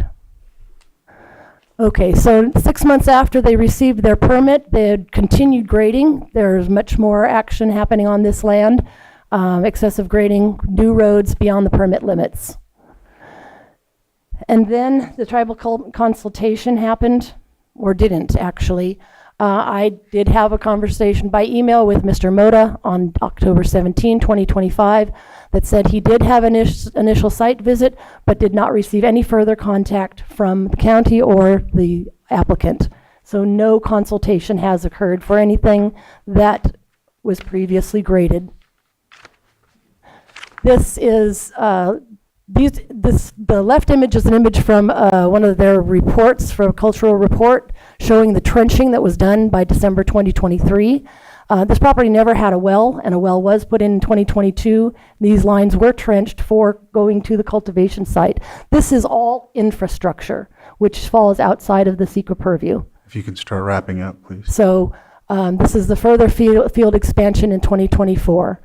We submitted code enforcement complaints, which returned nothing. There was no problem. So that was all okay. The county knew that the complex grading permit needed to be issued. This is important. This is where the project calls for a complex grading permit. It was issued, but the applicants balked at it and said, we don't want to pay for it until after we get the permit. So the county then had added it to the ISMND in January and uploaded that, it circulated that ISMND for public comment and agency review in January of 2024. 2025. Then they uploaded that document to CEQA. The applicant complained about the complex grading permit, so the county voided it and then changed the document, the ISMND, in April, and submitted that changed document to the Planning Commission in a redlined format. So the Planning Commission never saw the ISMND that referenced the complex grading permit GR 25-01, and they passed the project, and then the CDD cleaned up that ISMND of all the red lines and uploaded that to CEQA in May 27, 2025. So you have a changing document that references a grading permit that they need, it's removed, and then that document was then passed and sent to CEQA. So that's destabilized the actual project itself. And all of this grading that happened before their permit destroyed the baseline of the project, which undermined any sort of tribal mitigations or biomitigations that were in the project, and rendered this whole project infeasible and damaged, so unable to process. Thank you, Maria. So sorry that, I mean, it's no. I could be, but this is why this took so much time and effort. There were a lot of things to. Right, and you ended up basically getting the half hour you wanted, so I'm just letting you know. I do appreciate it. It's there was a lot of damage we done. still have a long ways to go too. Okay, so so I don't know. I'll get a closing option. Well, for my closing. as of right now, we haven't even heard the other. Okay. Yes. All right. Supervisor Sabatier. I'm wondering if CDD has any responses to some of the comments made about grading and things like that. And the rescinded or not rescinded. Yeah, we're happy to go over the 25. timeline to address the statement about covering up past grading violations, as well as no tribal consultation on previous or grading previous to the application. I'll turn that over to Senior Planner. Thank you. Under our current grading ordinance, there are a set of exceptions from the needing a grading permit. And at the time that the permit was applied for, the staff member conducting that review determined that it could be exempt under that clause in our grading ordinance.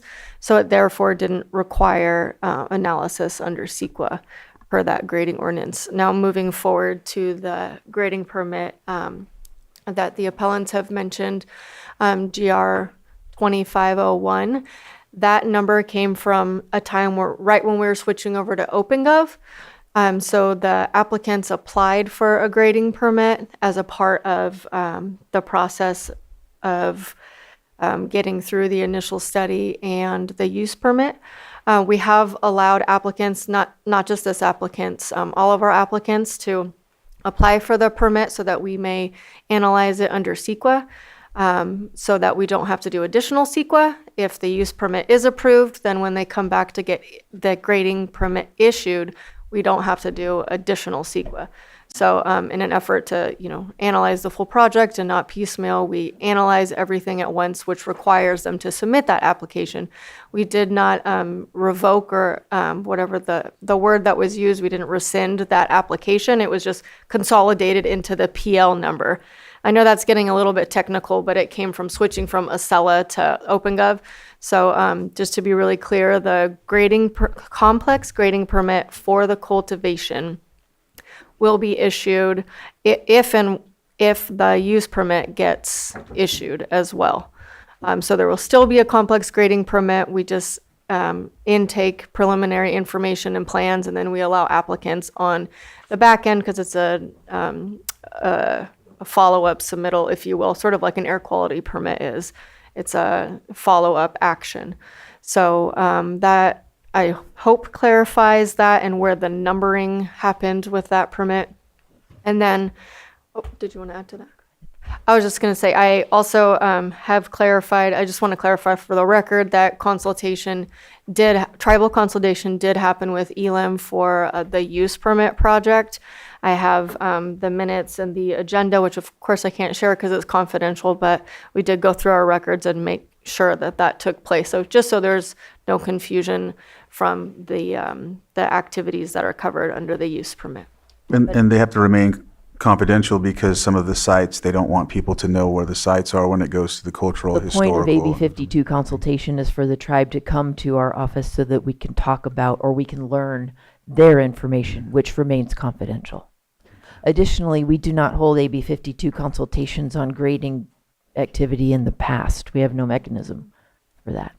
Nor when grading permits are determined to be exempt from CEQA for a variety of categorical or statutorial reasons, do we move on to an AB 52 consultation, which is triggered when we're at a neg deck or a mitigated neg deck level.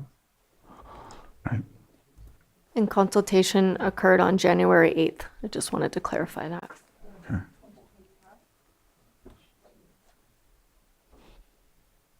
Just closed it. You say 23. 2024 is when actual consultation took place at 11 a.m. here in our office. All right. Is there anything else you wanted to address? At this time, we're happy to answer any other questions the board might have. Supervisor Sabatier? So I'll just bring up something because I'm hoping to get some clarification, most likely from the applicant. I know they brought their hydrology expert with them, or at least the individual who put the hydrology report together. I believe it's 5-point-something acres, 16 acres. I knew it was less than 5.25. 5.69 acres. 5.69 acres. We're looking at 3.65 million gallons of water with a single well that only does 40 gallons a minute. And so when I calculated all of that's quite a long, like if you calculate it by continuous use, that's like 68 days straight of pumping water. So I'd like an explanation. I know there was a fair argument that was thrown out, and so I think it's something we can't ignore since it was provided by the appellant. And it's one of the things that popped to me when, okay, if you were doing an acre, I would probably say 40 gallons a minute will probably cover that. But 5 acres at 40 gallons a minute, I have concerns and like to get a better understanding as to what the impact will be to that whole area, just a better understanding. We are happy to defer that to the applicant's team for response. So the applicant, if you would like to come up and if you wanted to have some time to speak as well.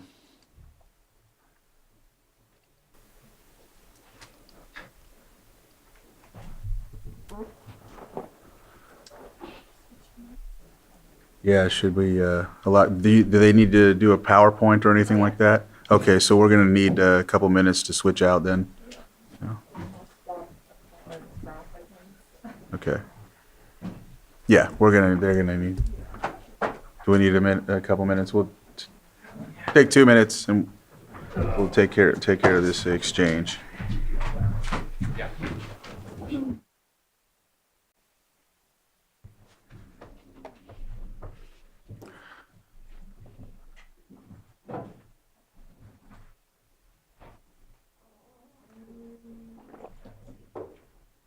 All right. Yes, you do. You need the microphone. Great. Thank you. I think I will turn this over now to the applicant's team for their introductions and presentation. I'm Angie Dodd, agent for the applicant with North Point Consulting Group. I will be giving the presentation, and with me is Praj Wright, licensed civil engineer experienced in transportation engineering, and then James Anderson, attorney at law with expertise in CEQA and land use. Right, and as I stated to the other group, let's try to move through this pretty quick, but I we'll tend to talk really fast, so I will try to slow down, and I've made a shortened version, so hopefully this will go pretty quickly. My timing was less than 30 minutes. We'll see if I can keep that up. So I wanted to thank you for letting us present today, and I wanted to thank the planning department for all their assistance on this project. This is one of the bridges on Poverty Flats that was discussed. So quickly, what the Poverty Flats application is, it was applied for. Oh, sorry, I've got to do both because I can't read up there. I have an eye challenge. There we go. Sorry. So it's 5.69 acres of outdoor cultivation area. That's what we're saying is canopy, but what will actually fit in that, if you consider aisle space and everything else, is probably going to be about 70% of that over the almost 200 acres of property. There's 4 ancillary greenhouses for immature plants or nursery for on-site only.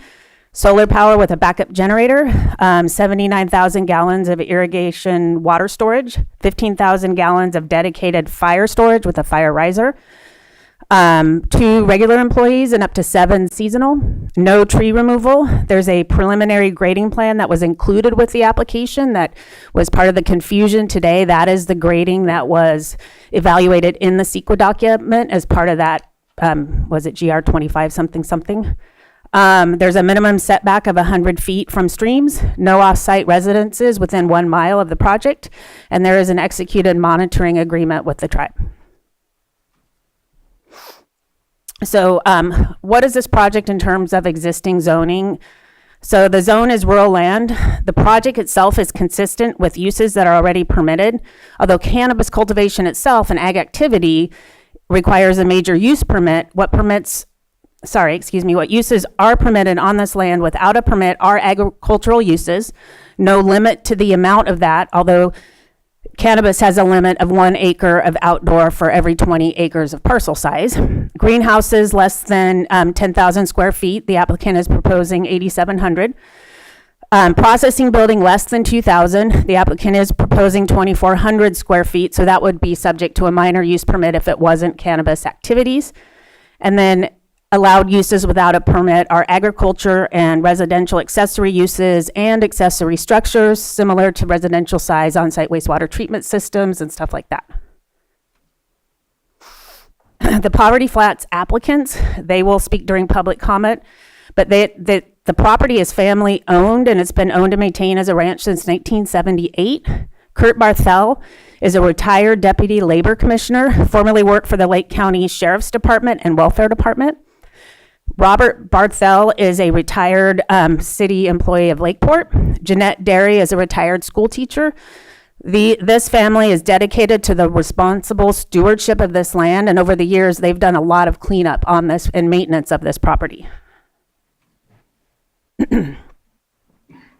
So the project appeal, it's it's being brought forward by an opposition collective focused on extinguishing commercial cannabis projects in Lake County. As you are all aware, they did a huge document dump of thousands of pages the days before the hearing. And in reviewing those documents, which we have spent the time to do, there's heavy use of comments submitted in opposition to other projects. Many don't relate to this project. Comments show signs of heavy AI use, including flawed structure and incorrect case citations, suggesting a focus on word count rather than substance. Comments, while intended to relate to the project, are clearly part of a larger campaign, and comments amount to a great deal of hand-waving, seemingly intended to distract the board from relatively simple underlying CEQA concepts that favor the Planning Commission's decision to approve the project. So I wanted to point out the expert contributors that contributed to the responses and the documents in the record. I myself am a licensed civil engineer with a PhD in water resources engineering. I have over 30 years experience in water resources, hydrology, groundwater, civil engineering projects, and then I even did a stint as a traffic safety engineer at Caltrans. Living in a small county, you kind of have to do a little bit of everything. Praj White is a licensed civil engineer working almost 30 years in civil engineering, transportation engineering, and transportation analysis. Geo Graining has a PhD, conducted the biological and botanical resource assessments, and he has a PhD in those sciences. James Anderson and Brad Johnson also assisted with addressing land use components and CEQA components. So what is the CEQA standard? The appellants invoke CEQA in their comments, but fail to clearly articulate the correct legal standards that must guide the board's decision. In adopting an ISMND, which is an initial study mitigated negative declaration, I'm going to say MND or initial study, that's what I mean as an ISMND. CEQA states that a lead agency must prepare a negative declaration or mitigated negative declaration if the initial study shows that there is no substantial evidence in the light of the whole record before the agency that the project may have a significant effect on the environment, or the initial study identifies potentially significant effects, but the proposed mitigated negative declaration would avoid or mitigate these effects to a point where clearly no significant effect would occur, which was shown in this case. The fair argument standard is thrown out quite a bit.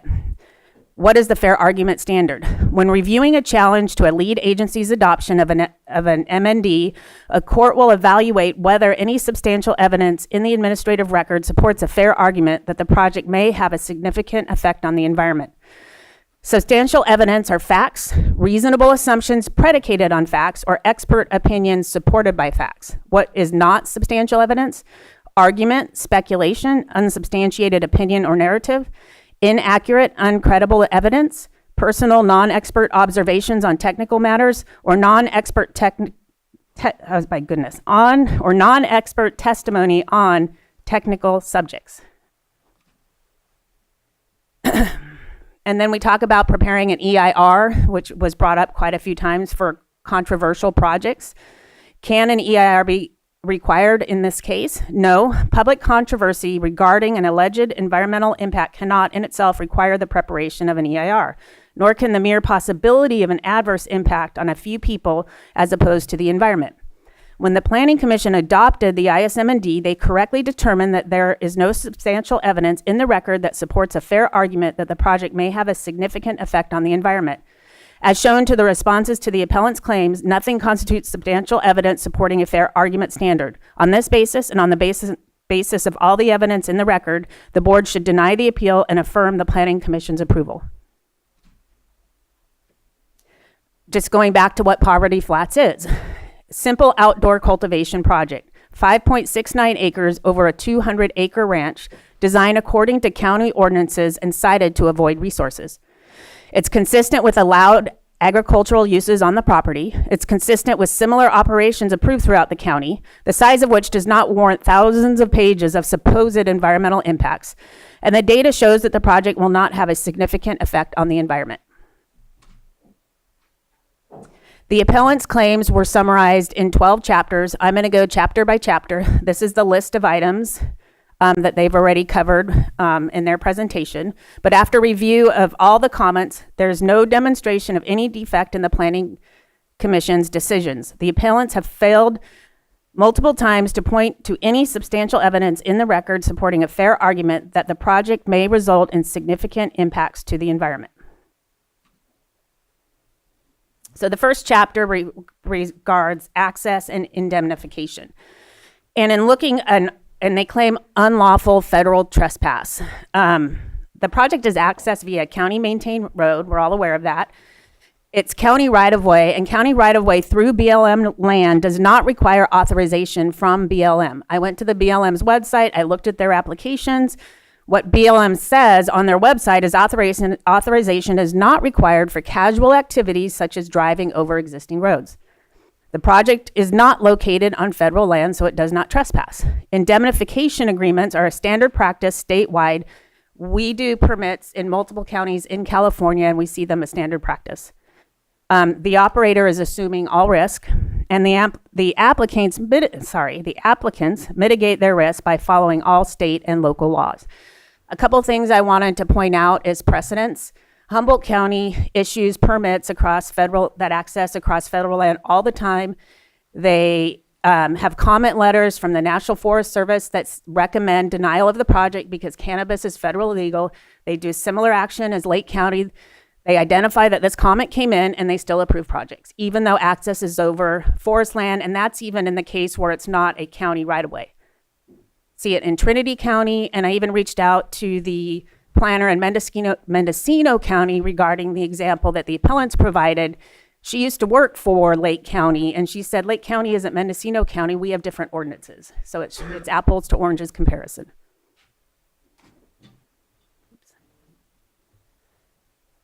Okay, so the next chapter, road safety, mostly refers to High Valley Road. There's the argument that there was an improper use of vehicle miles traveled for safety evaluation, that cumulative impacts weren't addressed, and that High Valley Road has design deficiencies. The project has a minimal traffic volume. There's 2 permanent employees and 7 seasonal employees.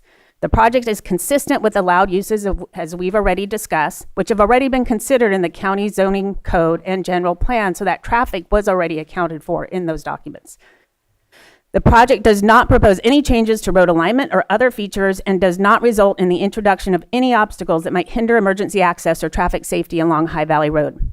No roadway improvements are warranted based on the low traffic volumes reported by Caltrans for High Valley Road, which is about 45 to 55 vehicles per hour. A roadway capacity, and that's peak hour. A roadway capacity analysis was conducted by Mr. White, and it's in the document that we uploaded, the response to the appellant's comments. This analysis shows that High Valley Road is operating well below roadway capacity. Capacity is between 825 and 975 vehicles per hour that's level of service E in roadway lingo, meaning that's the capacity where you have a traffic jam. There was also an evaluation of collision history. It was done improperly per traffic safety standards. You only do collision history based on collisions themselves. There were 9 collisions over the most recent 5-year period. I evaluated those 9 collisions. Most were due to driver error or DUI, and then one of those was a pedestrian error. And when looking at the trends, which is in the document I provided you, there are no trends linked to the proposed project traffic. So the appellants provide no substantial evidence of a fair argument that the project would exacerbate hazards on High Valley Road because none of the claims indicate that the project has a component that would increase hazards due to project design features or through the addition of new incompatible uses. Appellants fail to show how the small amount of increased traffic is incompatible with current uses and would add a hazard to High Valley Road. So there's discussion on fire safety regarding 4290 compliance, not applied to High Valley Road. The road is unsafe for evacuation and the ridgeline must remain undeveloped for fire safety. For this project's review, 4290 applies to the on-site access only and is triggered by the new 2,400 square foot structure, which in Lake County is considered a commercial structure.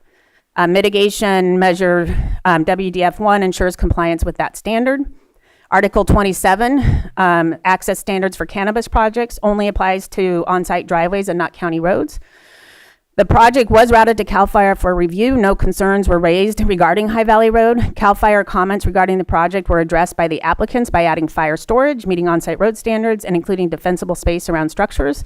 High Valley Road was successfully used by firefighters during the recent fires. The applicants even helped CAL FIRE and allowed them to use their property. The roadway capacity showed High Valley Road as operating well below capacity. The project traffic is negligible.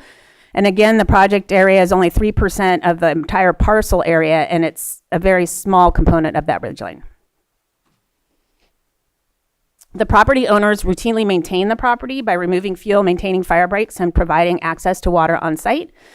As part of the building permit process, CAL FIRE and county inspectors will verify compliance with Section 4290 prior to issuance of a building permit. The appellants failed to show how the small amount of increased traffic or project design features would have any contribution to evacuation or the ability to fight fires. So you're at your 15 minutes, but you continue. Okay. Next is what is reference to the ministerial grading, GR22, the complex grading permit and piecemealing. I think this got handled by planning staff. That 22-12 was issued prior to the use permit. When I looked at Google imagery as the appellant was presenting, the image was actually, there's an image in June 6, 2021 that shows no grading, and then the next image is 10/2022, which shows the work. So I'm not sure where they're getting their dates, but according to the applicant, according to Google Earth, the grading activities associated with 22-12 was conducted appropriately and when it was supposed to be conducted. The water line repairs were part of existing water lines, and the work was done within the existing roadway. The issuance of GR 2501 was discussed. That's just a numbering thing. It wasn't. The evaluation and preliminary grading were included in the CEQA document. And a grading permit will be obtained after, once the project has seen approval and an engineered final grading plan has been prepared. There was no illegal grading or piecemealing conducted as part of the applicant's activities. Procedural brief, responses. So there were many claims regarding CEQA. I'm going to let James handle this later, but just quickly, over and over, it appears that the applicant's claims are based on information that fails to demonstrate a valid CEQA deficiency. Lake County staff held this applicant and the application documents to a very high standard. Baseline conditions were developed based on reports and findings of technical experts. Recirculation of the ISM&D is not required if revisions include only minor technical changes, clarifications, amplifications, and insignificant modifications. AB 52 consultation was conducted. I actually reached out to Clifford Moda because the applicants reached out, and I wanted to clarify what went on with the grading and make sure that the mitigation measure was appropriate. And he indicated that he really did want to have a monitoring agreement in place for potential activities on site due to resources. So I encouraged the applicant to go ahead and move forward with that agreement with the tribe, and that was done. There's the claim that a mitigation and monitoring reporting program wasn't done. That isn't required. Conditions of approval is an option for that, which was done.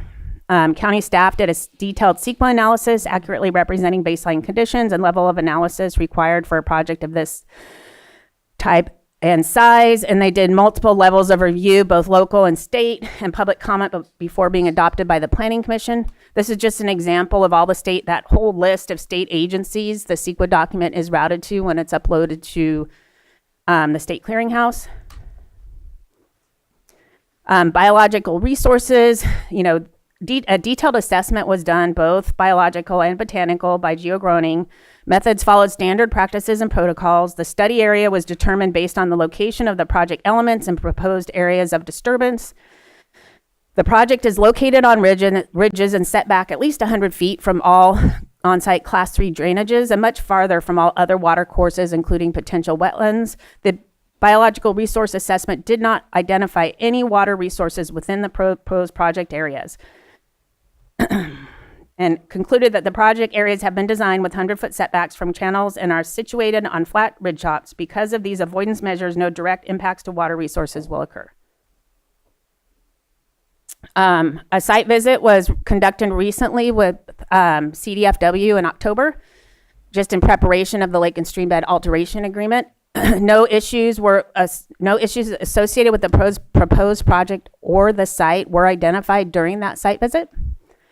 Multiple mitigation measures are incorporated for erosion control, for water resources, water board and grading permit compliance, restricted grading work window, and nesting bird surveys prior to construction, along with compliance of those rules incorporated by law. No substantial evidence of significant impacts have been demonstrated, and mitigation reduces impacts to less than significant. I'm just going to skip this slide. It's just more discussion of CEQA and failed to demonstrate the fair argument standard. And then hydrology and water supply. There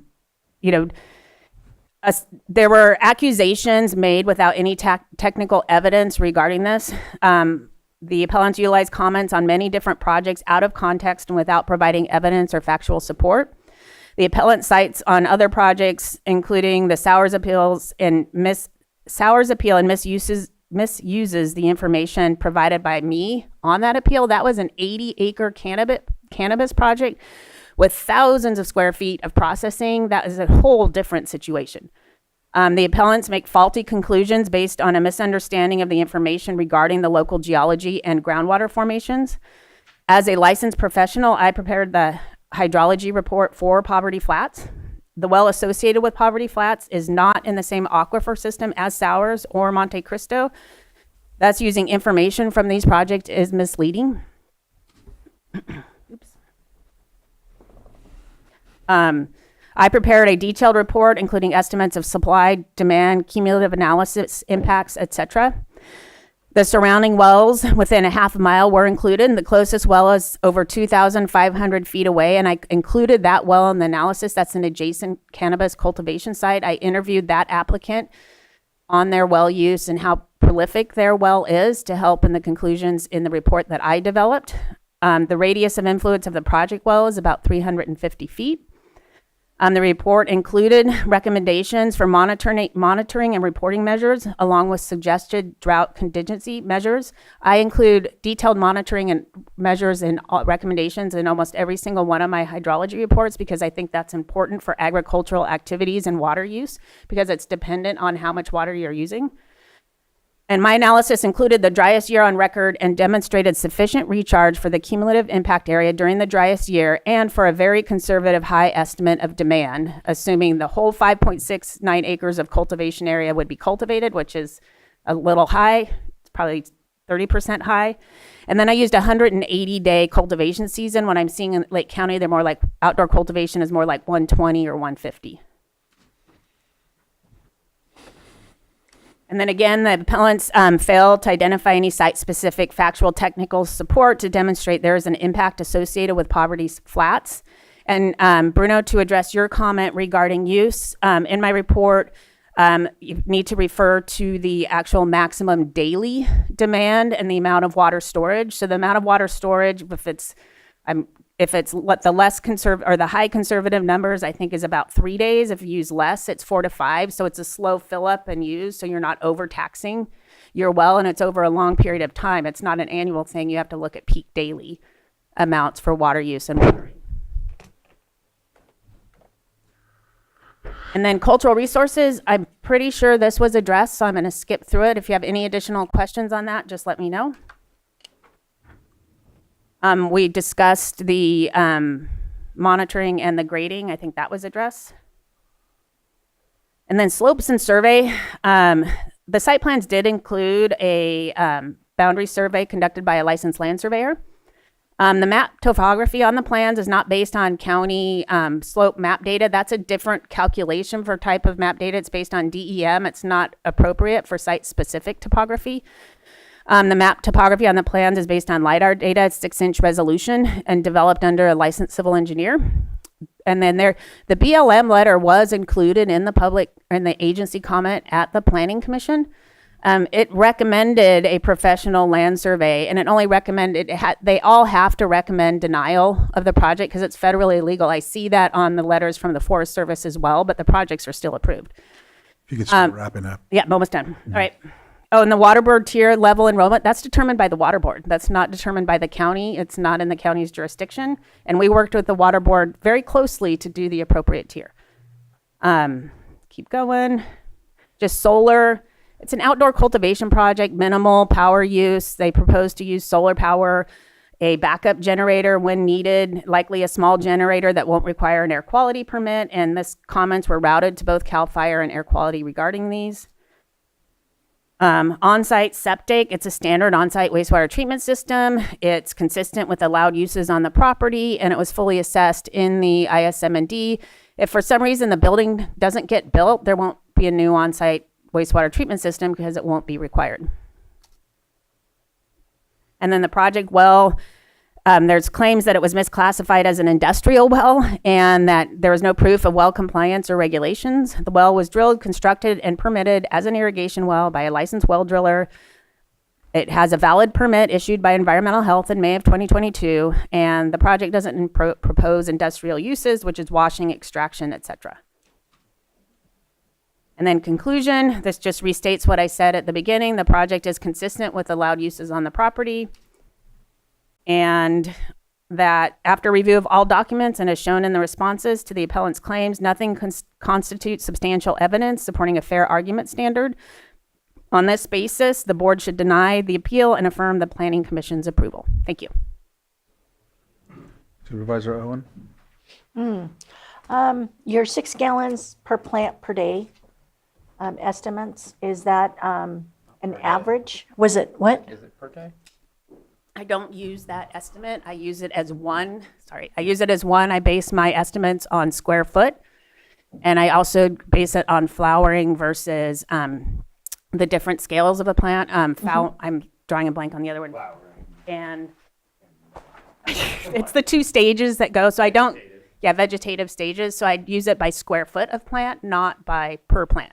And that 6 gallons per plant is for a very large plant.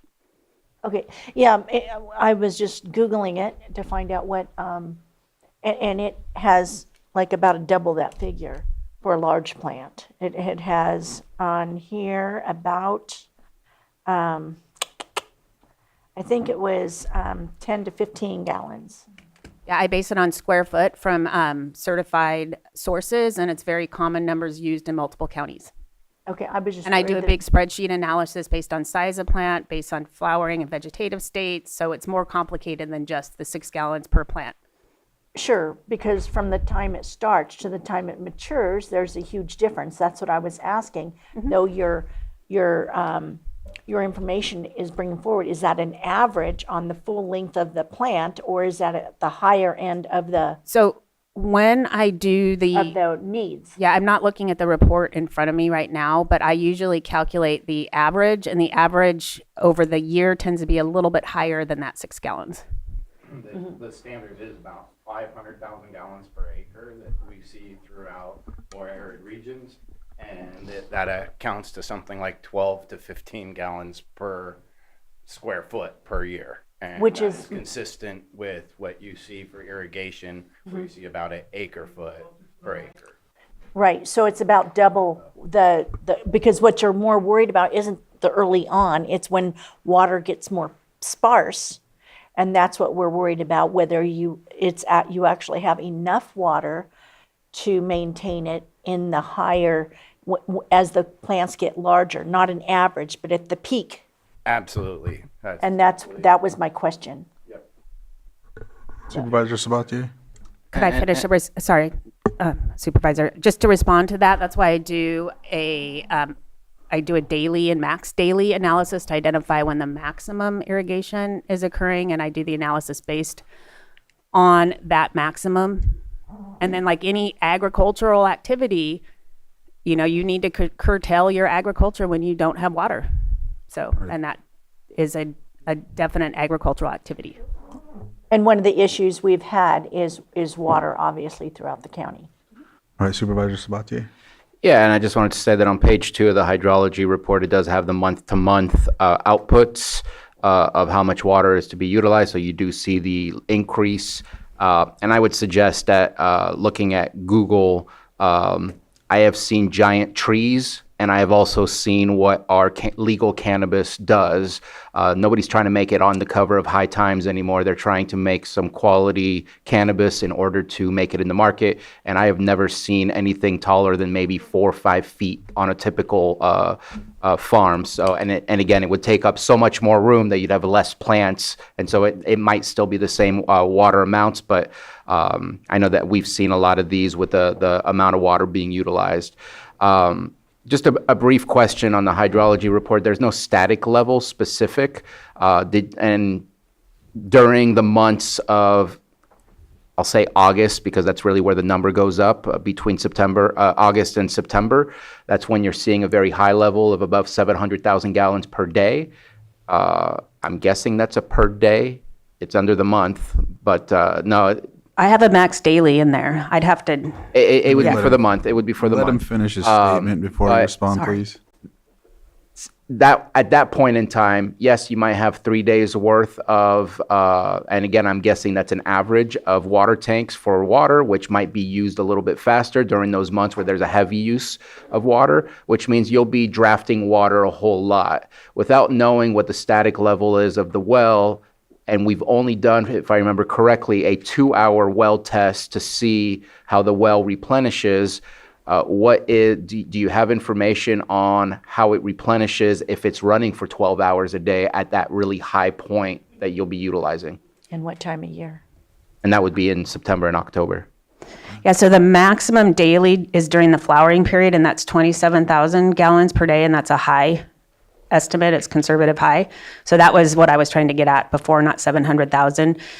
And I interviewed the neighboring well owner who has a cannabis cultivation project similar in size, and his use is who these applicants are going to be working with. Water use is much less than way less than what I've implemented in here. And he indicated that as well as in this, I've identified his well in the same water-bearing formation, and it was my interviews with him over the 5 years that he's operated that he's had no problem with water from his well. So is that like it was a witness well? Mm-hmm. Did you have something else? And so again, when I do the 27,000 and I try to go down to how many hours in the day, that's 11 hours a day that you would be using for 27,000 gallons per day. It concerns me because it's not just, we're looking at the whole. We're not just looking at, are you going to impact a brass field? Are you going to impact other neighboring grows? It's also the environment, because the environment requires water as well. And so the water table feeds all. And I don't feel like or at least I don't feel I'm understanding that this will have less than significant impact, at least during those 2 months, versus those earlier times where it's a whole lot less. It's maybe 3 or 4 hours a day as far as the watering that starts over in April and May and June. And so just kind of curious if you keep talking about that, just because I need to better understand the water situation. So I'm not really understanding what the question is. So the neighbors have demonstrated using similar amounts of water that there's been immediate recovery. You pump it to storage, you allow it to recover. There's been sufficient water throughout the entire season for similar amounts of water. These are really deep wells. I'd have to skim through the document to understand the exact. And I don't mean to interrupt, but earlier you mentioned to separate between the neighbors and yourself. It's not like Sours, it's not like Monte Cristo. They're in a different basin. So how can you say the neighbors are refilling? I'm looking for, can you refill? It's in the same water bearing. There are 2 wells. It's in a very sparse well area. The only nearby well is the adjacent cannabis cultivation site. Based on the well geologic log, they're in the same water bearing formation. So they're drawing from the same. I did the analysis cumulatively with the 2 wells, and I reached out to that adjacent property owner to make sure that I was doing that analysis properly and accounting for appropriate water use and recharge of that well, which is observed by that property owner in their activities. I think maybe clarifying that the 2 wells are up on the ridge and they're not down in the valley, and she's identifying that the ridge aquifer is a different water bearing formation than that down in the valley.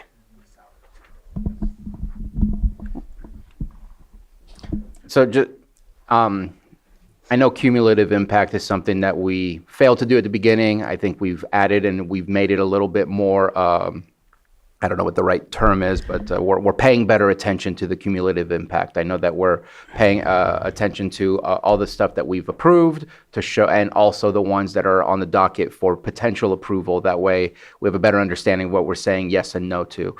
But is the cumulative impact only human activity, or does it entail also the needs of the natural environment around you as well? Because if the water table goes down and we know it's a high fire hazard area up there, doesn't that potentially create for drier environments for that area, especially when you're drawing a whole lot of water, is when we're seeing some of our most hazardous times for fires? But we're drawing water from like 200 to 300 feet deep. It said 400. I'd have to scroll down to the well report to figure that out, but just giving me time to I get the think data. it said 400. 400, so it's a pretty deep well. So in terms of impacting vegetation on site and around, that aquifer is well below surface. And it's isolated. And it's isolated to the ridge, yeah. Okay. Supervisor Owen? Okay, let me see if I can articulate this where you can understand my thought. What time of year or when was your well test done? Do you know when? The well was drilled in August 2022 during a dry year. Okay, so it was, okay, that's what I was looking for.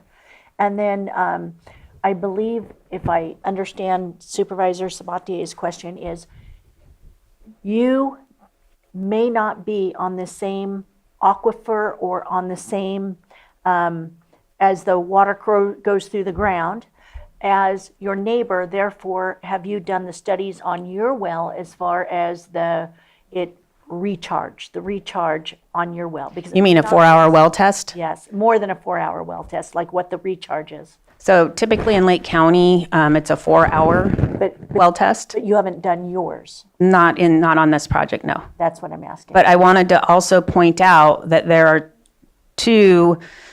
are things I add to my hydrology reports, because even if you conduct a 4-hour test, even if you conduct a water system 10-day test, we all know that groundwater changes, and it's possible that it changes, and it's underground. You see my caveat in my reports. There are unknowns that exist there. Mm-hmm. And this is an agricultural project, and agricultural projects rely on reliable water. So I add mitigation measures into my analysis for detailed monitoring and reporting. These have been incorporated as mitigation measures. For me to make a conclusion of no significant impact, these wells need to be monitored from a operational basis, which is what the county requires, a monitoring, and on a seasonal basis. What's the water level in the well at the end of the season? What's the water level in the well at the start of your next season? Is it truly recharging? If not, what's your plan? Provide that plan identify that to the county, provide that plan to the county. That's part of their mitigation measures for this project, is they have to monitor and report for those activities. That's how I account for that unknown in a groundwater aquifer and these isolated ridge aquifers. That's really, really important for water supply. All right. An examples of those mitigations would be more efficient irrigation systems, less plants, less square footage. That would be the adjustments that would have to be reported to stay in compliance with the mitigation measure. Well, I'm glad that you did the testing in August, because I know we've had others come before us that had done them on a rainy March, on a heavy rain year. And they're trying to bring those forward as this is what our well produces. Thank you. You're welcome. From the board. Go ahead, Supervisor Sabatier. Yeah, just my last thing, it's just something that unfortunately keeps coming up, and I guess I like to be a little consistent in my arguments. It is the scenic corridor. We keep using the 500-foot setback. That 500-foot setback is not a written setback in our zoning ordinance. It is a manufactured internal policy that has been done. I would love to see the scenic corridor come back with greater detail so that we can make that happen, because it's hard for me to accept doing a setback on something that right now the law as written it speaks to the whole property. It does not speak to a specific area within the property. It does not describe how to dissect the property of what's approved, what's not approved for scenic corridor. And this is the third such situation coming to us as a Board of Supervisors with an appeal that has a scenic corridor setback that is being utilized that is just not in our statute as far as the setback goes. So I'd love to see if, again, there's new information to state otherwise, but from what I understand in our last conversations, there is just nothing that says there is a setback. It is a parcel scenic corridor, not a 500 feet from the road setback. Thank you. Your request or your interest in developing a better thought out policy has been noted and is actually included in draft Lake County 2050 documents to make sure we don't set it aside indefinitely. Through review of past correspondence with former directors, it has looked like an internal policy with a preference to avoid involving an entire parcel for the purposes of not prohibiting development for, say, a 500 or a 600 acre parcel because part of it crosses into a scenic corridor. So that is going to take considerable thought, as well as figuring out what other jurisdictions are doing and evaluating in order to present something to the board that will then become formal policy. But we're not ready to do that yet. All right. With that, Lloyd, just wanted to see if public input, do I do that or only the sworn? Your board may, thank you, Mr. Chair. So your board may wish to see if there is other testimony to this effect. And your board also has the discretion to allow for rebuttal testimony. So it's up to your board as far as the order of this. For purposes of anyone who hasn't spoken yet. That's where I was going. Outside of the main sides of this appeal hearing, and then allow for rebuttal. That is an option for your board. I'll bring anyone up that hasn't spoken yet. If you have a comment and you'd like to speak on this project, please come on up. And let's try to keep it very brief. We'll go with 2 minutes at best. At best. Is this public comment part? 2. Yeah. Yes. Yes. Okay. Good afternoon, Chair and Supervisors. I was kind of hoping our attorney would be able to speak. My name is Kurt Barthel. Okay. Barthel. It's not Bartel. Poverty Flats Ranch is a small family-owned and operated ranch owned by myself. I'm a retired Deputy Labor Commissioner. My brother, Robert Barthel, also known as Bobby, a retired City of Lakeport employee, and my sister, Jeanette Derry, who is a retired school teacher, especially high school. We have owned and maintained this working ranch since 1978, so we're longtime residents of the county. My brother Bobby has been a longtime resident in Kelseyville, where he raised his 2 sons. My wife and I also lived in Lake County for several years. During the time, I worked for the Sheriff's Department and later the Lake County Welfare Department, before eventually taking a position with the Division of Labor Standards Enforcement in San Jose. My family and I have carefully maintained the property with strong commitment to preserving the normal character of the valley. Over time, we've built positive collaborative relationships with our neighbors at the winery and further up the road. As we move forward with this project, we are dedicated to responsible land stewardship and investing our own labor and resources to bring it to life. We will make use of our existing well and access roads, both of which were constructed in compliance with CAL FIRE standards. To minimize our environmental impact, we plan to power the site with solar energy, which will support the well and security lighting with minimal generator work. Over the few years, my family plans to take on the majority of the work to establish an organic farm. We are committed to proceeding only with the proper approvals in place, including building, grading permits from the county and both Fish and Wildlife and Water Board. My brother and I have been environmentalists way before that became a word. We were way back in the 50s and 60s doing the work. There was mention by someone of the public law about law enforcement activity. This past winter, a drunk driver who appeared to attempt an impromptu road rally up High Valley Road, but missed a turn and launched over the edge. The incident prompted a response from the Sheriff's Department, Highway Patrol, Fire Department, and an ambulance. To our knowledge, this has been the only enforcement activity in the area since my family acquired the property decades ago. We can wrap up.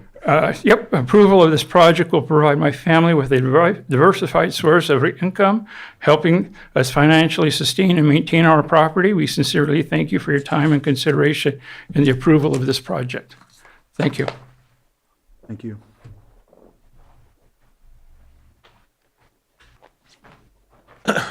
Hello, my name is Walter Canair. I am part owner of High Valley Oaks. We are the farm just north of the Barthels. I've known them for 7 years, so I'm here to voice support for them. I have a botany degree and also a forestry degree from Stevens Point. I'm a certified arborist for 17 years. I can answer any of your questions about the water. We are on the same ridge. We are totally different water that's down below. They have bromine. If you go through High Valley Valley, if you look at everything down there, their water looks brown like your water or your walls. Ours comes out crystal blue like your pitcher. We have the same size well. We produce this. We have a 125,000 square foot canopy. We mitigate it by weed mulch, which the Barthels, we're going to help them manage. We have no problem with water. We've never had problems with water. Good incidents of Bob this summer was someone lit an RV on fire. I was the only one on my farm at that time. I called Bob. I'm like, where are you at, Bob? He goes, I'm right down at the farm. I'm like, can you come up? I have a water trailer. I don't have my truck here. He ran up there. We hooked up our water trailer. We started putting out the fire before the fire department got there, and we stayed there until it was out. Those are the kind of neighbors you want. Thank you. Thank you.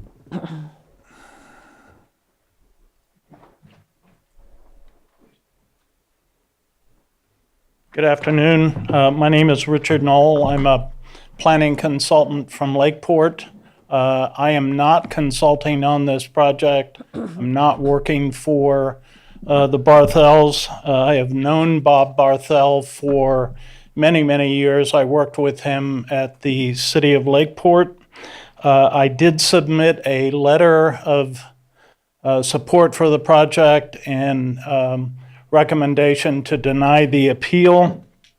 That's marked as Exhibit 239 out of 245. I hope the board has had a chance to read that letter, but I would like to emphasize 3 points. Number one, that the mandatory findings set forth in the CEQA initial study indicate that implementation of and compliance with mitigation measures identified in each section would reduce project impacts to a less than significant level. That's coming from your staff. Number two, the proposed project has submitted documentation, technical reports, and plans really costing tens of thousands of dollars in accordance with the county zoning ordinance in support of the project. There are considerable facts and information in the CEQA initial study which support approval of an establishment of the project on the subject property.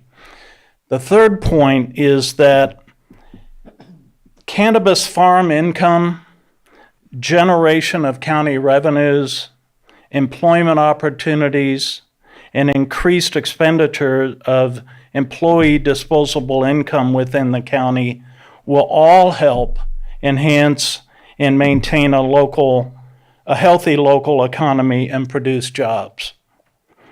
Regarding the appeal itself, in my opinion, the appeal is procedurally defective under Article 58, which states that the appeal has to be accompanied by a written statement If you can wrap up, indicating please. that there was an error made by the planning commission or that there was Richard, if we abuse could wrap of up, please. discretion.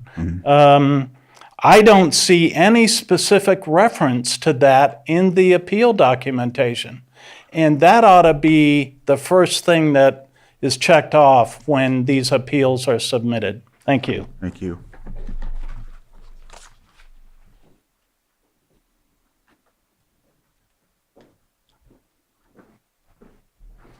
Good afternoon, board, and everybody, staff. Wes Baker, and I've been here before, but just background for anybody that doesn't know me, or there's some folks here that I've not seen. I've talked before on this subject, and Tom talked about it a lot today. Tom really nailed into it. A lot of research he did into that. The last time we had a talk about this project, I brought this up and was about that letter from BLM. And why I'm talking about that letter from BLM is that I've got a Juris Doctorate degree. I went to law school. I'm not a lawyer. I had a better deal from my corporate employer to go on and work with the general counsel than for me to ever do any kind of practice. So I didn't take the bar exam, but I did go to the law school. It was 4 years. 1 year of that was criminal. It's all we studied.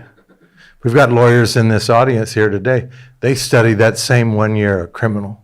There's only 4 subjects you study in law school. You don't study CEQA, that's a separate thing. You do that after you get out of law school. In the criminal, for one major point is you can't indemnify a criminal act. You can't sign a document that says, if somebody's going to rob a bank and they come to me and I'm Hertz Rent-A-Car and they tell me, hey, I'm going to rob the bank with your car and we'll give you the rent then after we rob the bank. And I say, oh, okay. And you can't indemnify that. At that point, there's what they call a conspiracy. There's what they call talk. We could talk about robbing the bank all day long, and there's no law broken. Once we start to further it, Start wrapping in up. other words, give a permit or something like that, then the conspiracy is there. Once someone does it, then the act is done and it's criminal. The BLM has told You us could it's start criminal. wrapping up, please. It's federal. And we have to abide by federal law. You took an oath to do that. Everybody on this board. Thank you. Thank you. Point of order, Chair. This is supposed to be an appeal, and I think it's a bad look to have the applicant here when it's us. Right, they were just sitting Yeah, there. I mean, if- they're not for going no to other- answer anything, so if Okay. This is a point of order, it's not my public comment, but I think this is a bad. they're not answering any questions from anybody. They just sat there. Well, then I would Unless you- respect, if I may, just as a suggestion, to have all of us that aren't normally up in here in the dais. Okay, if it's fine, can the group exit back to the? Another point of order, Chair. Are these comments? Can you come to the? There are 2 minutes. Mr. Chair, if I may. Yes. Point of orders are usually coming from your board. Right. That's under chapter 1 of the county's policies and procedures. Nobody else. So I understand. for your chair's consideration. Thank you for that. Let's come in a little sooner on the next one.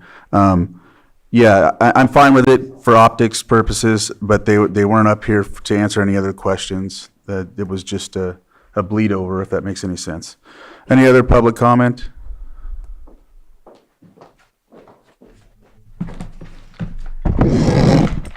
Good afternoon, Mr. Chair and Board. Thank you so much, Margot Kambara. The appellant team appreciates your time and attention to this important subject. We did not finish all our presentation. What I want to provide is a summary. We have been told by the applicant that we did not present substantial evidence. Here it is in summary, 12 points. First, grading. Illegal grading destroyed the CEQA baseline in violation of section 15125A, and the county removed the required complex grading permit from the MND, creating significant new information under section 15073.5, mandating recirculation and invalidating the approval. 2, procedural, CEQA process. 2 materially different MNDs were used, one circulated and one approved, which is a textbook violation of CEQA's disclosure requirements under sections 15087, 15088, and 15073.5, and no agency may lawfully adopt a CEQA document that has never circulated to the public. 3, fire safety, PRC 4290. The MND illegally limits fire-safe road analysis to the driveway instead of the entire access route, violating PRC 4290 and CEQA Appendix G. And because evacuation feasibility was never evaluated, CEQA requires an EIR as a matter of law. 4, roads, federal land access. The project depends on access across federal land without a required right-of-way under 42 U.S.C. Section 1761, and BLM confirmed they cannot authorize cannabis transport. CEQA cannot assume an illegal wrapping up, please. access route, making the MND unapprovable. Biological surveys were conducted before illegal grading and only on a fraction of the parcel. Start wrapping up, please.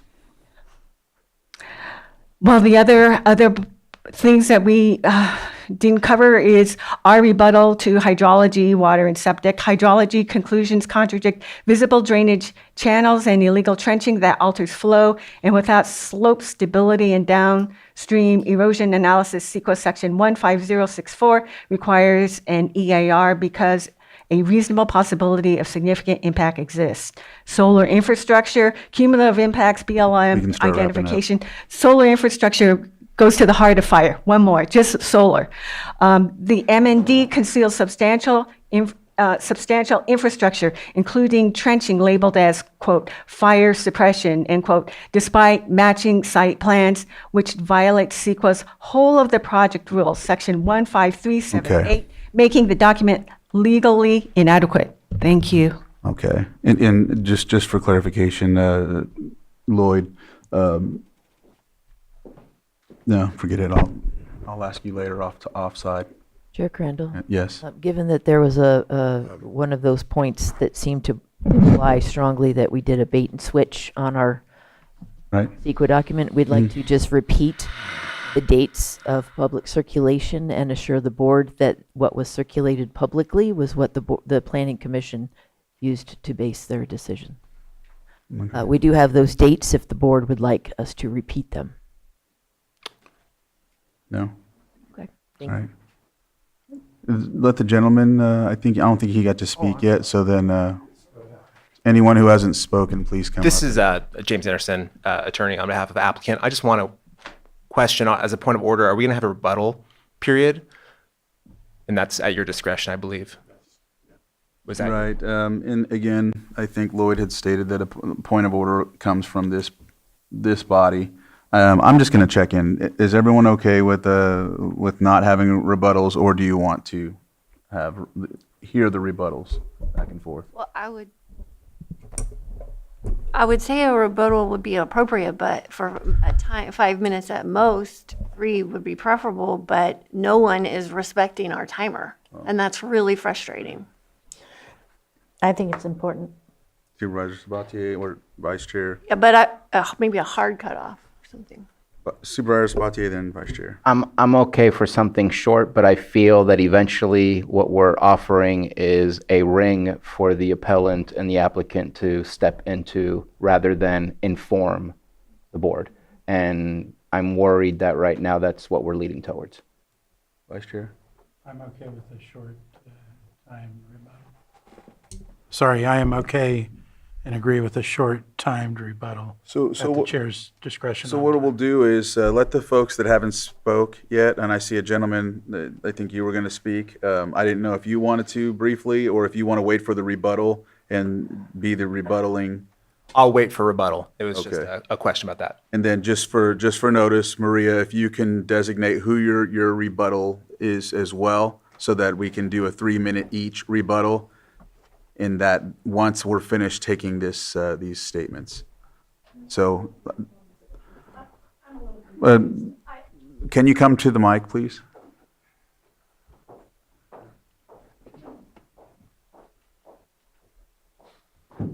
Go ahead. So I'm a little confused. So we're presenting an appeal.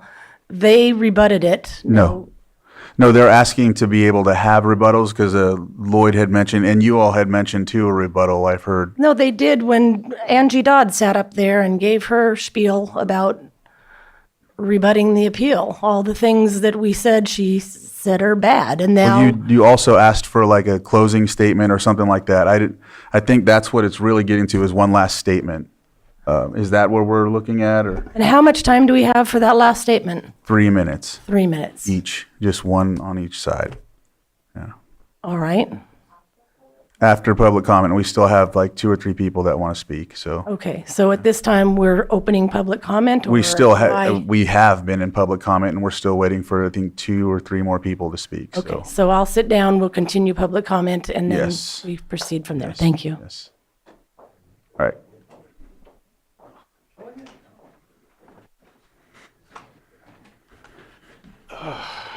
Hi, I'm Charles Morris, and there's a few things that I heard here that it's a little bit disturbing. My only tie to this entire area is that when I was a kid, I was attacked by a mountain lion in that area. And maybe I shouldn't have been there, and maybe somebody was trying to tell me something, okay? And that is the fact that it's so important, the environment. We're all tied together by the lake. It doesn't matter where the hell you live in Lake County. And what disturbs me the most is this drainage. The drainage comes down in and it hits Clear Lake. That's fine. But we have businesses on Clear Lake that don't exist anymore because they get fined by Yolo County because of water that they're not allowed to take. And the only way that water can get there is to come down those damn hills. Okay? We're killing the environment and we're making excuses for whatever reason we'd like. I personally think that Yolo County should be involved in this because every time we grade something or we stop the drainage or we do something that takes away from the beauty of the land, we all know that the lake isn't what it used to be. It used to be a lot fuller. We had real islands. We had safe places where tribes had been forever. My minor in college was Native American Studies. I studied this whole entire area. I was the first graduate of the Native American Studies program at Sonoma State University back in 1990. I really have a hard time seeing how we're going to justify something when we clearly are not just breaking laws, we're breaking the spirit of the land and the people that have been there forever. And it breaks my heart that the tribe isn't here and they aren't saying these things. And I don't feel it's, I'm speaking for the mountain lion who hit me, who literally, tackled me and gave me a good bite on the top of the head. We have so much that we're doing wrong. Let's do better. That's all I got. Thank you. Yeah.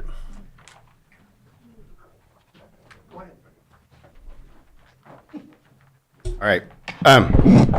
Thank you very much. I just wanted to touch on a couple of points. The appellant identified in the beginning of their presentation that this is not about the project, and they went and commented on their opinions about a bunch of policies. This is about the project, and the applicant defending themselves have demonstrated that. So, sir, you got to speak, and you're kind of rebuttaling right now, so we're trying to allow for people who haven't spoke yet to come up. Okay. if that makes sense. So if, just real quick, if there's anyone else that hasn't spoke that wants to come up, Okay, I had two other comments if I can throw them out. throw them in. Just fair argument that you could put 150 acres of grapes on this property and it would be principally permitted and you wouldn't have to allow all these conditions. And I want to identify on the BLM issue, there's 16,000 cultivation sites nationwide. There's all sorts of activities across federal roads, interstate highways. Permission is never requested, and it's no different than allowing cultivation or a distribution store anywhere.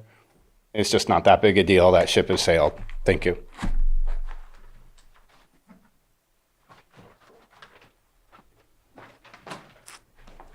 Good afternoon, Chair and Supervisors and County staff. My name is Bob Barthel. I'm part owner of Poverty Flats Ranch. And I just want to say there's been a significant speculation regarding grading activities on our property, and I would like to clarify the facts. In 1922, we obtained a grading permit to widen our existing roads, improve their condition, install proper drainage. The work occurred after the complex fire and before we applied for this permit. Okay, during the road work, we asked the county whether we could push fire debris and down trees into piles without disturbing the underlying soil, and we received approval of that. And this work substantially reduced the fire hazard on our property. For the past 41 years, we have maintained Poverty Flats primarily by hand through controlled burns, brush cutting, vegetation management. In 2018, the complex fire came through, burned approximately 80% of our property. Okay, it was devastating, but it opened up our property. It was a brush pile. Okay. Anyway, over the past 7 years, we have focused on fuel reduction through cutting and burning fire debris, establishing fire breaks, reseeding and replanting trees, and installing erosion control measures to protect against runoff and soil damage. These efforts benefit the land and the wildlife. Our small creeks now flow into early summer, our springs remain full year-round, and the overall fire damage has been significantly reduced. As the saying goes, you can put out a brush fire, or you can put out a grass fire, but you can't put out a brush fire. Or a brush fire. Okay, so in the satellite images and unauthorized drone footage that some of you have probably seen, there's white spots. Okay, those are big white spots. Those are big ash piles from all of the debris that we've burned. Can we wrap up? Okay, the property contains an extensive network of roads and fire breaks, and there is still additional fire debris to be removed as part of our ongoing mitigation work. So I hope this clarifies the situation and addresses the false accusations that have been circulating. And I just want to add one more thing. When you take 3-foot-high grass and you mow it down, you get dirt. And that's what you're seeing on these satellite photos. Thank you. Can we please stay to the 2 minutes? Like, we've covered a lot of these points already.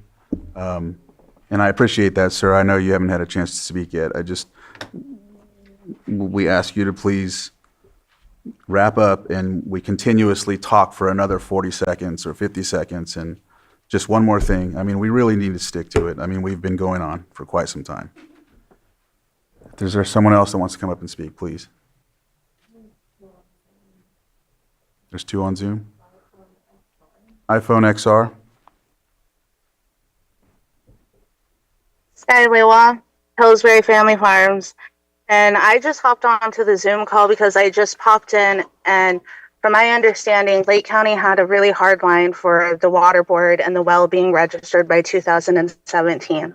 And what I'm seeing is that deadline is not being respected, right? I hear a lot from all the different supervisors wanting to protect the waterways, caring about the neighbors. But the real cold hard fact is if their well was not registered and did not have their well tested in that time frame that we needed it done in order to be a cannabis approved project, we all need to honor that. Mulayham. Thank you. Did you want to just clarify? We did cover in our presentation, perhaps Ms. Lewa missed it, that the well was installed by permit. Okay. Supervisor Sabatier? Yeah, just to clarify, she's talking about the water board permit from, forget the title of the, Notice of applicability? just, That one? we have a deadline of, I think it's Sure. October 31st, That's a completeness item, so I'll 2021. give staff a minute to just confirm, but typically it doesn't get past our pre-application Yeah. meeting without that. Yeah, just wanted to at least prove or not prove that that is there. Yeah. There's another person. Donna, if you can unmute.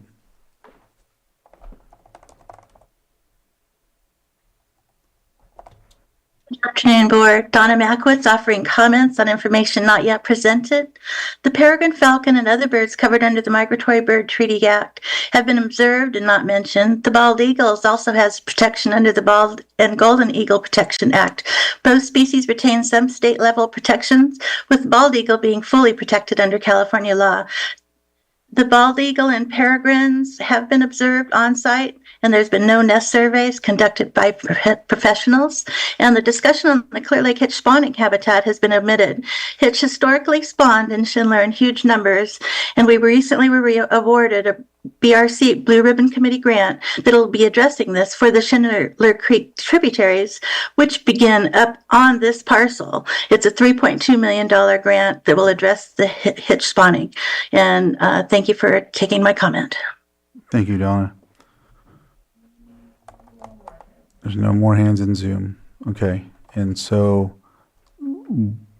yes, we'll have the closing remarks or rebuttal, if you will. It'll be like a slash. If you want to make your last 3 minutes to be a rebuttal, fine. If you want to make your last statements, use this 3 minutes to please do so.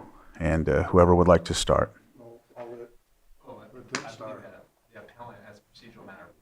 Yeah, normally it's us. Right. Want to make sure you're okay. All right, so Lloyd? Yes, your board has the option of having the appellant speak first on one rebuttal and then allowing the applicant to speak his rebuttal / closing comments afterwards. I just want to make, if I may, is it okay?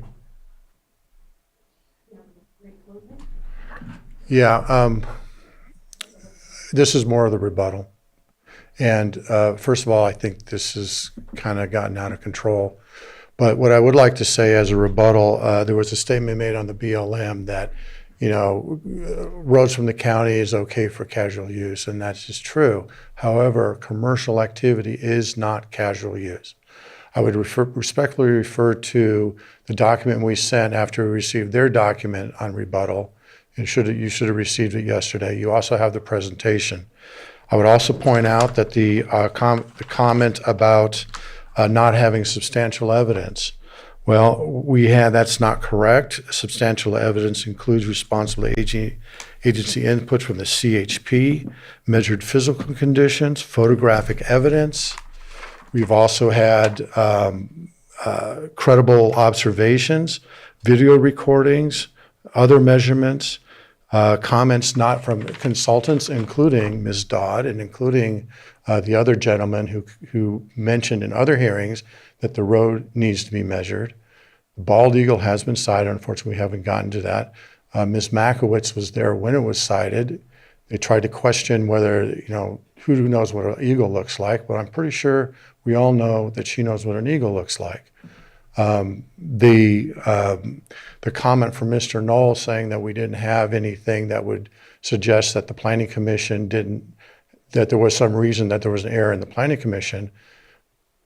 The significant amount of prejudicial misconduct that occurred in that meeting is sufficient to warrant the permit to be sent back or denied. You can't have a fair hearing if people are omitting information. The indemnification agreement was not in the MND. It is not okay to have it hidden in back documents. And then finally, well, not finally, but on the grading, the letter we have from CDD shows that Mr. Barthel, and I apologize for mispronouncing his name earlier, At the same time he was talking about cannabis, he was talking about grading, and he blamed the grading on CAL FIRE. So he had full intention to have that grading. The aerial imagery taking immediately after that email was dated shows significant grading already performed. It was blamed on not CAL FIRE, but fire responders. We show all this information. You have the slides. Unfortunately, we're not able to get through all of them. You have all the documentation. We have substantial evidence that shows that this permit should be denied and the appeal upheld. Thank you. Thank you.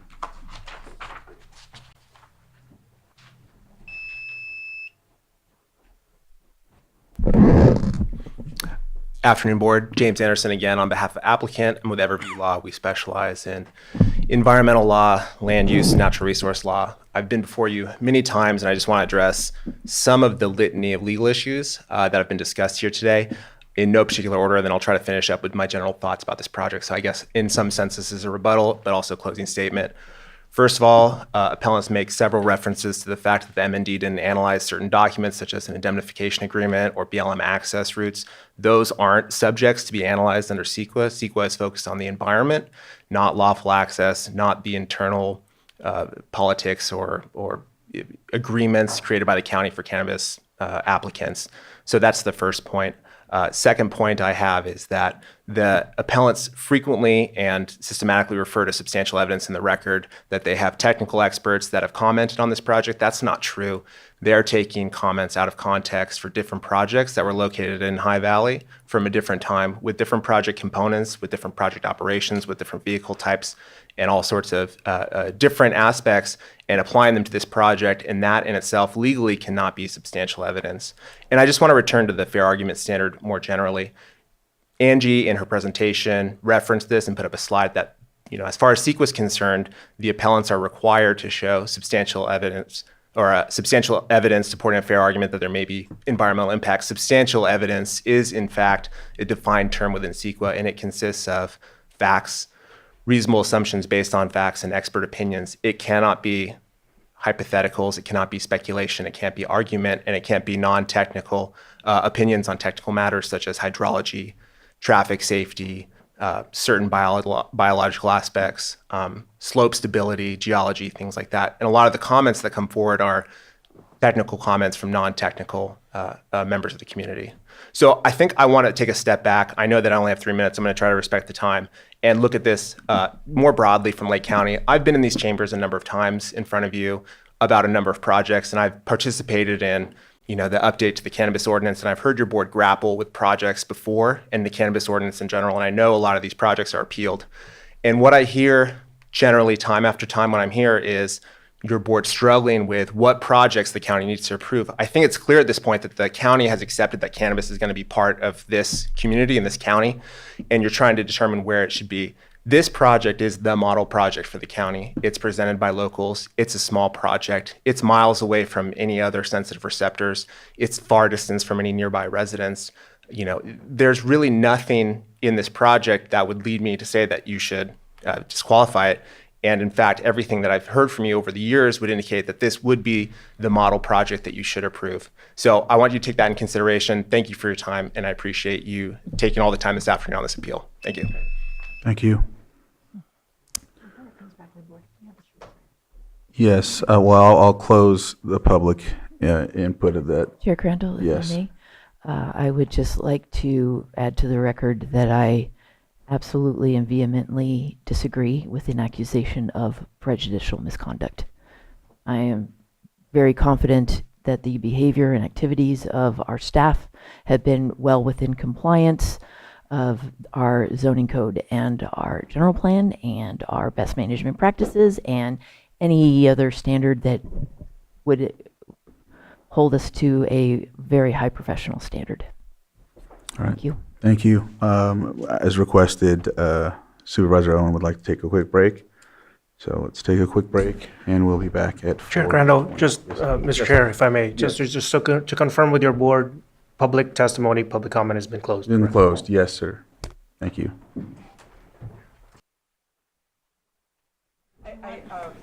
I Thank you. I need that big time. I know, I needed some sugar. Some sugar? Oh, no, I'm okay on that. I got it, yeah. All right. Welcome back from the break. We are going to continue on with this item. And we had closed public input at that time, and Community Development Director had made a statement. And we're back at the board for comment and action. I don't know who's first. I don't think anybody knows who's. Go ahead. I'll start. I did spend a significant amount of time reading all of the documents that we received to include public comments, not only this week, but previously when we had this hearing set to go before. And I do appreciate everybody's concern and for what they think is appropriate. But where I'm at with this is, our job as the board here is to review this project and make decisions under our ordinance of Lake County regarding zoning in these projects. And there's a set of criteria for that. I'm not going to go through them all, but I've got them here in front of me, and that's what I'm trying to focus on. And I see this project as being a small project that's got a low impact actually on the environment compared to other ones that I've seen in the past. So in all of my review and looking at everything, I feel like the project fits for this location for many different reasons. And I'll stop there for now. Supervisor Sabatier? Thanks for breaking the ice there, Vice Chair. So I appreciate all the comments. I wish they were a little bit more towards the topic rather than arguing about arguing just for the sake of arguing. I think so. I want to touch on the documentation.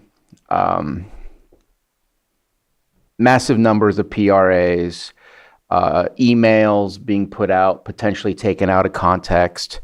And I'm looking at staff, and that makes it really much harder because your intentions are to do your job, to come in here and follow directions that we provide, and then your words kind of get used against you.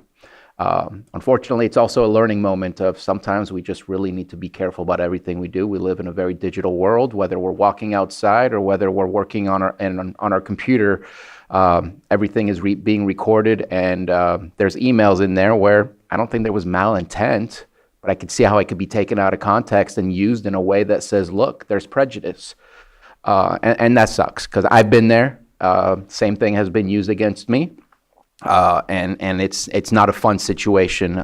So I hope that you're able to navigate through those troubling waters because that's not fun. There are, and I disagree. I think that the appellants had arguments. They argued about the road. They argued about fire. They argued about certain things. I think that makes for a legitimate appeal to a project because those are legitimate things that we should be reviewing. I don't agree with the far majority of what the appellants were offering. I think that everything looks good to me except for one thing that I struggle against, and that's the scenic corridor. And again, I'm going to stay consistent with past behavior and future behavior until this changes. In our scenic corridor, it says you can only do 5,000 square feet of ancillary or processing facility, and there's more than 5,000 square feet of building that will be put up. I don't understand how that area of High Valley is still a scenic corridor. It is not highly traveled. It's not a highway that brings people to our community. So it's there, and I can't delete that. Again, same thing as what was mentioned by Vice Chair, is staff is working on the ordinance while I have to work with what the zoning code is specifically. I can't ignore what it is. that's my one struggle. I haven't necessarily talked myself out of it, but I know that this has been a conversation I've had with past project applicants. Is there an opportunity for a waiver for these types of things? Because I can't say yes to one thing and say no to the next when the writing has not changed within the scenic corridor ordinance. I have to at least apply it appropriately. If there was a waiver, am I allowed to ignore that if there was such a thing? I don't know how I feel about that, but I feel like that is a difficult bridge for me to cross without anything else in front of me when I know that there seems to be about 7,000 or approximately 7,500 square feet of building that will be erected based on this project, and it exceeds what the scenic corridor states. And so that's my one line where the law says certain something and we seem to be ignoring it because we have this internal policy that's not in writing that we're following that we have yet to ever approve. And I'm not willing to ignore the fact that the writing on the wall says such and we have to follow what it says, not what we intended to do. So talk me out of it, help me out, I don't know, but that's my bridge that I'm struggling to cross over. Did you want to? Yeah, I do appreciate that point. And I was thinking that in the meantime, before we are able to do that proper consideration and analysis and presentation of a policy for going forward, what we would enter, and I'm sorry I didn't think about it for this presentation, but initially is in subsequent presentations where any part of that parcel is within the scenic combining overlay, which wasn't part of this project, but given the concern at the board level, we'll start adding visual representations of the impact of the project on the county road or what would be visible by the public. That might be a helpful tool in going forward, particularly for projects that are located well far from the historic application of a scenic combining overlay. That would work. And if you have proof that it's not even visible, then again, I think a waiver again, because I can't just vote against something that's written. A waiver would say, we are waiving this part of the ordinance in order to allow for this project to happen due to the visual evidence that we've provided. And at this moment, I don't have that. We do not have a mechanism particularly for a waiver specifically. Relief from development standards are through our deviation. So we can consider adding that to a project should it seem necessary in the future. But thank you. Your concerns are definitely noted. Supervisor Owen? Okay. Well, I'd like to say, I guess I should turn on my mic. I'd like to say that there are a lot of things I do like about this project. Part of it is the location. And I think that this is kind of the area I would like to see us growing in.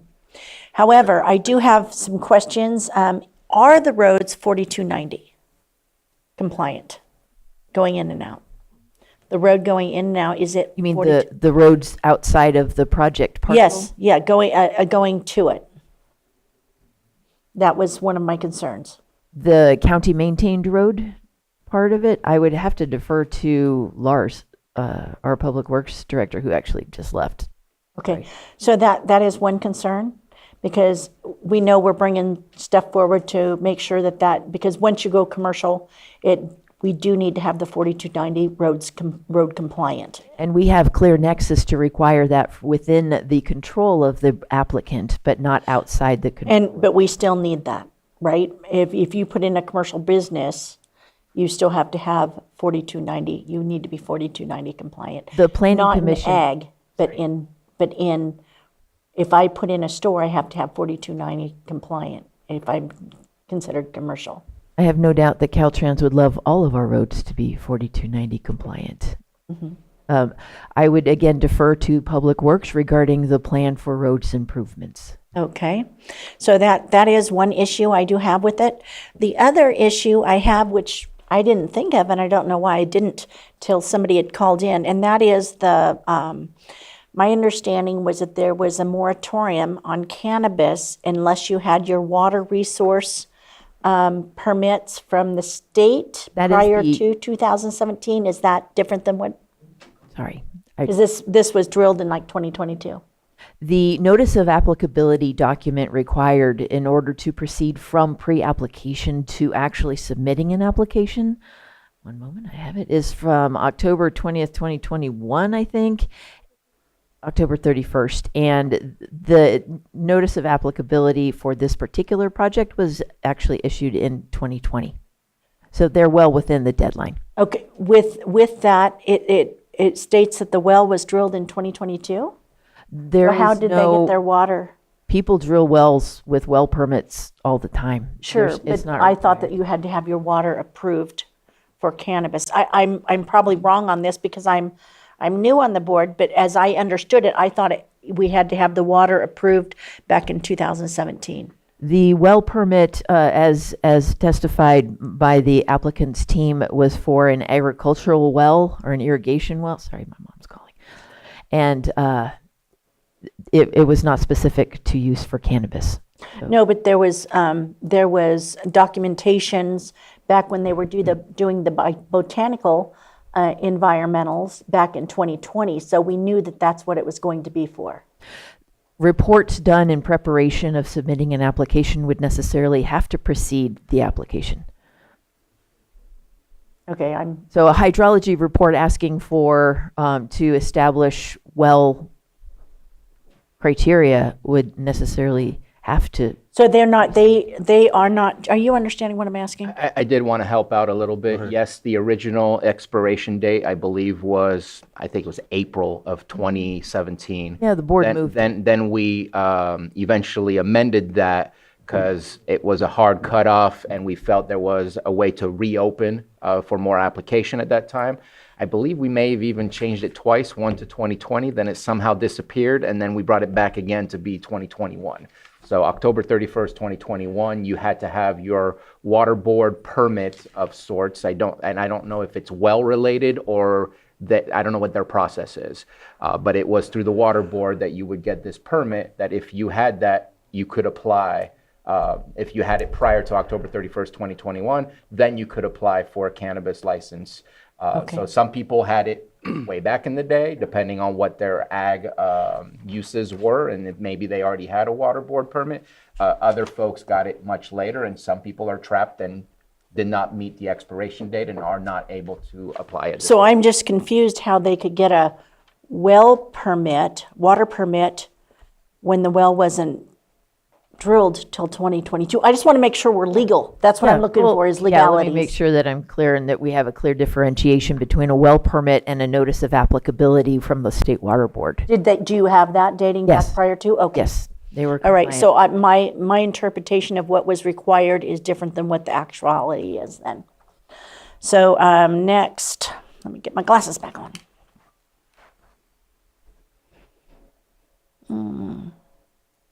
Okay, now the other thing I'm having a real hard time getting past is I don't believe because we've been allowing something illegal that we need to continue allowing something illegal. And there's not one, not two, but I think 4 letters from the Department of Land Management, the Department of Interiors, from 4 different people stating that that it's not okay to go over the public land or their lands, the federal lands. So there's 4 different people on that I'm concerned about, and that's something I'm not convinced that it's approvable, that it's legal. The other, I thought I saw a letter in there from the Department of Forestry, but I couldn't re-find it. And then Dan Franzler with the CHP had mentioned that he had concerns about the amount of traffic on the roads, per what was in our documents. So I will defer to County Council regarding the interpretation of driving over federal lands. CHP. There was a letter from Dan in there. Okay, I'm sure we would have taken their input under consideration. However, there's the amount of traffic was pretty clearly delineated in the project. So I'm not sure, we usually rely on that input if a traffic study, if the impact to roads has managed to affect a traffic study. I don't think he required a traffic study for impacts on roads under CHP jurisdiction, which would be Highway 20, not even High Valley. Yeah, so those were my comments Thank you. that I have concerned. Oh, when you said 4 people addressing the road driving. From did the you mean interior, public yeah, 4 input different or letters. 4 different letters. Yep, 4 different letters from the interior, what did I state? From the Department of Interiors, Department of Land Management. And is that in our project documents or is that submitted on from the this, yeah. appellant? Okay. There was Nicholas, and I'm going to butcher the last name, but it's Lavr. I think it's KOV. I wrote it real sloppy. There was a Craig, there was a Cooper, and then there was a Bantez.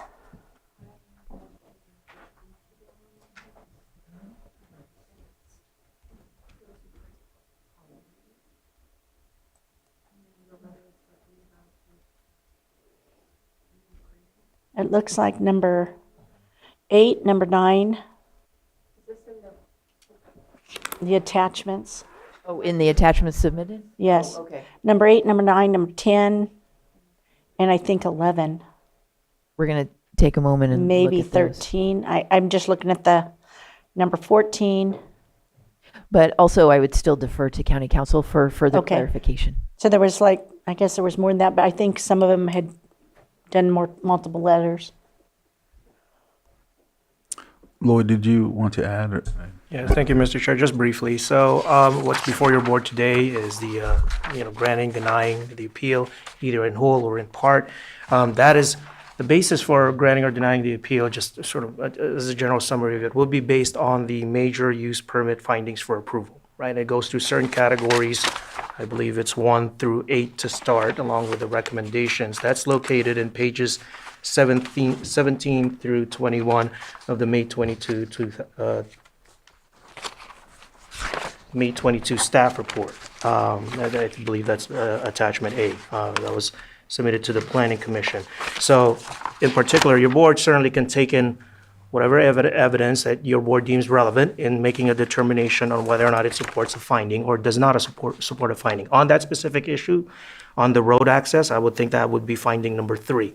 That's on page 18 of that Planning Commission staff report, where it says one of the required findings is that the streets, highways, and pedestrian facilities are reasonably adequate to safely accommodate the specific proposed use. So your board has discretion to take in the evidence in order to make a decision whether or not to grant, deny the appeal, or grant in part or deny in part. That being said, the same staff report does make reference, it's incorporates by reference. It's dedicated under page 6, a section on federal lands crossing, makes reference to the indemnification agreement. That's been referenced here in the course of testimony that was presented to your board. And I would like to direct your board's attention also to the major use permit, which I think is also attached. Major permit conditions, that's under this County of Lake major use permit document, that's Exhibit A2, in which general condition number 2 expressly states that this permit does not abridge or supersede the regulatory powers or permit requirements of any federal, state, local agency, special district, or department, which may retain a regulatory or advisory function as specified by statute or ordinance. And the applicant shall obtain permits as may be required from each agency.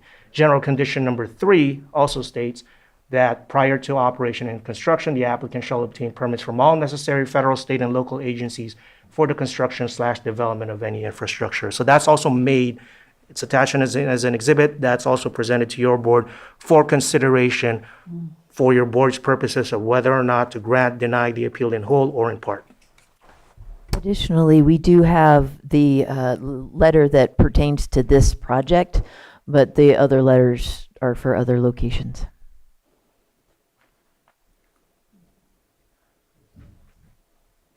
Did you have anything else? No. Okay. I'm researching it. Lars I don't think he is. He walked out. Not Yeah, he walked out, so. No. Okay, well, did you have anything, or we ready to? I mean, I'm ready to take action.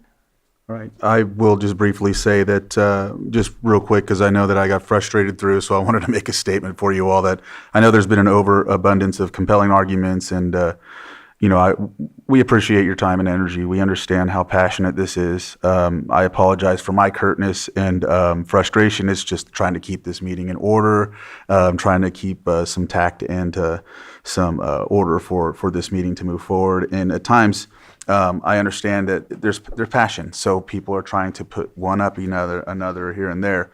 But we really need to just understand that at the end of the day, we got to make a decision, and I don't want anyone to feel as if I'm making a decision based on that, because it's not. And I appreciate your tact and candor. So, did you want to add or? Yeah, I do. I don't like where I am. And I was listening to what County Council was saying about somewhat approving in part rather than just saying straight out no, because I agree with everything that Vice Chair mentioned, that this is a suitable area for this type of work. But once you get past the 5,000 square feet of ancillary buildings or processing, that's when you cross the line in the scenic corridor. I'm willing to say yes, and that you can't go past the 5,000 square feet, because that's the law that we have. And when I'm looking at the site plan, I see a 2,500 square foot, I see a 2,400 square foot, and I see another 2,500 square foot. And so I would say, in part, I'm willing to say yes, but we need to figure out how to deal with the scenic corridor, or they need to figure out how to repurpose their project so that it meets the guidelines of scenic corridor, because it doesn't. Because I'm not willing to ignore the 500 foot. The 500-foot setback that we create. Right. Okay. And I'm Perhaps just wondering how the board feels about that. Because again, I want to help us get to a yes. I don't want a no. There's been a lot of work. I see no other issues with that. I'm stuck on the scenic corridor. How far away Can I was ask? from our scenic? Yes, Vice Chair, please. Do we have an exact square footage on the, I know my colleague mentioned 5 or maybe 7,000 earlier. So I want to make sure I'm fully understanding what the actual square footage of structures is. I'm not sure I do right now. I'm looking at the Certainly site we can plan get and I that for see you. 3 2,500 square foot ancillary nursery greenhouses and 1 2,400 square foot processing building.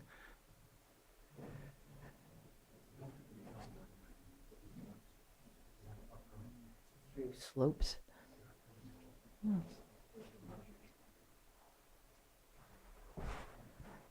We are taking a look at that 500-foot buffer, and staff will measure how far out exactly that is. Best we can offer, since I don't have a visual representation of the impacts, is to also note that this is as the crow flies, not the visibility from all the nooks and crannies of the hills and the slopes too. And I apologize, but I just want to clarify, my issue is not the 500 foot. There is no 500 foot setback. That is something that is internally created, but is not within the ordinance that we've approved as a board. And so I can't approve of a setback that doesn't really truly exist until we've done something to the scenic corridor. To me, it's the scenic corridor ordinance says no more than 5,000 square feet when it comes to ancillary buildings or processing. Here we have 7,500 plus 2,400, so we're above what is allowed in a scenic corridor. There is no 500-foot setback, and we've talked about that it's an internal thing that has been created. The board needs to approve these things. We can't just create setbacks. Mr. Chair, if I may. Yes, please. A number of years ago, this issue did come up for a project that came before the Planning Commission, And myself and the staff in community development at the time did an extensive research as to where the 500-foot setback actually had come from. There is the scenic corridor section, Article 34, I think it is, in the zoning ordinance, and it does provide the criteria within the scenic corridor section, but I think, or designated scenic corridor. I think the issue here is where is the designated scenic corridor, and that's what we went looking for. In the specific area plans that informed the general plan, at various times they were adopted by specific areas, and those committees, I assume, that helped adopt the area plans actually identified scenic corridors for their specific areas. And they put those scenic corridors, they designated them on specific numbered maps that community development keeps.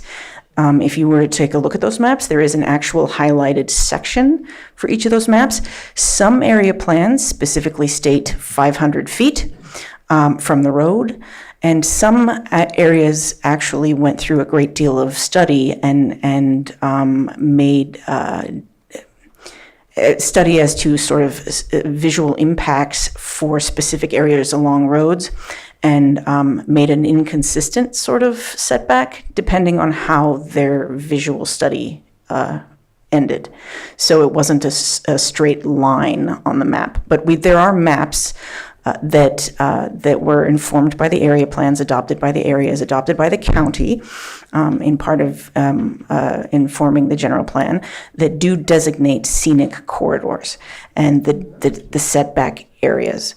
Community development could provide those maps to your board to show you where in a specific area that a particular lot is located, what that area plan identified as the scenic corridor, but they do exist. And generally speaking, in more than in the majority of the plans, it was a simple 500-foot setback, but not in all of them. So if that helps any to clear up where the 500 came from. That is the best explanation I've yet to receive, so I appreciate being in the room today. I am going through the scenic corridor portion of the Shoreline Communities Area Plan, which I believe is the one that we would be looking at. But I greatly appreciate greater guidance than I've received yet on where it came from rather than just this internal process. All right, did you have something else? No, that as County Council has mentioned, the Shoreline Communities Area Plan does list High Valley included in potential scenic corridors, but it does not list specifically the distance of the buffer. And then Supervisor Owen, you have your pen up? Oh, I'm sorry. Okay. So at that, this is in my district. If someone would like to either make the motion to deny or approve. I'll make a motion. Okay. Mr. Chair, at this time, I'd move that the Board of Supervisors deny appeal PL 25-198 in concept, upholding the Planning Commission's adoption of initial study IS 23-29 and approval of major use permit PL 2568 for UP 2329 and direct staff to prepare draft findings of fact. Second. Lloyd. Yes, thank you, Mr. Chair. So, point of correction, the reference to initial study IS 23-29 should be 23-20. Is that correct?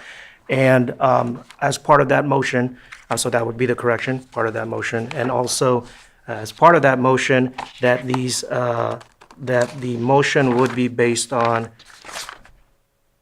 pages 17 through 21 of the May 22, 2025 staff report, which is attached as Exhibit A. So I'll modify my motion to include as amended. Or just so moved. So moved. Incorporated. Second. Supervisor Sabatier, you had something before I take the vote? Just a brief discussion, and I am not asking for the chair to divulge which direction he is planning to go. I just want to put it out there that, as motioned, I cannot approve. We were just told there's not a 500-foot setback. I'm willing to look at less than 5,000 square feet in order to get to a yes at this moment now, with this motion, my response is a no. Just want to make sure that you guys are aware, because I'm not sure where it's going. I have an idea, but just wanted to put it out there before. Do you want to amend it, or do you want to move forward? All my questions have been answered. I appreciated and was concerned about the cultural artifacts of it. I know that, especially with the grading that occurred, that was a 4290, which is exempt. Unfortunately, I've dealt with that before. As frustrating as it is, it's what it is. They had also stated, they being the applicant, had stated that they were going to have a monitoring agreement with Mr. Moda. So to me, that remedies, and as long as they keep that promise, that's important. That's a very important aspect to it. The road, they said they would use box trucks. That satisfies that area of it, and I'm pretty sure I don't have any other choice but with my questions than to support it. So, I mean, if that's the way you want to go, unless you want to amend your motion. Well, we have a motion in a second, so I might as well just take it. Leave it. All right, so I have a motion in a second. All in favor? Aye. Opposed? Nay. Motion carries 3-2. All right. Thank you. Next, we'll move on to our closed session. Public employee dismissal release. That's 8.1. 8.2, conference with legal counsel, significant exposure to litigation pursuant to Government Code Section 54956.9 D2 E1, one potential case. 8.3, sitting in as Lake County Air Quality Management District Board of Directors, conference with legal counsel, decision whether to initiate litigation pursuant to Government Code Section 54956.9 D4, one potential case. 8.4, conference with legal counsel, decision whether to initiate litigation pursuant to Government Code Section 54956.9 D4, one potential case. With that, we'll go into closed session. Yeah, thanks, Bruno. No, he did. All right. Was there any action to be taken out of closed session? There is no action to be reported from closed session. Meeting adjourned.